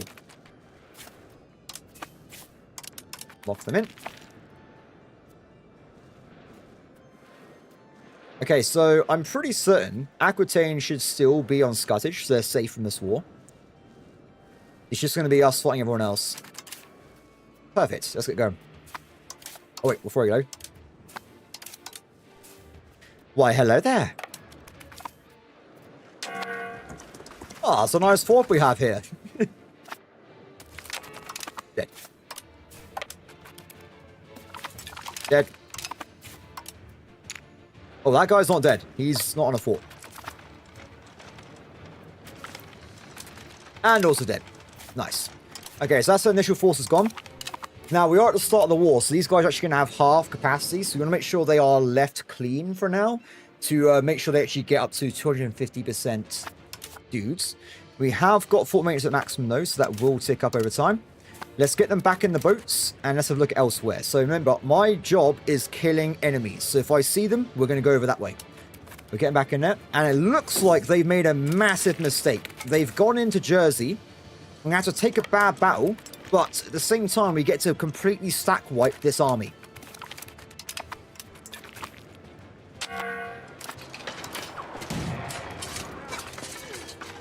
So this is what I was on about before, right? This is high initiative armies, so we actually start the battle with all our troops in here right away, and look at that DPS difference. Huge DPS difference. Oh no. Oh no. They're gone. That's it. Wait, it didn't count? You think it would count on the... Look, surely they're gone. Surely they're gone at this point. Anyway, let's go back over then this way. There's also some battles over in this flank, but it's not too bad. Do I go there first? There's plenty of time, right? There's plenty of time. Let's go for that first.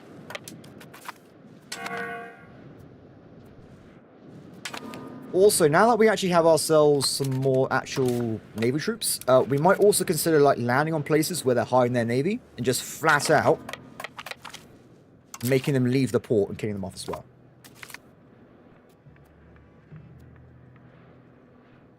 Well, that's... I didn't know that Red Waffle, some Red Waffle. That doesn't make any sense to me. They should change that. Because if you are stupid enough to have your Navy or like troops in a foreign territory without an escape, you deserve to get stack wiped. Like, surely.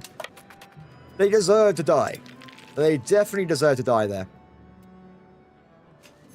So the alternative would be then, you need to just keep them on the island, blockade them, and let them die from starvation.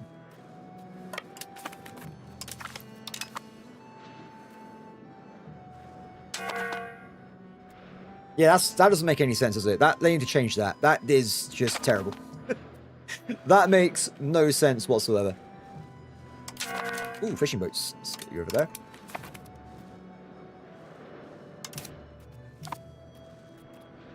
Okay.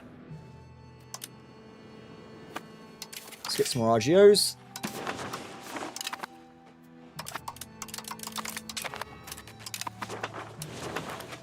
Okay, if we head over this way, it looks like there's a little bit of armies around by. They do have 92,000 troops, but technically we have more troops than them, which is quite nice. And I've also just annexed Durham as well. Nice. That's what we actually got England. Perfect. England is actually England for a change.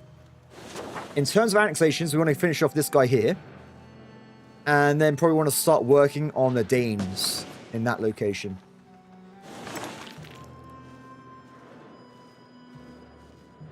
Ah, this is way better. This is way more my speed over here. We'll change targets. We'll move over and clear out Italy. Is this, what is this war? It's a location. Ah. We have to protect this location. That is awkward because France is kind of like annexed around it. But we had to head back there as a priority after we clear out these areas here. Eventually, anyway. It's a good thing. The one thing I hate about France is when they pick no CB war, it's really hard because they normally win every battle, especially against the AI. So it makes it really hard, especially as European forces, to actually stop them from just losing the war. Nice. We have made this place into a core. We will now switch over. Jersey.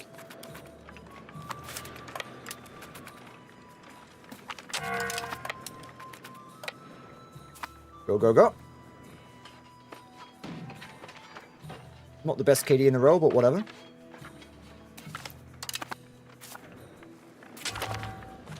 Jersey has fallen. It's a sad day. It's a sad day.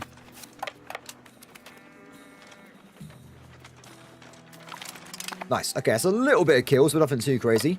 Let's get back on the boats and head back over.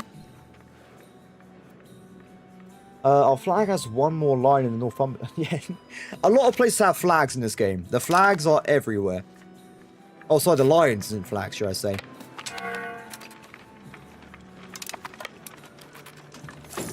What are you guys doing? Whoever you guys are, stop that. Stay inside safe locations and don't die. You're just feeding France war score. I'm not a fan of that. You're still feeding France war score. Please stop that.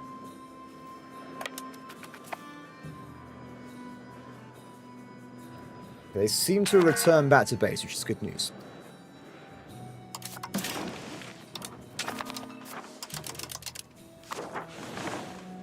Okay, so how do I get from my location into the war goal before it dies? That's going to be the hardest thing. I reckon we can go from here. Is this part of the war? I'm pretty certain it should let me pass through this bit and I'm in the correct territory. We're going to do that first though, because we want to make sure we stop them getting the war goal, or we're going to have a lot of bad times. Whenever we get back anyway. God, you guys are slow. Problem is, I'm over the frontage limit, which is a pain, because the frontage limit for ships is very, very small. So you can't really have big armies or navies at all. Let's try and get over here if we can. Oh, is that a Scottish? Yes, the Scots have arrived. Are they loyal again then? Yes, they're very loyal. I love it. So they're currently Kafar, English. Perfect.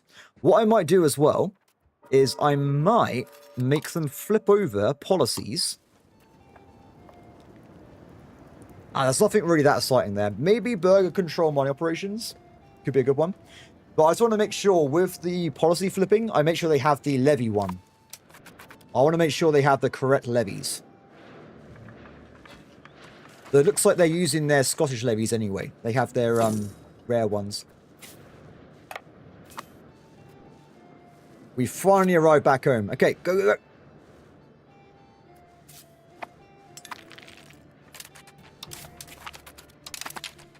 Oh, they're not part of the war. Interesting. Oh, in the wrong... Wait, wrong place, wrong place.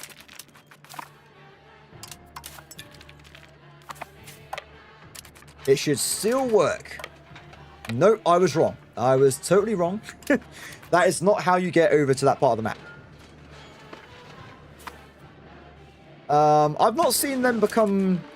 Honestly, most of the time, it's a surprise that the Ottomans don't die in my game. So we'll see how they do. They are, especially if they capture Constantinople, they doom themselves because they just ruin their control.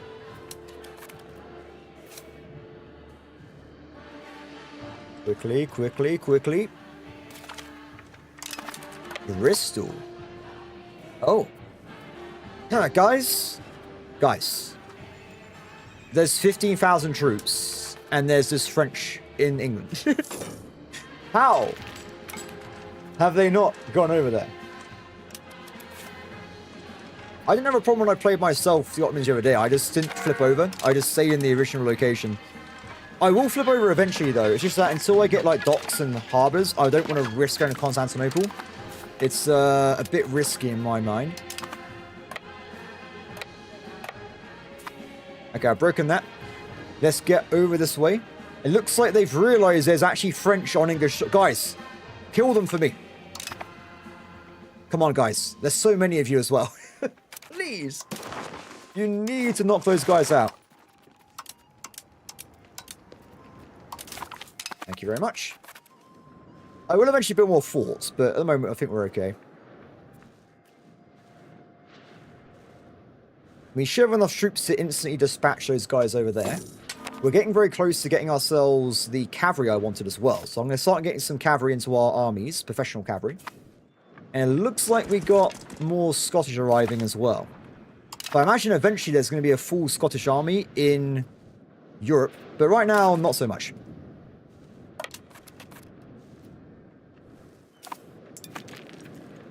Hi. Instant death, very nice.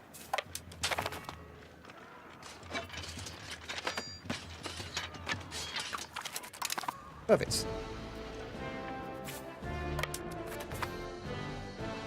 Okay, so next steps. I think I'm going to quickly recharge the levy. Because we've gone down like 7,000 troops or so. So I want to make sure we go back up to maximum.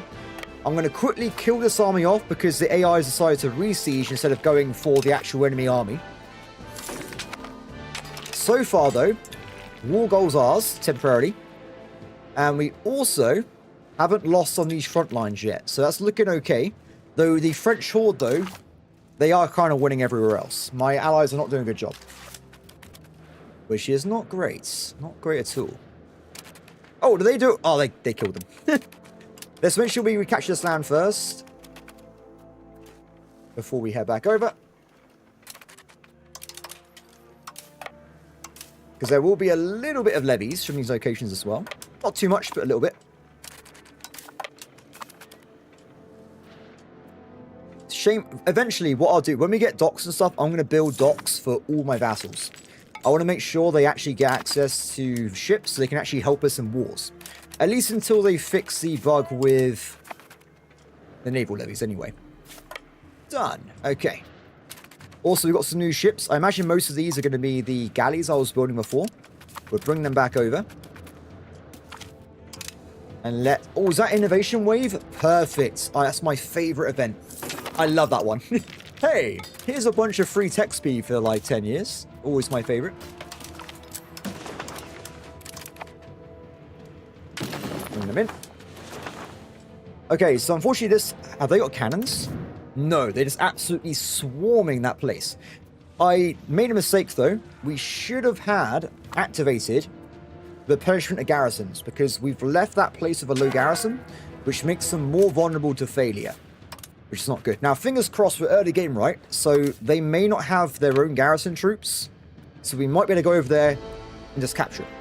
Perfect. Upgrade units. Done.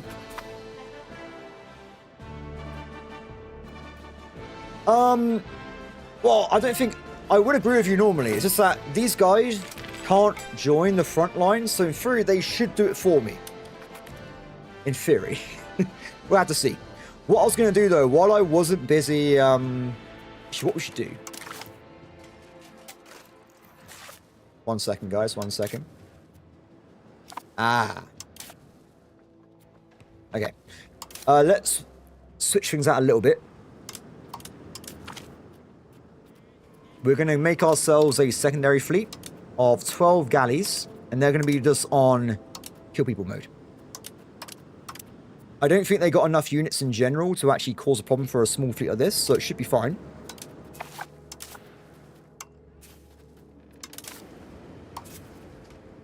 Now, this doesn't work too well, but fingers crossed, guys, they what's the wrong one? Fingers crossed they actually function, and they stop landings in my territory. Hopefully. Yeah, that'll do. Go. Okay, they're going to work on that. And we're going to work on everything else. Okay, let's also get ourselves new people. So that was a diplomacy one. This guy's pretty good at diplomacy. Is this guy... That's an interesting name you have there, sir. Whatever it is. Okay, so our army's come back. Not that much bigger than it was earlier, but is what it is. So make sure we're rebalanced on the front lines.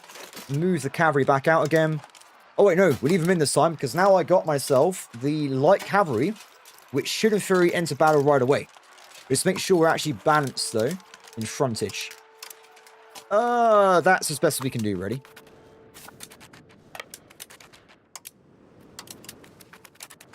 Why does it say we're going to lose? Oh, they got professional transport troops. That is why.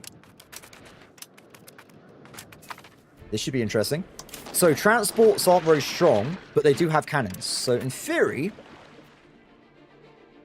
this is a bit of a nasty battle for someone. It's over. Cool. Okay, let's get myself over to the front line. Whoa, the wrong fleet is the Royal Navy. Oops, that was my bad. Wait, what the hell? Are they both the Royal Navy? How have I done this? Oh, you haven't attached yourself, have you? No, they haven't. Over there. You're the Royal Navy. It must have been because I split it from the same fleet. It kind of broke something. Let's try again, shall we? I hope they add, as soon as possible, repair thresholds for these fleets over automation, because they're just going to keep fighting until they die. Very, very annoying. Okay, so let's break some battles first on my fort. No, this way first. Let's try and save that location. Even if we can't get there in time, I should still be able to retake the fort if they haven't filled it up. That's okay, that's okay. Go, go, go, guys! Go, go, go!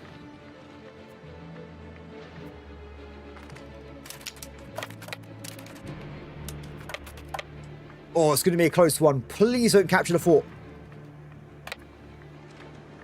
No! Oh, we got it, we got it. It's fine.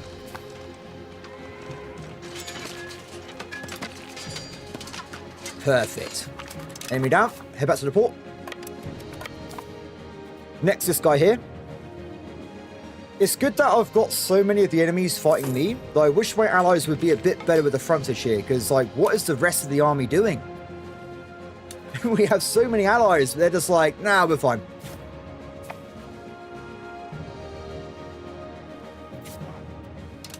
Let's get them over there. Okay, so while we're fighting this war, let's try and get our income up as well at the same time. When I get around, like, probably 75, 100 income, we'll start building loads of combat troops as well. Let's make sure my army is fully repaired first.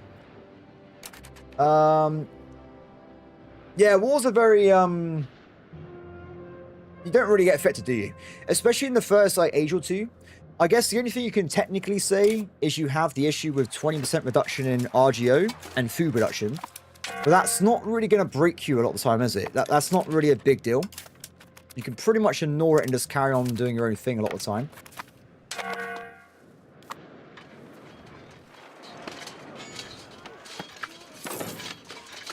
Ooh, we are having a little trouble with this army here. 2-to-1 odds. That's okay, but not as epic as it could be. We have also got some guys landing troops nearby. Scotland's like the only guy actually like doing stuff at this point. Okay, so we pushed them off a little bit again. What is going on with this war? Let's have a look. Ah, okay, I think the problem is we've pretty much got two allies.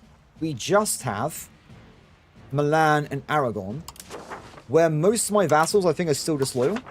No, they should be loyal, but they can't get to me. So it's a situation where most of our firepower is just stuck, which is a big shame. What I'm going to do, I'm going to just train these guys nearby. Shouldn't cost me anything anyway. Yeah, they're all hit-and-run tactics. That's how we won the last two wars against France. I'm not going to be able to siege them down without cannons, so I'm just going to bleed them out instead. I mean, we're on 36% war score, right? So it is going in our favour. Oh, no. Scotland... Uh-oh. Well. It's great that I got some help, but maybe not great they're getting killed like that.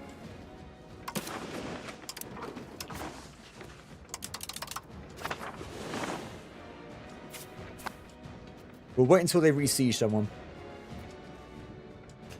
But it's when we get later into the game, we're at that point going to have like docks, right? So I'll make sure my vassals have docks and I have a lot more firepower in wars. But right now with like the fishing boat thing, not really happening. That's an easy army. Let's go for that. I'll wait until next month so we get a little bit of damage reduction. Let's keep as well combining levies. Let's go. Go for the weaker one first.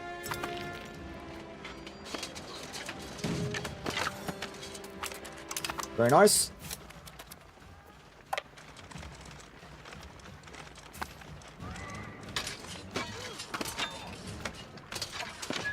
Getting a bit better there. Excellent. Okay, cool. We are running out of units, though. We are... we have not got the massive amount of units we probably need for these kind of wars. So I might need to start spending some money on troops instead. We haven't got a lot of options either, though. So I have got the cavalry unlocked because we're trying out the initiative armies this time. So let's see if we can get some of those guys in. They're not going to be great, but better than nothing. Oh, they're very expensive, though. Very, very expensive. And they've gone back over to the war goal as well. Aragorn, I keep looking down here. Are they stuck? Because they always seem to be here. They keep going like up, down, up, down. Why won't they join the war? I need help here. Okay. We'll wait until he's reinforcing shot. I'm going to go and attack. I might also, as well, at this point... Tax income is looking pretty good. Yeah, we're going to skimp on stability to 50%. To try and get more income to build more stuff for the rest of the game. Because I've already switched my succession law. I'm already happy. Let's go back over here. At least my Danish vassals are actually joining the battle now. They've walked down from north. And they are actually sieging down some territory. Which is pretty good. With the war as well, I don't own it. It's Milan. So I think they're probably going to be ending the war soonish because we're getting around 50%. So surely we're getting to the point where the AI is going to be just like piece them out. Instant pop? Not quite. Close though. Close. Because the KD ratio right now is probably pretty crazy. 58,000 kills. We've got 31,000. So we're definitely bleeding Germany, France dry here. The Great Divide. It's prosperity, it doesn't matter. It's a non-factor. Should I say that? Is it? Yeah, so we haven't got the law yet from bureaucracy where we get like infinite prosperity. So it is actually kind of a big, not a big deal, but it's not perfect. 50%, 50, yeah, it could be better. But as soon as we get bureaucracy, which actually is happening... Oh, not yet, but it's in the queue. It will go away. We'll just be at maximum prosperity at all times. It will be fine. Now, I'm tempted. If I have more money as well, we might get some cannons so we can help out some of these sieges. Because even a little bit of cannons is going to really rapidly increase the speed here. A new guy. Welcome. Make sure we get a good person. That'll do. We're outnumbered, but it's still okay. Enemy down. Very nice. Let's go back and recharge again, though, because we're getting very low on troops. We're going to have a lot of trouble soon, though, because we're going to get to a point where we can't recharge fast enough. That is a sad victory. That is sad. I don't know. Well, we stopped the war, right? But I don't feel like we really got anything out of that. That was super sad. Well, it is what it is. It is what it is. And then my vassals immediately become rebellious. Okay, let's recombine the navies. We need to also get rid of the naval levies. Make sure the leaders of my guys are crown estates. You crown? No. Crown only, my friend. Crown only. Done. Okay, so we've got 31 galleys, we've got 8 cogs, we've got some trade ships. These guys at this point can probably go over to just being a trade navy. They won't hide at war, but they will at least be doing something. We'll give them over to one of our people as well. Done. Okay, so for actual stuff, we're still trying to conquer the rest of Scotland to give it back to Scotland itself. Over here, let's have a look. My Dominion has now got maximum force, which is good news. I want to at some point be annexing this guy here. Denmark is still disloyal, and we need to probably improve relations to stop that. So we'll get a guy on that right away. Other locations in this part of the world, though, not good. We've got a few guys, but most of the dudes have not switched over to being English, which is not good at all. So all these guys, I need diplomats to make them all switch to English and start converting them over. Now, I did leave them a little bit, because the idea was that they have time to make core lands, which I think they pretty much have done at this point. So we can probably switch them over and not really waste too much time with core landing. So if I go to maximum diplomats for a little bit, we're going to just power through this, get everyone converted over, done. On other sections, though, let's have a look around a little bit. Yeah, we'll see how things work out. Let's also make sure we save money, if we can, wherever we can. More money, the better, right? Now, on terms of laws, how are we doing? Plated knights, very important. And then we're going to start going for the docks and stuff. So we're getting close to that. At that point, we want to be going around, of course, and making a giant trade network all over England. Or, sorry, dock network, should I say.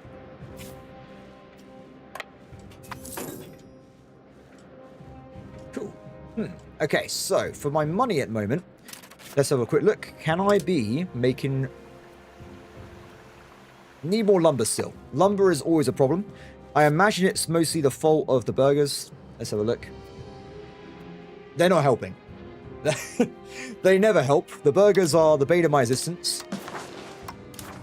For now, though, let's just make sure we max out lumber in these locations. We're just getting maxed out now. It's done. We're not maxed out. Let's do a little bit of time. Just so they're all gaining workers at the same rate. Done. Cool. So, we lost our war goal on Aragon. Big shame. And it looks like Tunisia is now actually starting to invade Sardinia. If that happens, they might become Carthage, which would be pretty funny. I hope that happens. That would be epic. Let's get these guys switched over as well. Recruitment law. Very nice. None of these are really any good, but it gives you a little bit more, I guess, of something. I mean, it doesn't actually give you 2% more levies. It gives you, like, if you have 100 levies, you get an extra 2 guys. So it's not the best. If I'm being honest, guys. It's not the best thing in the world, but it is what it is. That's fair enough. Do you reckon we have anyone that might give us money from helping out in all these wars? No. That's a shame. Sometimes it's a thing, but I guess not today.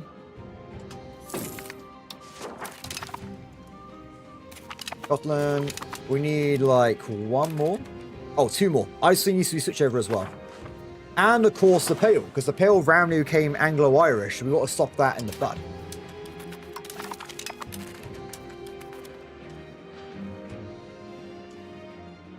Good. So how are these guys doing? So this is my vassal, which I switched from their English, Kafar. So they can actually stop being, at this point in the game, a Scottish. No. I got that event like 3 times at this point. It keeps coming up. The game is obsessed with making me lose annexation speed, apparently. Good. Okay, so how long have we got for Parliament? Parliament is going to be in 10 months. Then we can go and attack people again. I don't like achievements being game specific. Distracting when you see the same achievements 20th time. Yeah, I think that's more of a bug than anything. It's not even game specific. If you reload your if you load your save, it comes back again. It's really annoying. But it is what it is. So it is kind of nice if you're doing like a YouTube series. You'd be like, oh, look, I got the achievement, everybody. But it should only appear once.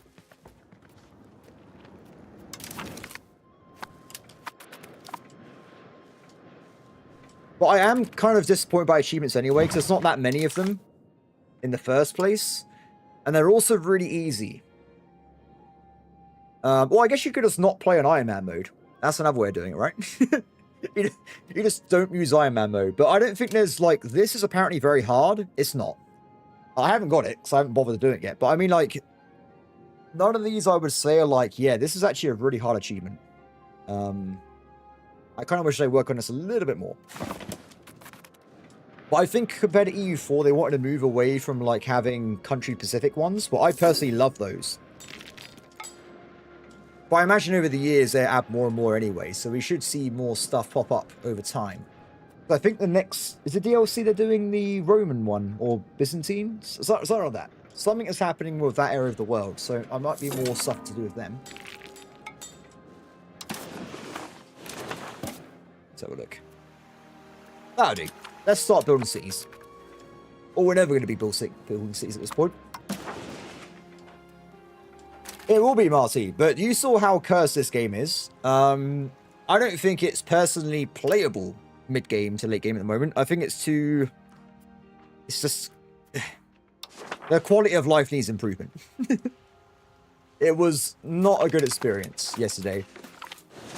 There was a lot of bugs. There was a lot of problems. But early game's really fun, though. Early game's great. But if you're already the world's strongest power, under halfway through the game anyway, I guess you just want to go for a world conquest or something. But I don't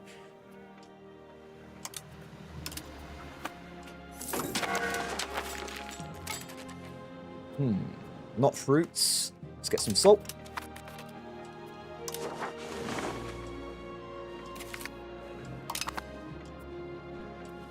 But I think it'd be more fun anyway to do like a proper like max run when they actually balance the game more. Get rid of all these like early game bugs, make the AI a lot more solid, so it has more of a challenge. I'm not surprised. The longest I played to was 1650, and like the AI was just outmatched at that point. Like there needs to be like AI upgrades, guys. We need AI upgrades. Like I was fighting wars against Bohemia. They had like they could have had 250,000 troops. And they kept attacking me with stacks of 13k. And I had 30,000 professional troops at that point. In like, I think 7 armies. There was no contest. No contest whatsoever. And I am playing on very hard mode. It's just that it needs, like the actual AI itself needs improvements, guys. It needs more power.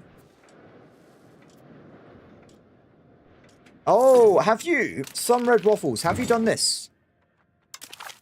Have you done this guy here? There's an issue right now with like CPU and GPU usage. If you press this, the game will be vastly faster. It makes a big difference, like massive difference. You can actually run observer games with this setting done. It won't take you like 2 days.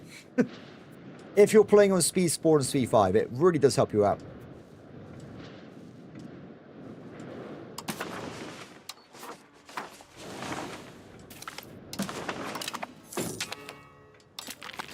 Oh, I missed it. We can get Renaissance. Damn. My bad, my bad.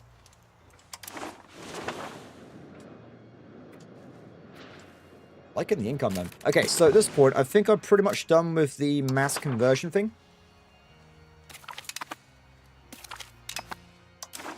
Religions. None of these guys matter. That doesn't matter. Yep, we're done. Perfect. Okay. So, let's knock this back down and nothing. Go from there. Some guy just learnt about the Renaissance pushing you over 20%, and then he forgot about it. Well, I mean, it's not... I mean, I did delay getting professional armies, because you start... In England, you had, like, 50% traditionalism. So I was waiting to get this, initially. But now I can get this, I'll just save up for it.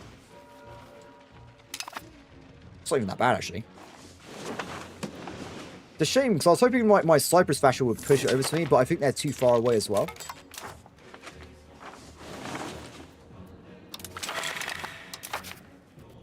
Taxation. Okay, so we want to be getting a cause of bell, or however you call it, on probably Norway more than Sweden at this point, because Norway's got a lot more coastline we can try and grab. Let's go for this. Grab that. Push what I need. There will be a civil war, but whatever. Who cares? Perfect. Okay. So, we got to wait a little bit of time. So, I want to try and save it first for this guy before we close down our income. Why not Wales? What do you mean, why not Wales? In what regard, Marty? In what regard? Oh, that's not good. Nice. We have now gathered all of these guys. So I'm tempted to kind of stop my research tree to get cabinet actions. War? What do you mean?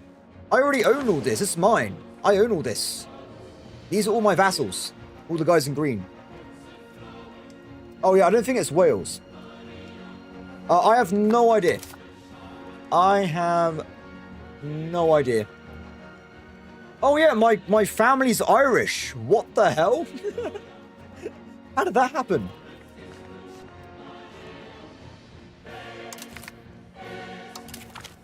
When did that happen? When did I become Irish? What kind of Englishman am I? Apparently I was an Englishman. What on earth? Okay, so we fixed it. It's fine.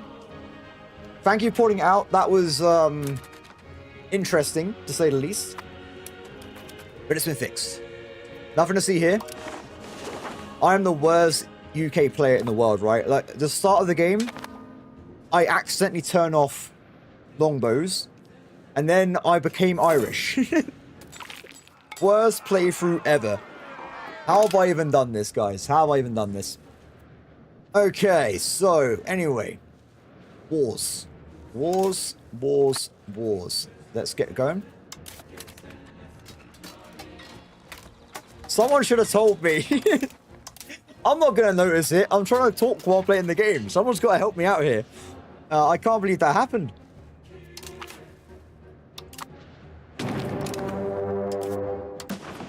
The sheer insanity of that move. Okay, so before I forget,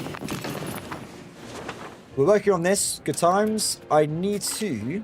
That's good as well. I'm thinking of getting rid of the queue a little bit. Go back in. I want to be grabbing reforms and cabinet seats 100% because it really just helps with the rest of the game. We also want to be getting education of elites, crown power. Nobility is not that exciting, though we could get...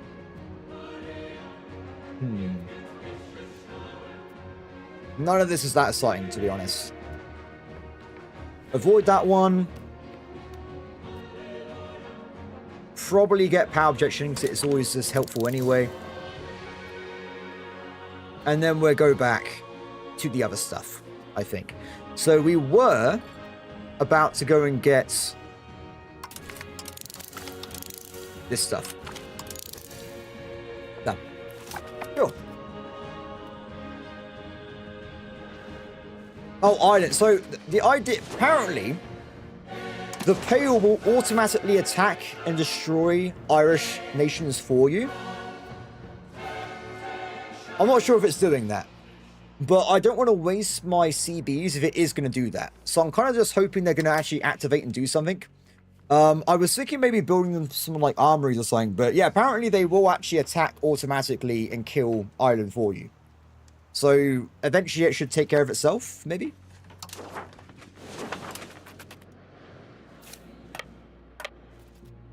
Okay. Where's the army? Bring him on. So a lot of these vassals are unloyal, so there's going to be probably some issues with instant annexation if we're not careful. Oh, look, there you go, guys. Gotland has become a pirate nation. That's why I didn't grab Gotland earlier, because it was a trap. It's a complete trap. You don't keep it. It's not worth it. Ah, the plating knights just came through. Bit of a shame. Could have had them in the army, but whatever. I need more money, guys. We're so poor.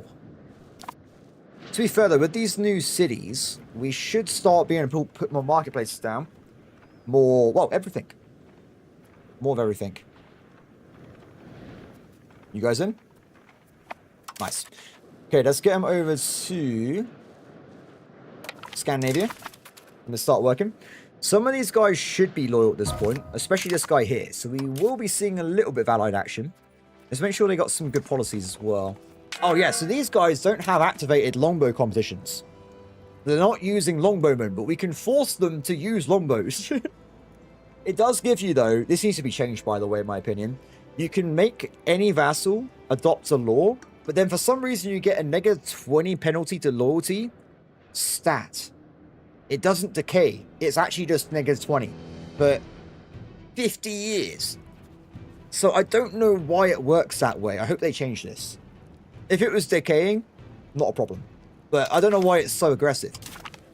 But we shouldn't be making them pissed off at all, because currently they're already English Kafar. So there should be no issues there. They should be loyal. Nice. We now have a loyal Jersey. So at this point in my game, we should have nearly all cores, apart from a few locations. Put them up there. How are we doing on religion, by the way? We're on 45%. Soon, we can get ourselves the first aspect.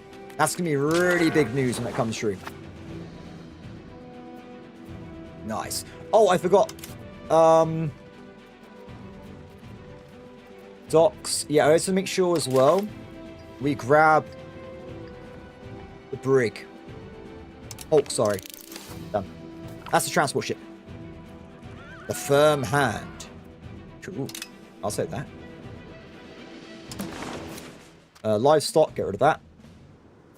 Oh, wait, no, maybe not. Oh, we still need more lumber, guys. The lumber wars. That was quick. That became a... Wow, that was really quick. Oh, like, 1,000 people live here. That's probably why it was so rapid. In that case, then, let's send them off down to Wales. Not sure why I own this bit of Wales, if I'm being honest, but I'll keep it anyway.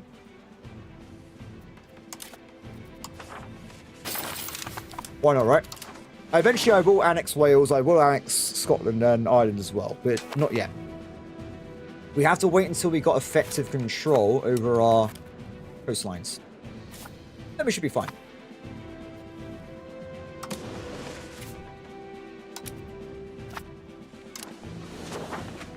Okay, so war-wise, I don't think there are going to be any enemies attacking us at all, because last time they were so distraught, they didn't even bother appearing on the front lines. So I think it's going to be exactly the same as last time.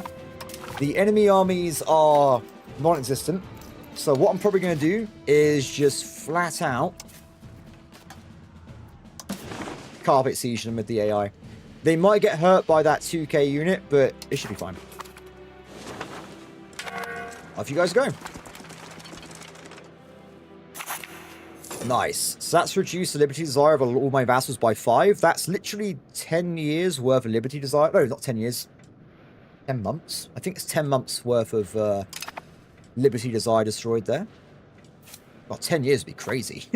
Because a lot of my guys, like I said earlier, are still a little bit pissed off with me. So there's a bit of love to be pushing around to get them to like me more.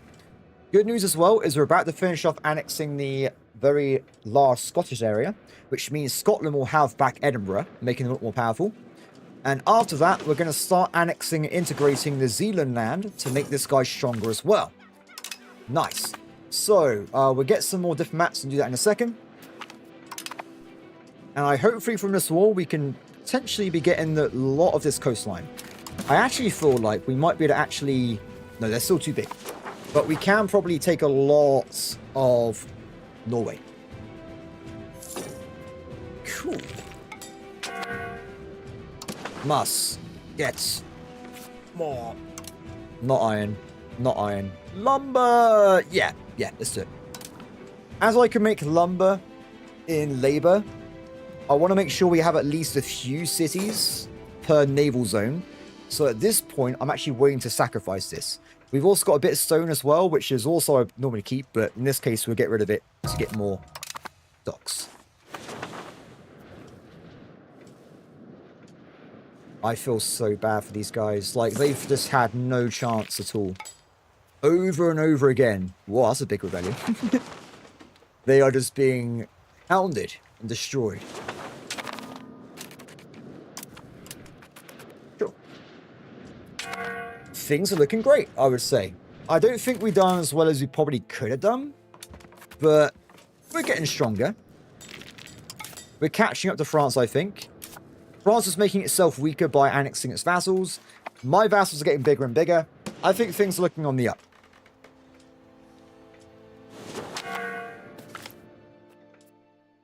Stability. Without a doubt. More stability.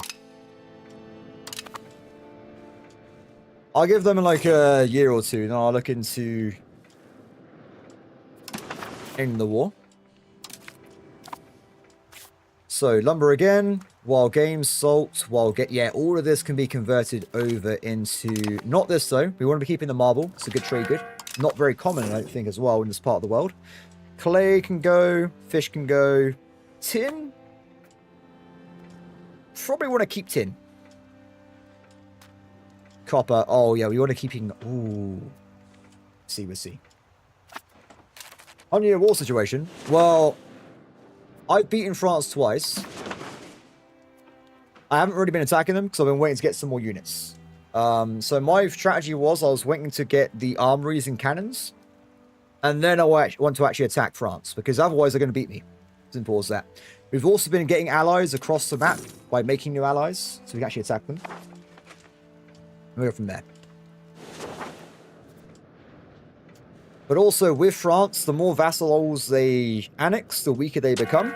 So from my point of view, I'm okay waiting a little bit longer. Now, when I say that though, we will, after I do a little bit of city building, we'll probably start making a lot of armories. And then we'll go and actually start sieging down and killing France. For now, we haven't got a lot of cities or control. So I'm trying to get to a situation where we have probably cities all down the southern coast up to Wales.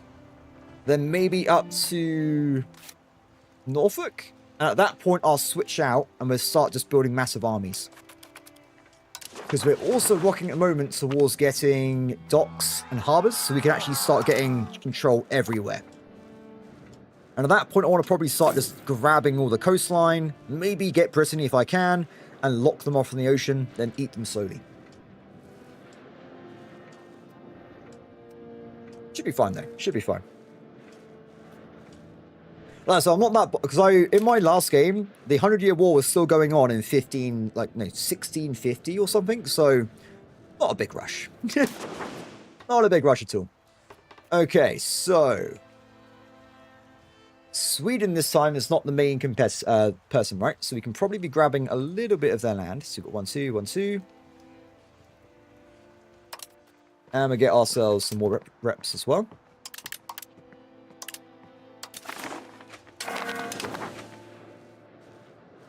How are we doing on loyalty in general, by the way?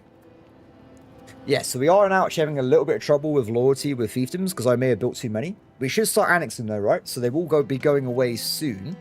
But I'll probably be putting down a little bit more vassals this time. These guys can be vassals instead. Okay, as for Norway, 1, 2. That's going to be most of the war score. That's a lot. This land, I'm pretty certain, is useless. So I'm surprised it requires so much for me to end the war with them. But whatever.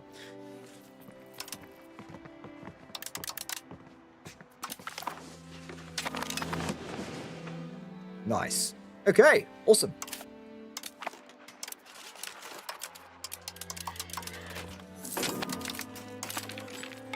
That's them gone. Let's get these guys back to camp. Done. Okay, so you need to get ourselves... We'll wait 1 more month and we'll start making some vassals. Currently, I'm lacking the diplomats to actually do this properly. That's why I'm waiting a little bit longer. we'll go from there. Also, I should probably double check. Does the Pale have war goals on other enemies? Because that means we can declare war for them. There you go. Cleanse Heresy. That's a wait, is that bad? I think it's bad. I can't even use it. Never mind. It might be the other way around. Very nice. Okay, so. Battles.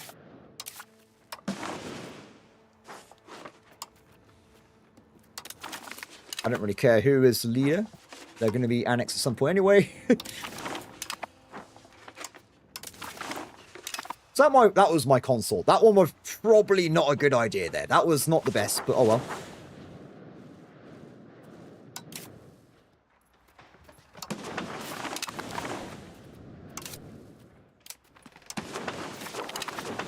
And he's all over. So there should be 2 more provinces here, right? And then we're done with this bit.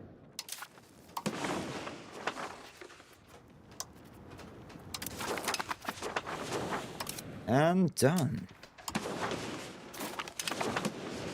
Oh wait, there's one more, sorry.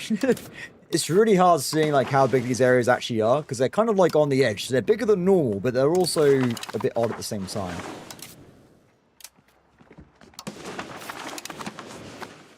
Excellent. Okay. What's the combined strength of vassals and overlord right now? So they still have the advantage. They have around 90,000 troops. I have 69,000, but bear in mind, probably 60% of my vassals are in England or Britain, and they haven't got boats. So if there is a war, I will be mostly fighting by myself at the moment. But like I said, when we get some more cash, which will be quite soon, I will start making big armies and we'll actually attack them soon. Probably next, like, 5 years? 5-10 years, I think. I want to finish this first, though. Because also as well, because this is not just about making money. When I finish this project, we're going to have control all the way down to this part of the map here, and high control as well. Which means I get more levies. Because right now, a lot of my territory, I'm losing levies like crazy. So that means I can actually field 50,000 strong armies by myself, so I can actually go against the main French body. Because right now, I have 31,000 levies. After about, I don't know, 4 or 5 battles, I need to go back and refill. No, what I've been doing, Red Waffle, was it Red Bull? Yeah, Red Bull. I've been balancing out. So I don't know if you're not aware, yes, they are disloyal, but that's because I've been converting them to English. So these guys have loads of liberty desire. So over time, they will become more loyal. But what I've been doing mostly, though, is I've been balancing out different types. So fiefdoms, vassals, and dominions all have separate modifiers for combined strength. So the actual modifier here for combined strength of fiefdoms is only 5 loyalty, which is nothing. That's absolutely nothing at all. Vassals are on 0. So you can see vassals here. They are completely loyal. And dominions are only 5 as well. So because I've been doing different vassal types across the map, everyone, if there's no like conversion, is loyal. What I recommend not doing is doing like one type of vassal. If this is all fiefdom, I would be in trouble. They would be very, very disloyal. So my general plan, though, if you're not aware as well, dominions are extremely loyal, massively loyal. You can have a dominion double the power of you, and there still be 50 loyalty. So my current thing is I want to eventually annex Wales, Ireland, and probably Scotland when we get the naval presence. But I'm actually building a dominion that's going to be owning Scandinavia. But because there's only 2 cabinet slots, the current plan is all these tiny vassals with 2 provinces, because they only have 2 cabinet members, they are slowly converting everything to English. And as they get converted, I annex them, pass them over to the main one. That's the plan. Sorry, I may have got off the rails a little bit there, my bad. But yeah, that's my current thought process anyway. Because what I can do with Scandinavia is exactly the same as England, right? Eventually, I can make them have naval propagation or maritime presence across the entire Baltic Sea, and they would be extremely powerful.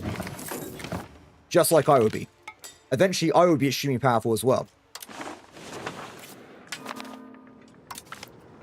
One day, one day.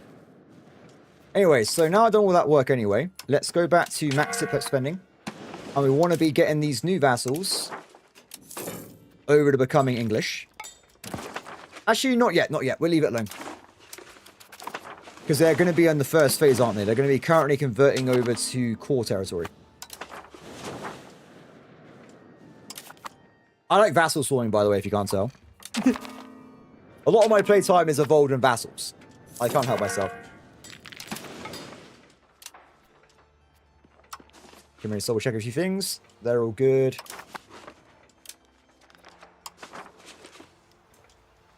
Iceland's being a bit stubborn. They're not actually going over to Kafar.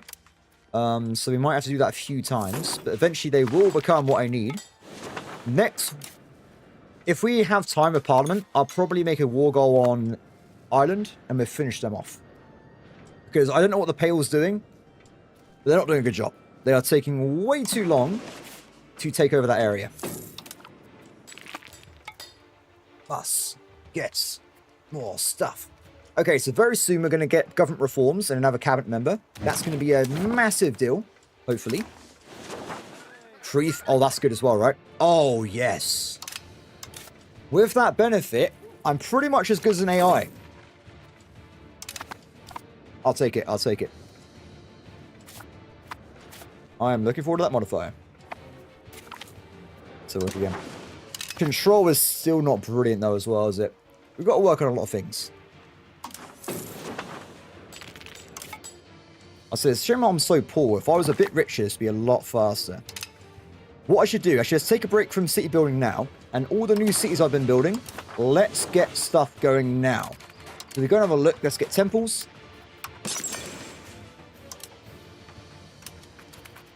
Temples in. And we're also going to get in marketplaces and libraries as well.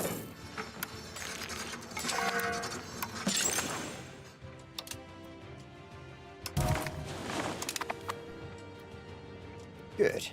Who's France annexing, by the way? I'm not sure. We can't even attack France anyway, by the way, because we've got the truce still. So we will work on that. I would be... Oh, they're attacking someone? Oh, they are, but I don't think we can join that war because of the truce. So they've got themselves a free conquest. Bit of a shame. Is what it is, though. Can I get any allies, by the way? Because maybe we could attack them earlier if we get an ally to help us out. But I don't really like trusting AI because they normally betray you. No alliances. Oh, wait, I'm Kafar. What am I talking? No one's going to marry a heretic or ally a heretic. We are just flat out the wrong religion.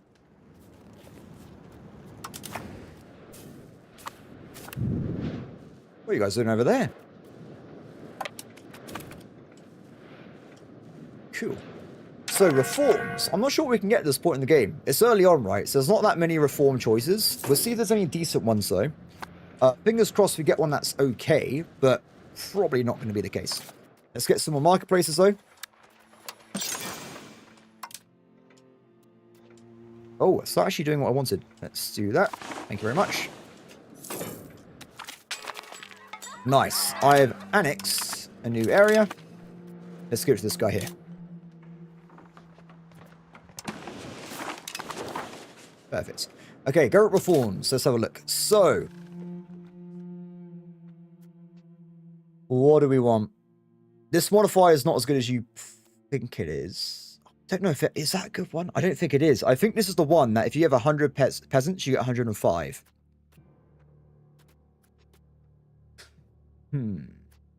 I could get more. I can get just flat more crown power.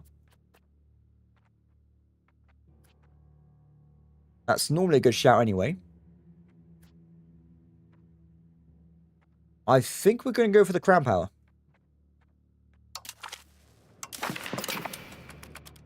When we go to the new age, we have to go back and switch things out. Get ourselves some better stuff. Go from there. Because you unlock a lot more options every time you go to the age. But we're not even halfway through the Age of Renaissance. we're only like in 1387. Like, we're not even... It's very early on. Give Scotland back. Huh.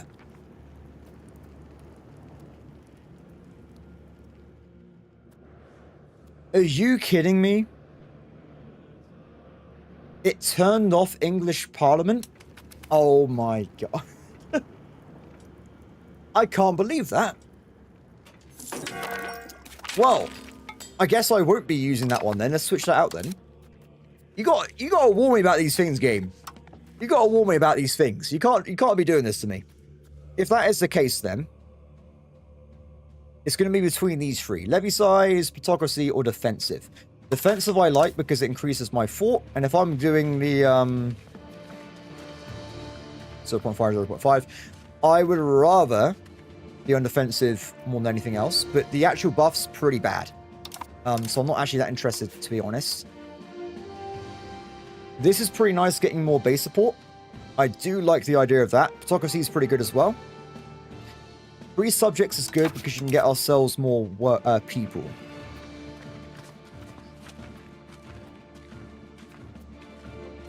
Let's go for plutocracy.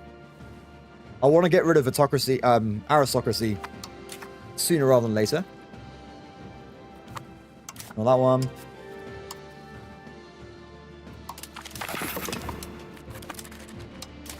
My bad, game. My bad. Put that back. You do lose crown power, but I like the plus 10% base tax. Is really good. I love the base tax modifier. I think it's really handy.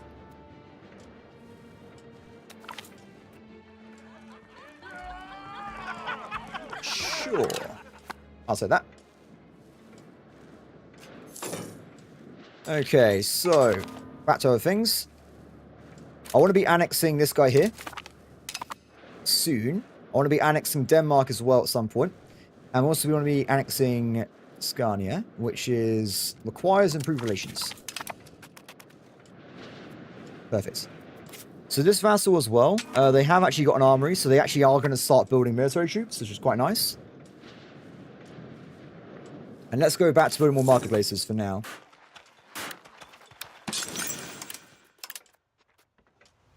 So many marketplaces required. How are we doing? I haven't got anything yet. What's this? A royal marriage. You say that, Juppy Juppy. I've beaten England. I've beaten France twice already. No, 3 times. It's they're not as strong as you think they are. If you use the power of the Royal Navy anyway. Yeah, we are playing on very hard mode, people are wondering. It does mean they get a lot of combat power though. Like, even if you think you got a better army, they're going to be better technically because of that. So it does make things a lot harder.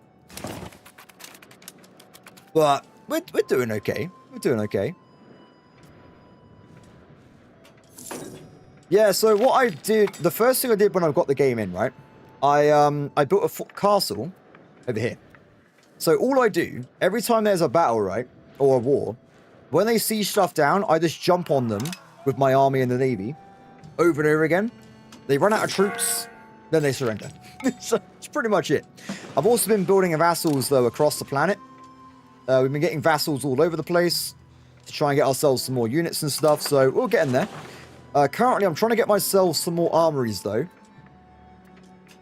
so that we can get a big army without having levies, and then hopefully we can actually beat them in a proper war. Nice. We just got to Kafar. First aspect. Defense war strap. It's not worse. Juppy. Jup. Whatever it is, how'd you say your name? France has been really passive. They've only attacked me once. So that's been not very good. That's why I've been waiting for cannons. Because, of course, if I attack them, I got to siege down Paris, which is a ball lake. So I'm trying to wait until I get the cannons up for that so I can do it really quickly. But yeah, it's a giant pain in the ass. Okay, so with this, though, anyway, if we go down to the bottom, we can grab this fella. Max efficiency plus 10%, more innovation, and satisfaction as well. Big power increase.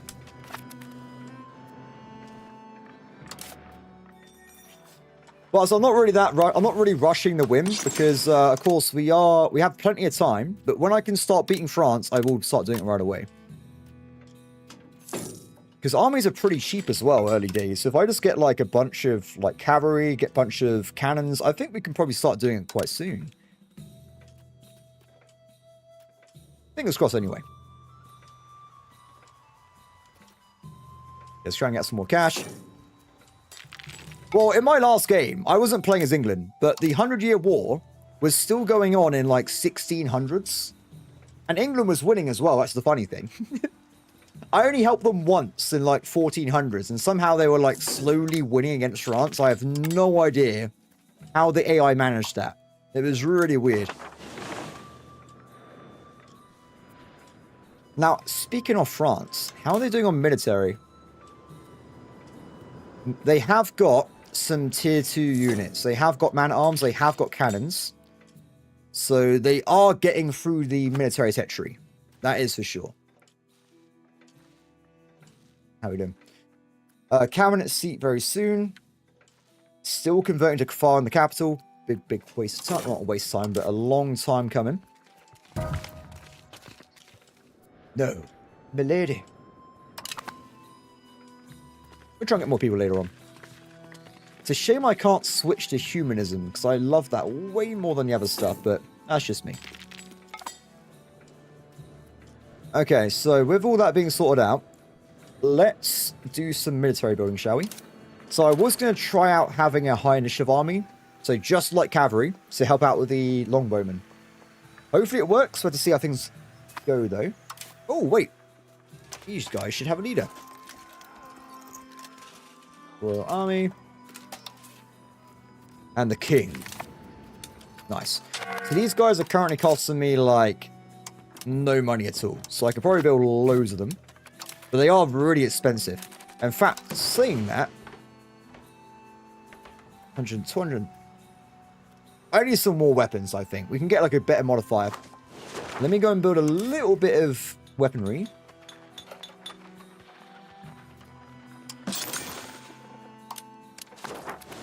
And that should give me a better bonus over time. I think it also reduces the maintenance cost as well on the troops, so it should be pretty handy. Okay, so also France. Their main rivals are me, Papal States, and Sicily. Oh, that sucks. It's a shame it's not someone that's actually powerful. I mean, Aragon could in theory help us, but I also want to conquer them at some point as well, so... not the best thing in the world. Yeah, let's try and get myself some... Let's go for this guy here. The reason being, we can use him to boost the person switching over culture by increasing admin control. Over here. Done. Oh, got an achievement. Nice. I'll take it. Okay, I'll set the money to go up a little bit. So, when do I get my war goal in France? Because right now I haven't got it. Oh, yes. Okay. Finally. This is the first time this stream France actually attacked me. It's finally happened. Okay, so France has attacked me. Let's have a quick look. Is it just France? It is just France. Awesome. This was my original strategy, and they just refused to play ball. So I'm so happy this has happened. Let's get Navy levies if we can. Or is it bugged? Please don't be bugged.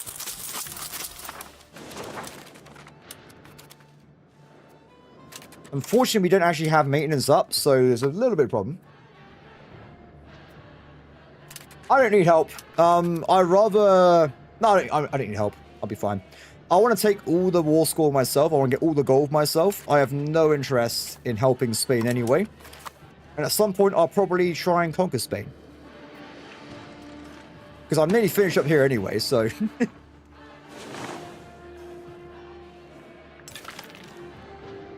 What is this?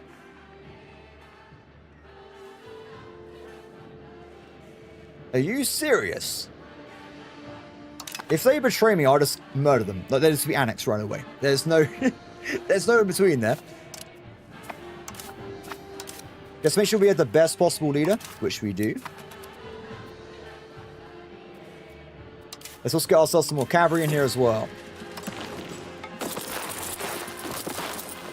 So, do we actually have enough troops for this navy? I don't think we probably do. 7,000, nowhere near. Nowhere near.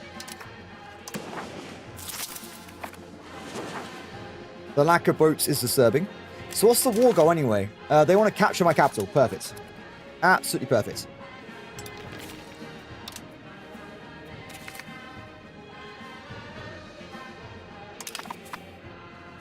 That's okay. So where are their armies at? Ah, they're going for Aquitaine first. So they are actually in the war, right? Yes, they are. Cool. Now, these guys are loyal. They have fortress as well, so they're perfect to bleed the trench dry. Same time over here. Let's make sure we get a balanced front line. Terrible formations, but it is what it is. Still can't get inside. No. Damn it. Ooh, that's a nice navy you have there. Come back, come back. We're not going to be very fast because, of course, we haven't got... Oh, we're so slow. We are so slow. It's because I've got frontage issues, which is a bit dangerous. But my vassals have navies. My vassal... Like, Scotland should get navies as well at some point. We should be fine. Come on, come on, come on, come on, come on. Oh, we just missed it. We'll probably kill this first, just to save Ireland, because 10k is probably more than he can muster. But at least we can try and knock him out. Get you guys over there. Nice.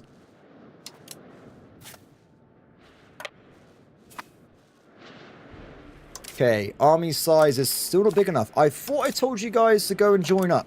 Did I have an aneurysm or something? Guys, please.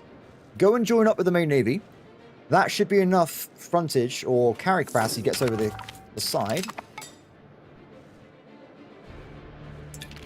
If they get killed by a random galley, I'm going to be really pissed off. Oh, it is happening though. And... done.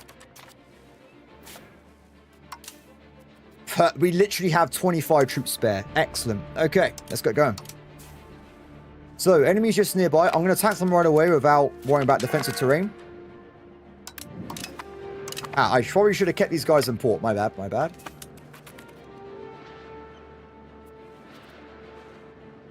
Why, hello there. Good battle. Chase them down. They shouldn't have anywhere to go because they're literally just over here. Stack wipe. Excellent. Hopefully they attack us again because the more guys that land on England, the more stack wipe we can get.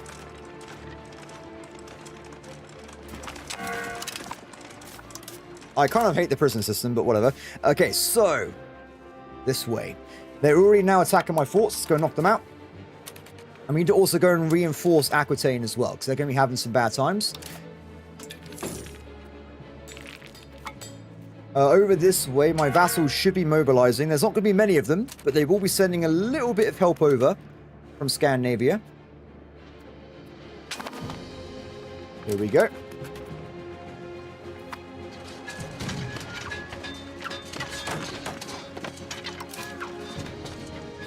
Looking pretty good. I should probably stack the cavalry on one side so they can do as much damage as they possibly can.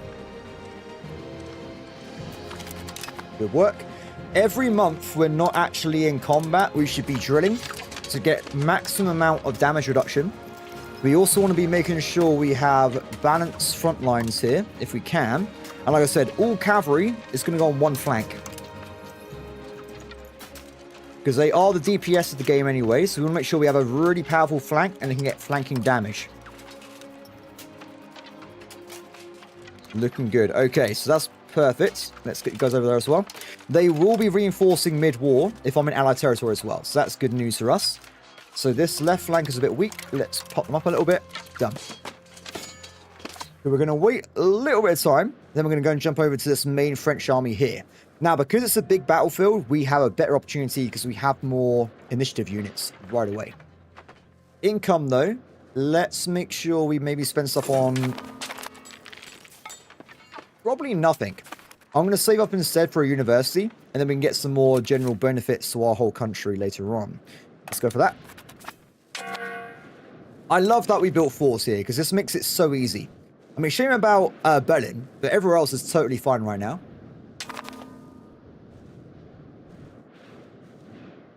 Looking good, looking good. Is this actually a professional army? Oh, no, it's half fishing boats, but... I'm so sorry. This instant give anyone I come across. Okay, we're in. I can't tell the DPS difference, but I imagine we should be doing damage. Unfortunately, they've already gone in with full troops, which makes my life a little bit harder. This is why I was talking about increasing the drill level to avoid like situations like this. If we were drilled up, we'd be better than them, even if they got more advantages. Okay, let's hide our troops away. I'm going to be going... Is this the forest? Not really. We'll keep bouncing between locations for now. Now, I haven't got to attack them right away, technically. We can do a little bit of rest and recovery to get our troops reinforced a little bit. The French century of humiliation. Oh, no. Not good. The poor French. Not like this. Not like this. Because, yeah, we get us a little bit of rest and recovery at the moment. Shame that I love going full army. Like, I can't wait to get rid of the levies, but right now we have to rely on them, unfortunately. Let's make sure as well we combine them back in, so we get ourselves maximum amounts of high-level regiments. We'll give it a little bit of time. So, remember, drilling is good, but also for levies, it's not the best, because levies will be... Oh, wait. Interesting. They have a penalty to experience decay, so they can't get as, like, passively high as the regiments, which is a bit of a shame, but is what it is. Oh, perfect. Wait, let's go and deal with that now. It's a juicy target, guys. It's a juicy... Oh, look at this. Look at this. Brittany, you shouldn't have. I'm so happy you've done this for me. The poor French. And where are we? Hi. I just love the graphics in this game as well. Look at all these longbowmen. There's so many of them. Whoa, game. Sorry, I just realized I only got screwed over there. We have some really bad balancing on this. Let's fix that a little bit. There you go. Done.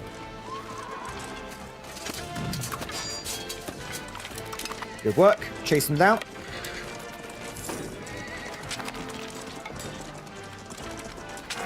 Sack wipe again. Enemy dead. Good work. Back home.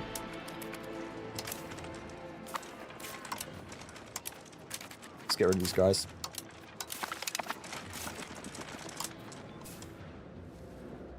Okay, so we got 49% on that one there. We have 57% over there, so we're looking under control at the moment. No big damage. My vassal swarm has now started coming in from the north, and they're going to start sieging down lowlands. They're not as strong as they could be, but they are at least helping, right? There's a little bit of pressure there, which is quite nice.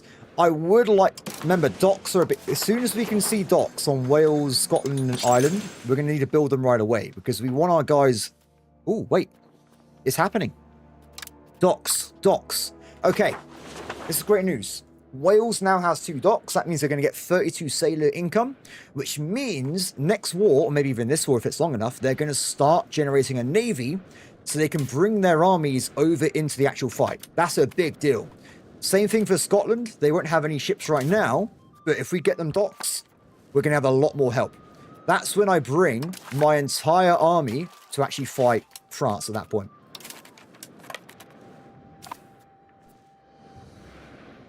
Why are they attacking me with 0 troops and a naval invasion?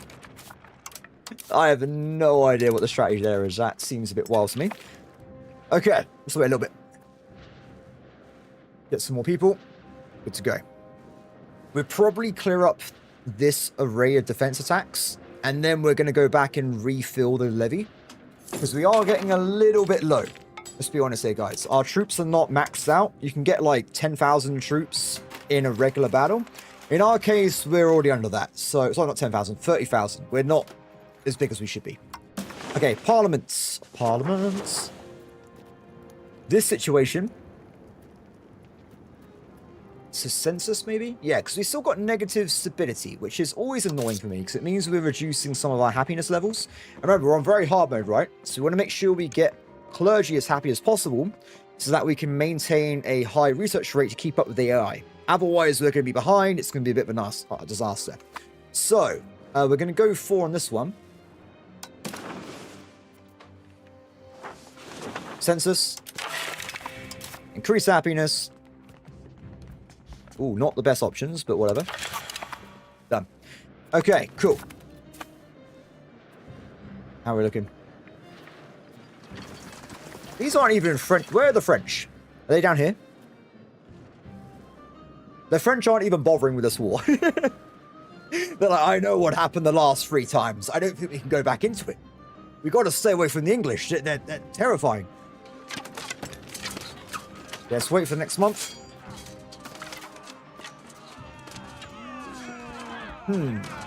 Sure. Wait for it, and let's go. Nice. We've assimilated location. While we're waiting then, let's get these guys over to the next area, which is going to be this place here. Let's go. Okay, weaker army first. More DPS on target.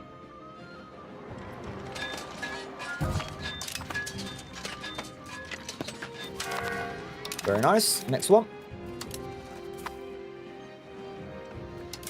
Wait, they went back in the ship? I just read that. Whoa, my leader died. Whoa, whoa, whoa, whoa, whoa, whoa. How dare you not tell me? This guy's not the best, but we can make him better. If we go into this guy, we open character panel. No. Game says no. I should be able to give him a order to increase his military rank a little bit, so... Yeah, look at the difference in discipline, though. This is why you need a leader. Otherwise, it's ridiculous. This penalty is insane.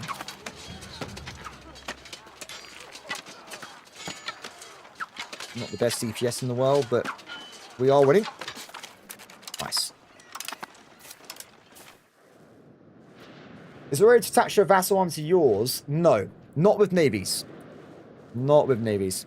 Like I said, the best thing I would recommend is you build them cities early on, and you build them wharfs, which gives them 1 sailor, or, like with Wales, you build them docks. Docks will mean the vassals will start maintaining their own fleets, and then every war, they will be helping you. For an example, Aquitaine, not the best example because they're on the mainland already, they maintain 13 transports, so any war, they will be joining me with the naval vessels. That's because they got docks early. So they got a bit of advantage there. So, priorities. We're losing this place to a big French stack. What we do, we're going to go over to Ireland, and then we're going to reform and go and take out the French in Bordeaux. Because the French army is better. They are the main army. We want to make sure we have as many units as possible to really get through our advantage.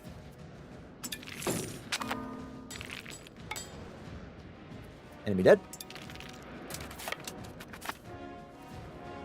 Hey, buddy. Oh, they're gone. They're gone. There's no more Brittany there. They're out the way. Oh, no. Look at the KD ratio.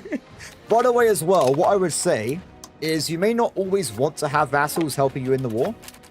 If, like, for instance, they're mainland vassals or this general, or it's supremacy, remember you can tell them to remain at home or be supportive.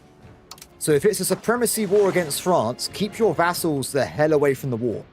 Because otherwise, you're going to end up losing a lot of war score to tiny armies trying to help you out. You want to be winning battles at that point.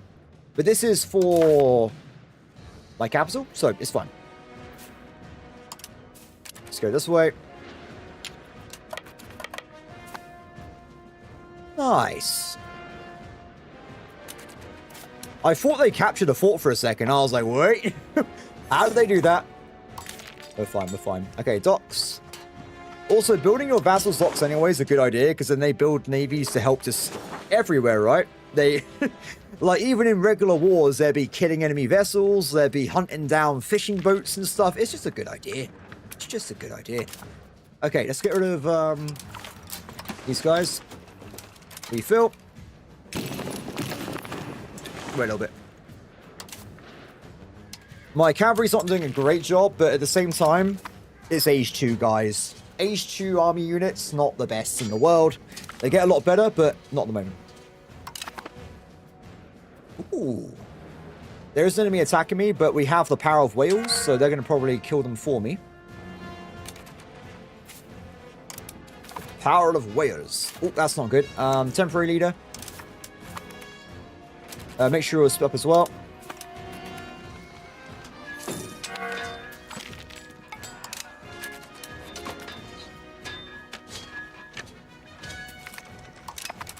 Finish them off if you can. Let's make sure they're stack wiped.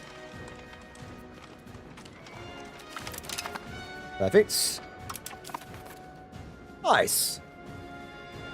How's this going? So my vassals are making effort here, which is quite nice. I was talking about docks. I might also see if we can maybe get ourselves some armories as well, because armories mean my vassals start making real troops. It's even more important because early on, if they get troops and they get cannons, they could actually be sieging down stuff as well. So we'll get ourselves some more armories so we get more professional troops. And especially going to be the case in Scotland. They're very powerful. We also want to be doing the same in, I would say Cyprus, but they're not actually converting them over to English, right? It's not a bug, but it is kind of a bug. So these guys should be English. They're not converting to English at all, which means I can't build armories. So I don't know why Dominions specifically don't seem to care about culture conversion, which makes life a lot harder for armory building. But it is what it is. This is a trap. No, thank you.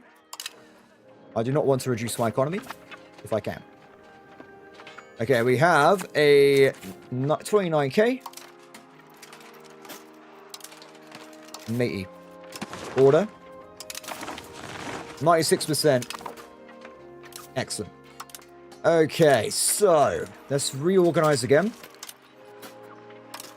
I don't know why I keep... Honestly, reorganizing is good for me. I like doing it, but because it keeps resetting every time, it's not probably the best use of my time. If I'm being totally honest here. Okay, let's switch out some units. 11, 11, 11, 10. Pretty balanced there. So we can knock out these small armies first, and then we'll go and save Bordeaux. Universities have been unlocked. Excellent. I already got one. Excellent. So I want to, of course, be going for education of people, which increases my base literacy to 5% more, which means we get way more research speed. Hi. Oh, no. Oh, no. Okay, so at this point, we want to probably think about getting some cannons with the money. Then we want to start going towards getting some territory, I would say. We have weakened the French army a lot. There's still a problem, of course, but it's the French army. They're going to have a lot of troops still. But we can start thinking about sieging. That's also why I want to have vassal swarms, because they can start taking stuff for me, as they are doing at the top there. Now, what I would say is, I would like it. I can't take any vassals off them because of how big they are. But I want coastline. I want to stop France from entering the oceans at any point. So they actually would already accept this. So ideally, I would want from this war pretty much most of the coastline we can find. If we want to aim for this, I would say, get a little bit of reduction there. I want to aim for probably taking over all their core coastland. That means they basically can't maintain a fleet themselves. This will also stop them from colonizing as well, which is very important because they will colonize Scandinavia anywhere. They don't really care. So they will go everywhere you can think of at all times. They're really annoying. Okay, with this one in particular, let's go for the weaker target first again.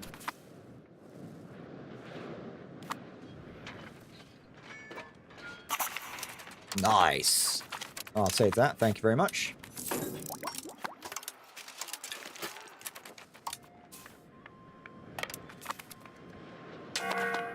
It's a shame that these forts are not on good positions.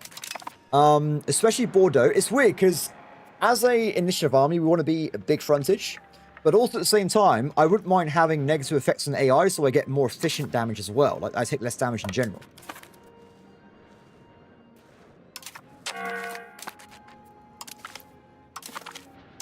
Done. Okay, so, distant damage there. Is this a forest? Woods. Not what I'm looking for. I'm looking for, like, a deep forest. Yeah, so it's a bit too far away. I want to be hiding my army so they think that I'm gone. But with these small stacks, I can't instant pop them. So they lose even more units again. Excellent. And we're going to sit here and we're going to train a little bit before attacking this big army. This will be the biggest battle. Well, not the biggest battle, but this is a big battle, right? So we're going to make sure we're a little bit prepared for it. My vassal swarm's not quite... It's doing a good job. They're killing enemy armies. They are doing, like, good KD ratios. It's a shame we can't bring in Wales or Scotland or the Pale. I want these guys in as well. They'd be really, really good. So saying that, I don't think we necessarily need to siege down territory to get what we need. So we're going to get another 25% from defender ticking. And then the rest of the 25% is going to have to be from occupation. But let's keep sieging. It's a shame that it's, if they had... Yeah, they got a fort. I was going to say, we could also cut off... When they're sieging, you can cut off their food supply. They're attacking me. Perfect. That means I get the... Yeah, they just absolutely stack wipe themselves. Terrible idea there. Terrible idea. Where are they going? I want them to attack this location here if they can, because that means we get ourselves a defense bonus. But let's see what happens. Stack wipe. Stack wipe. I'm so sorry, AI. It has to be this way.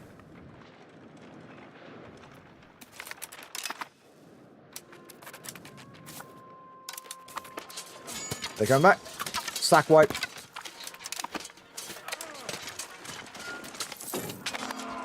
What was this? Mercenaries in 100-year... Is this Blaze Storm? I love Blaze Storm. Ah, yes, the Blaze Storm event. So I can get myself some really bad units, or I can just not do anything at all. Let's go for this option here. Nice. I thought I'm happy with my choice. I'll take it. So, at this point then, let's head back up this way. It's a weird way of fighting, right? But just bear in mind, levies take 25 years to recover. So, I'm weakening them first, then we go for the sieges, right? I mean, they're down 75k. Like, they really have lost troops here. They're having a terrible time. Really, really bad time. It's kind of a shame I can't take this over while I'm fighting. I might do like a secondary war just to knock out Ireland while waiting. If we get a parliament. Because I'm pretty sure the Pale could win against Tyrone by themselves.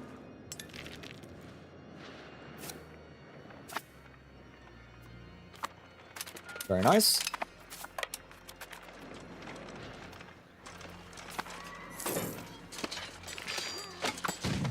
Okay. So, we have enough money, I think. Let's get some cannons. They're not very efficient. They're actually really bad level 1. They're really, really bad cannons. But they will give me a bit of a boost. The question is, where do we actually take territory? We want to go for the capital, right? We need to take out Paris. Now, at the start of the game, there's not a lot of forts around here. If you have a look, all we got to do... I think we can go... one fort here, Paris. That's it. That's all we got to do. So it's not actually that bad to take these guys down. Now, we have a little bit of time, right? They haven't even started sieging these guys down. So I'm going to start sieging a little bit. And we'll add cannons in as we go. The cannons are actually going to keep it as an individual army. They're going to be mostly sat in England, because the cannons will slow us down and stuff, and they get killed in combat. But all I need is siege pips. When it gets low, we want to jump them in, get the siege pips, retreat them out again. Ah, okay, we haven't got food supply this way, so that's not brilliant. In that case, then... Oh, yeah, the food supply is a ball ache. That does change things a little bit. You could do plan B, though. So if we go over... Yeah, it's fine. I think if we get this guy out of here... We'll grab this location. I believe this should connect me to... Oh, it's going to be a bit risky. We'll do it temporarily. Combine.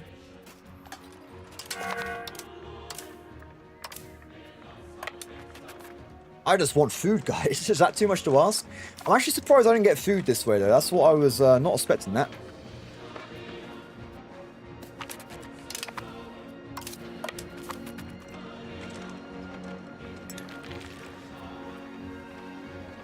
I hate losing troops to attrition. Hopefully we get food supply in a second. Come on, come on, come on, come on. Still no. Game still says no. We'll have to change the approach a little bit then. Oh no, it works! It works. It works, everybody.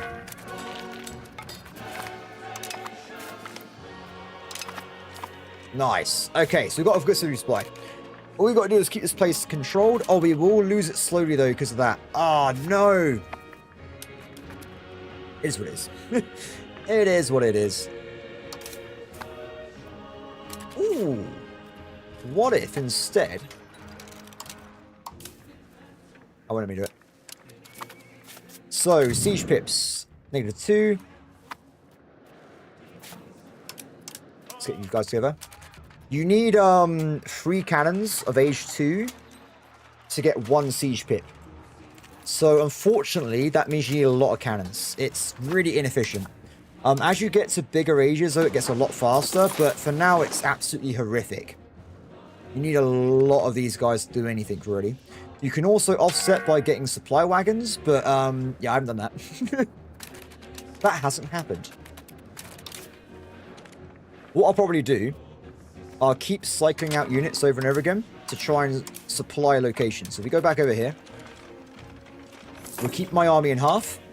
The guy actually sieging should be the other one. We'll get a max admin general, and they get more siege pip increase. Perfect.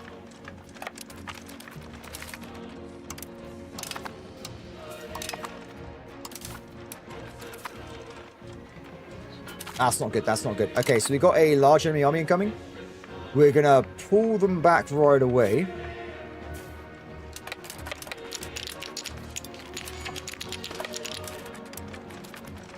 They're going to probably chase me down.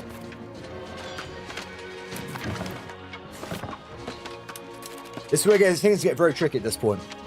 Because you've got to somehow maintain your siege while also not losing to France. This is why I was trying to bleed them out a bit first, because it makes things a lot harder to deal with. So probably the best bet, let's leave behind 3k. Put it manually. Okay, formations.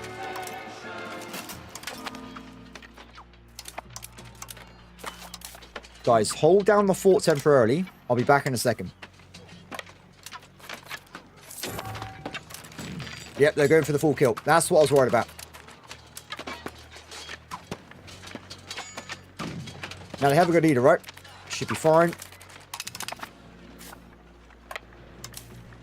Because of the continuous battle as well, we currently have a little bit of an issue when it comes to our morale. But we have got reinforcements coming in.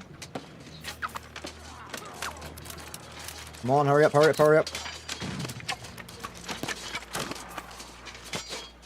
Oh, they're going for that one as well. This is why taking from France is so hard. Remember, I waited for a long period of time as well to actually attack them. They just have so many troops. They are overwhelming in their firepower. They are truly overwhelming.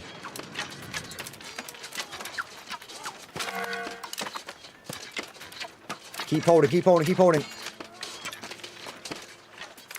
Excellent. Okay. This fort's mine. I got it, I got it. If we get these guys over here quickly. You guys reinforce. Get ready to head back into the main area. Once I get one fort, it's going to be a lot easier.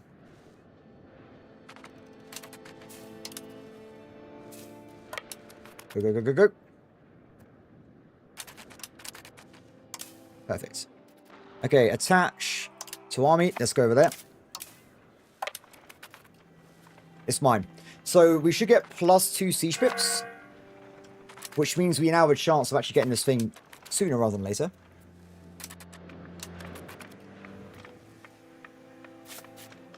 I'll combine together now just to get the bonuses. Jersey has fallen. Not Jersey. Anything but Jersey. Docks. We're still building the docks in Wales, by the way. It's so slow. It is truly slow. I could also build wharfs as well in other places. That would give them like some basic ships to start the game as well. Let's just build wharfs in all my vassals' territories. Fingers crossed, it means we get some Scottish ships going at some point as well.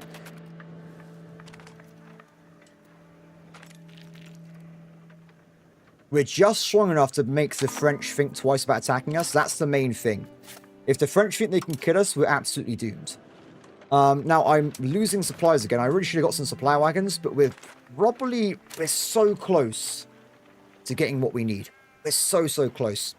Let's split in half again.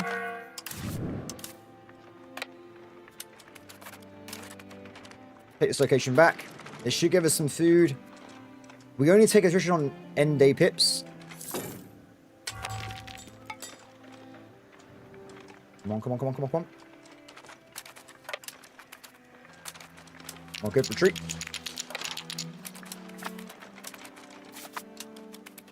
Not enough food. It's okay. We're gonna just have to deal with it at this point. Come on! Come on! Just end the damn siege! This is the most frustrating part about EU5. I sometimes fail 80% chances like 4 times in a row. It is so frustrating.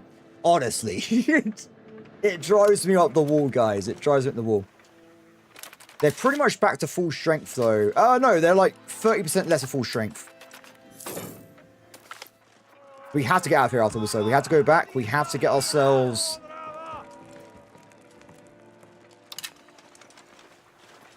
I might lose the siege, guys. We might lose the siege.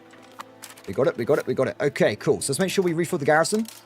That will lock this place in as being protected. We want to be getting back out of here, though. We're too deep. We want to escape back to England and refresh our units if we can. So we can go for this way first. Take some small battles.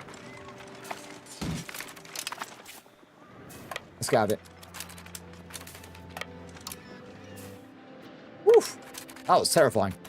Okay, cannons, stay at home. We'll delete the levies, bring them back in, and we're going to kill some more enemies.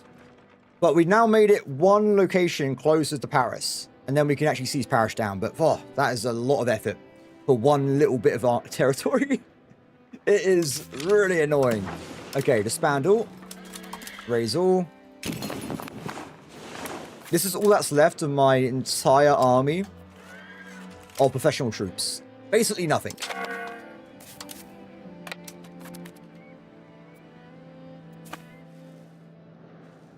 Okay, so other parts of the war, we need to go and save Bordeaux. The AIs has some extremely lucky sieges. Like, they're already at 21% over there somehow. They've really just smashed that out there. Yeah, how have they done that? They got 2 breaches. It's ridiculous. Well, I guess they're built different. Let's see. So when we get our guys back in... Is that a fishing ship? No, that's it. You guys should be able to kill that.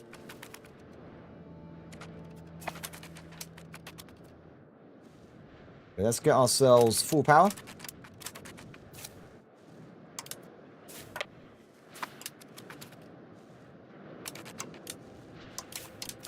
And we'll go back and fight again. Oh, God. Fighting France is awful. The good news is, though, right? Once you beat France once properly, every time after that becomes easier and easier, right? So it's going to get easier and easier to beat France every single time. It's just that the first time of actually winning a real war against France is a nightmare. In hindsight, playing single player, I would definitely wait a little bit longer to get the docks up for my vassals, because that'll make a huge difference in strength. I would get an extra like 30, 40k, probably, yeah, 30k troops, I think. Especially the 16k whale stack. That would actually be in the front lines. Now, in theory, they have now actually got the dock, right? So they should start getting sailors, but we'll have to see. In fact, are they building ships anywhere? No, not at the moment. Okay, so you guys are ready? Let's go. Reform.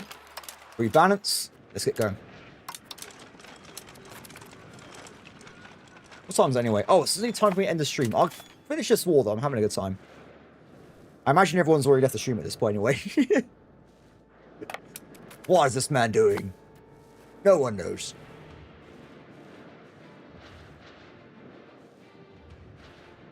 What the hell? That's a lot of trade ships.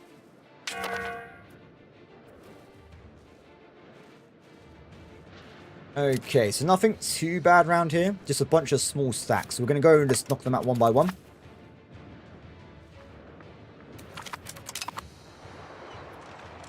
Thank you. Go, go, go.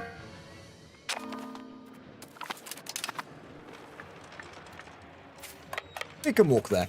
We use a little bit of our legs. Only a little bit, though. Crown power 7%. Beautiful. I'll definitely take that.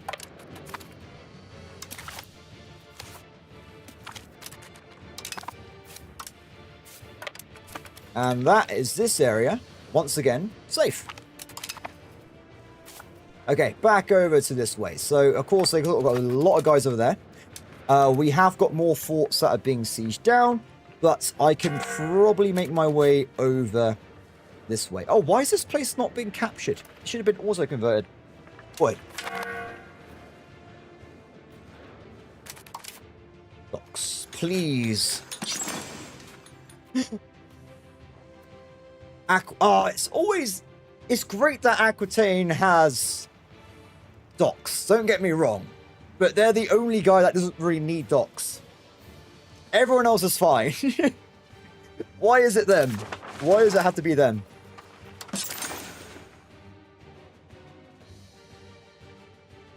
I was actually born in Winchester, so I am a Southern Englishman, which is also why I built cities down this part of the map before anywhere else, because I'm clearly biased. That's just how it is. If I was from the north, I would build in the north first. Damn it. Okay, with the money we're getting, let's get more cannons again. I want to get to like the full 5 pips.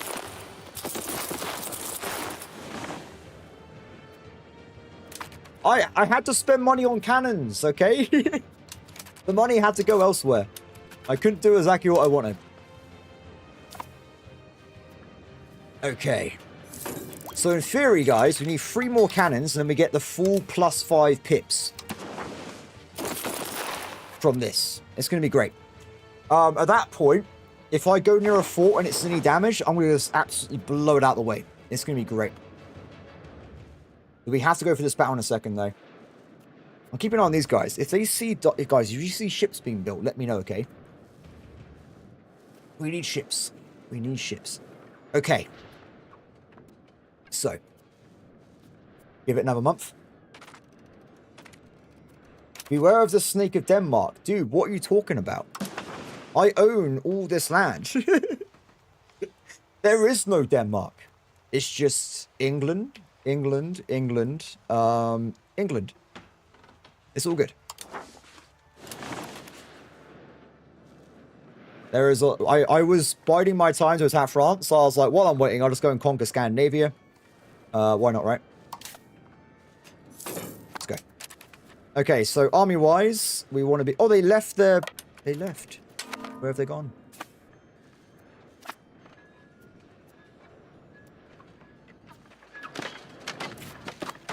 Enemy down. Very nice. Okay, so I think before we go for Paris, we need to get a food supply line. Let me just double check, though. I'm pretty certain Unfortunately for us, I need to get, like, this place captured as well. Let's see. I've also randomly stopped France and winning, like, 3 wars for, like, no reason as well. Kind of guy I am. So if I go and attack Paris, what happens to the game? What? Oh my god, is this where they're retreating to? Oh no! Oh no! Oh, we just sack wiped loads of guys. So this is not food supplied. We need to take over this fort instead. Let's back up a little bit. Don't tell me it's bugged out. No! The bug happened. The bug happened, everybody. What a disaster. I can't believe this has happened. Sometimes when you, if you do a battle on a fort, the game breaks. And it resets your zone of control to the fort itself. So now I'm stuck on Paris. I can't leave Paris. No. What a disaster. Okay, let's see if I can maybe salvage this. But this is a, like, end war situation. Like, I'm stuck in a place where I don't get any food. This is devastating. What we'll do is split our army in half. Go to Oh, no. I can, but it's not going to help. The zone of control is bugged. We're stuck in the wrong location. Oh, no. Okay, so my only thoughts at the moment are we panic, everybody. We're going to panic. Maybe I can get some food.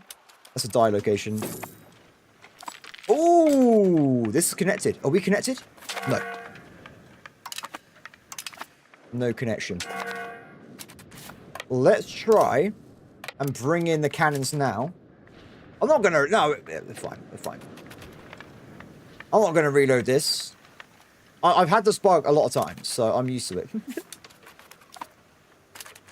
Okay, what I've done, I've created a connection point to here.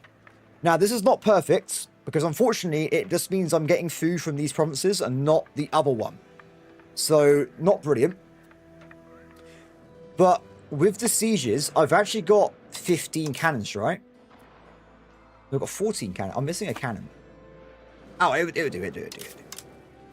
Let's try and get these guys into the fight right now. Don't kill them, don't kill them. Okay, you guys need to go as fast as possible. You need to go as fast as possible. Not good, not good, not good, not good. No, no, no, no, no, no, no, no, no. France is not happy about this.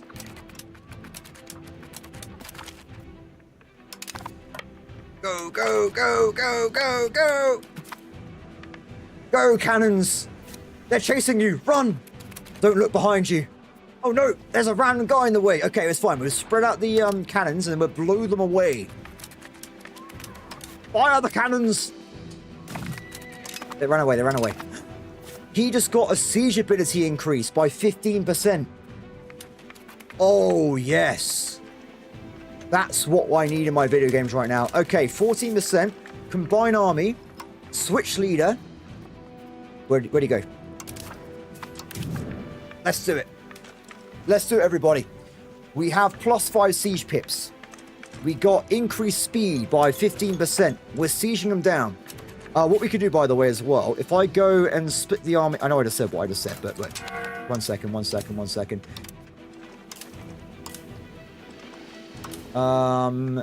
You go over there. And what we're going to do is we're going to build a supply depot. This is going to give us a place to store food temporarily. Because as we're getting the food, I want to have all the food in the area in this location. This will give me a buffer. So if they take back over these locations, I still have food saved up so we can keep sieging down Paris. It saves you a lot. I wouldn't normally use it, but with the game being buggy sometimes, it's very important you know how to do this. It is a lifesaver. I mean, my Ottoman game I did, it happened to me like every single fort. It was ridiculous.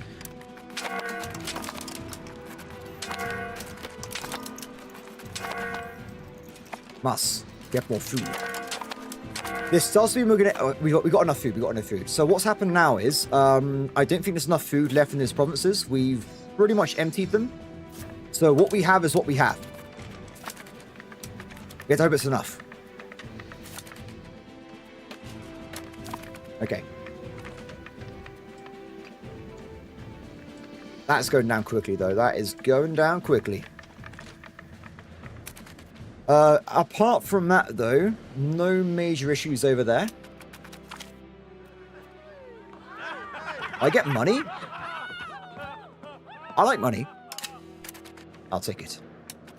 I might as well. You can also technically bring in some like supply wagons and like run them over, but not with that. That's cursed.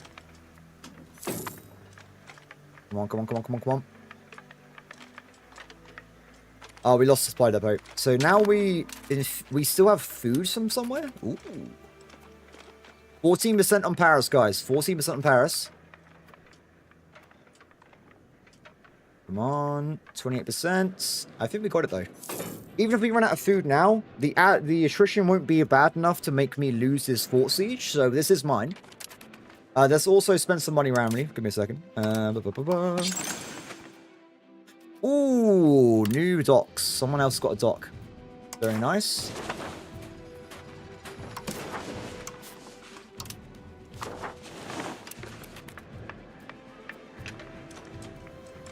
How are we doing? This should make them panic, right? They've just lost their capital. There's no way they're going to be like, oh, we're winning this war if they've lost their capital. Done. Okay, let's get back out of here. So now I've released my army from the strange issue they had. We can go back over this way. And we're done. Before we go and attack over here, let's make sure we actually get the cannons back home. I don't want to waste reinforcing them, because what's the point? Cannons! Get on the ship. Go back home. And then we're back to killing French again.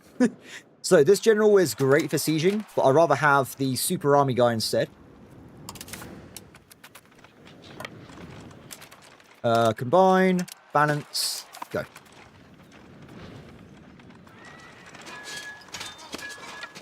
Not a good KD ratios here. A bit of a shame, but it's what it is. So at this point then, if you have a look in a second. War goals. So I want to take all the coastline, right? But France is still just refusing to do this. They absolutely refuse. They think they're still winning. I can't get any more war goal score from killing them in combat. I've already got plus 50%. So in this case then, what we're going to be doing is actually reducing the amount we're taking. But I still want the coastline. So if we just reduce this down a little bit, that's required. I want to make sure we get all the coastline provinces we can, while still messing up France a little bit. So that's a lot easier to do. Negative 19. Now this does mean we're getting a problem because I can't do anything with the capital. I don't know what I would achieve with having the capital. Wait. Is there a war goal I can use because it's France? Let me have a look. Is there like a special England, Super England, like annexation thing?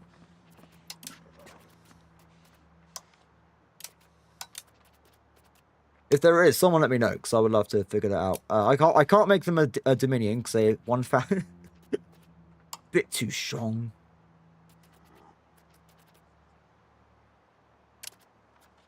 That costs 39 war score. Problem is, if you take their market, they're going to build a new market like right away. Is there serious?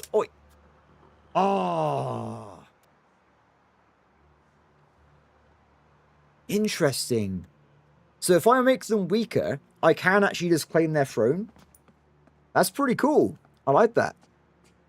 There is a really nice. So I'm not going to do it. But if you guys want to be an arsehole, and you actually, if we're playing against France, right? Like anyone in the game, and you're a bit worried about winning next war, and you don't want to like risk losing your Ironman game. I'm not going to do this myself, but it does work. You can surround the capital, and at that point, you'll mess up their control. This works way better on locations that are like naval base. But yeah, you can really screw over a country by just surrounding their capital. It's pretty cool. Now, I do think they do propagate a little bit through here, but if you embargo them and stuff, I don't think it actually goes through properly. But yeah, you can do that if you want to. Now, let's go back to what I was saying earlier, though. Let's see what we can do here. The issue was the land was too far away. By that means, if you try and, like, take random bits of territory, like this, they're going to be like, oh, that's not fair. You're trying to, like, ruin my borders. The game has an anti, border guard mechanic. Not that it helps the AI, because they're border guarding all the time. So what we could do instead is, if we focus on having coherent borders, we should be able to take more. Or I'm wrong. I'm wrong. They're just complete arseholes. That's what it is. Would leave recipient to where? What are you talking about? Whatever. Get rid of this mechanic, guys. Get rid of this mechanic. I'm not a fan. Just let me take terror. There you go. That's more my kind of speed there. We can take stuff down here. I can't take founders and stuff. And what about Normandy? Nope, fracturing. So for some reason, this part of the map causes problems. Oh, I wonder if it's because... It's because France directly owns this land. So if I take the border, they technically have all these cut-off provinces. That's why. That is why. So instead, we'll take this down instead. Take that bit there. War score, 66. I can take a little bit of land over here as well. And I think that's going to be us, everybody. I would like to get a little bit more, though. So if we can try and just hurt them a little bit, make them maybe panic a little bit more, kill some of their troops off, we might get, like, 1 or 2 more provinces. Fingers crossed.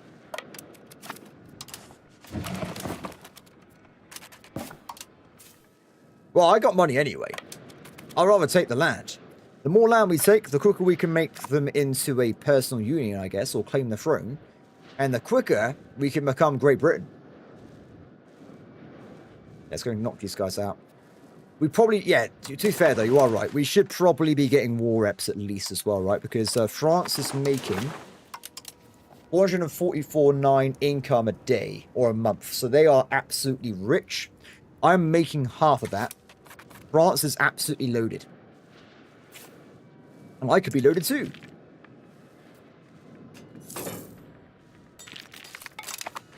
One down. Don't worry, buddy. I got your back. Don't worry. And then the next war as well. I'm going to be stronger. Rebels. Oh, that's a bad rebel. That is a bad rebel. It's okay. You don't want to have the entire Catholic faith rebelling against you, because I haven't got that many Kafar people. The Kafar numbers are low. Okay. So, enemies down. -1 reason. Let's try and knock out the guys in the capital as well. And I think we'll end the war at that point. Back over here. So, issues. Let's make sure we knock out those rebels. You think having your entire country being the wrong religion would make you really quickly have a rebellion. But it doesn't work that way. Which is really confusing. Because you, like, I literally have, like, what is it? 10% Kafar. You think it would be really bad. But it's not.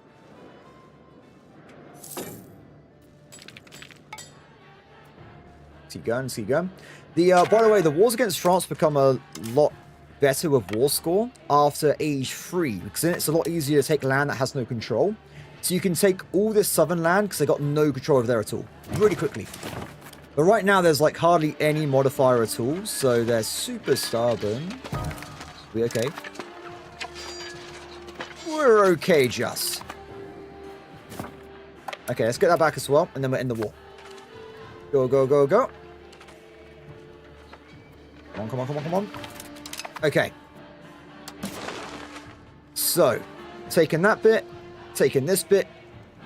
We're done. A little bit more money. I'll take it. Whew. That was a long war. Ah. Beautiful. We did it, everybody. We did it. We have defeated France in a proper war.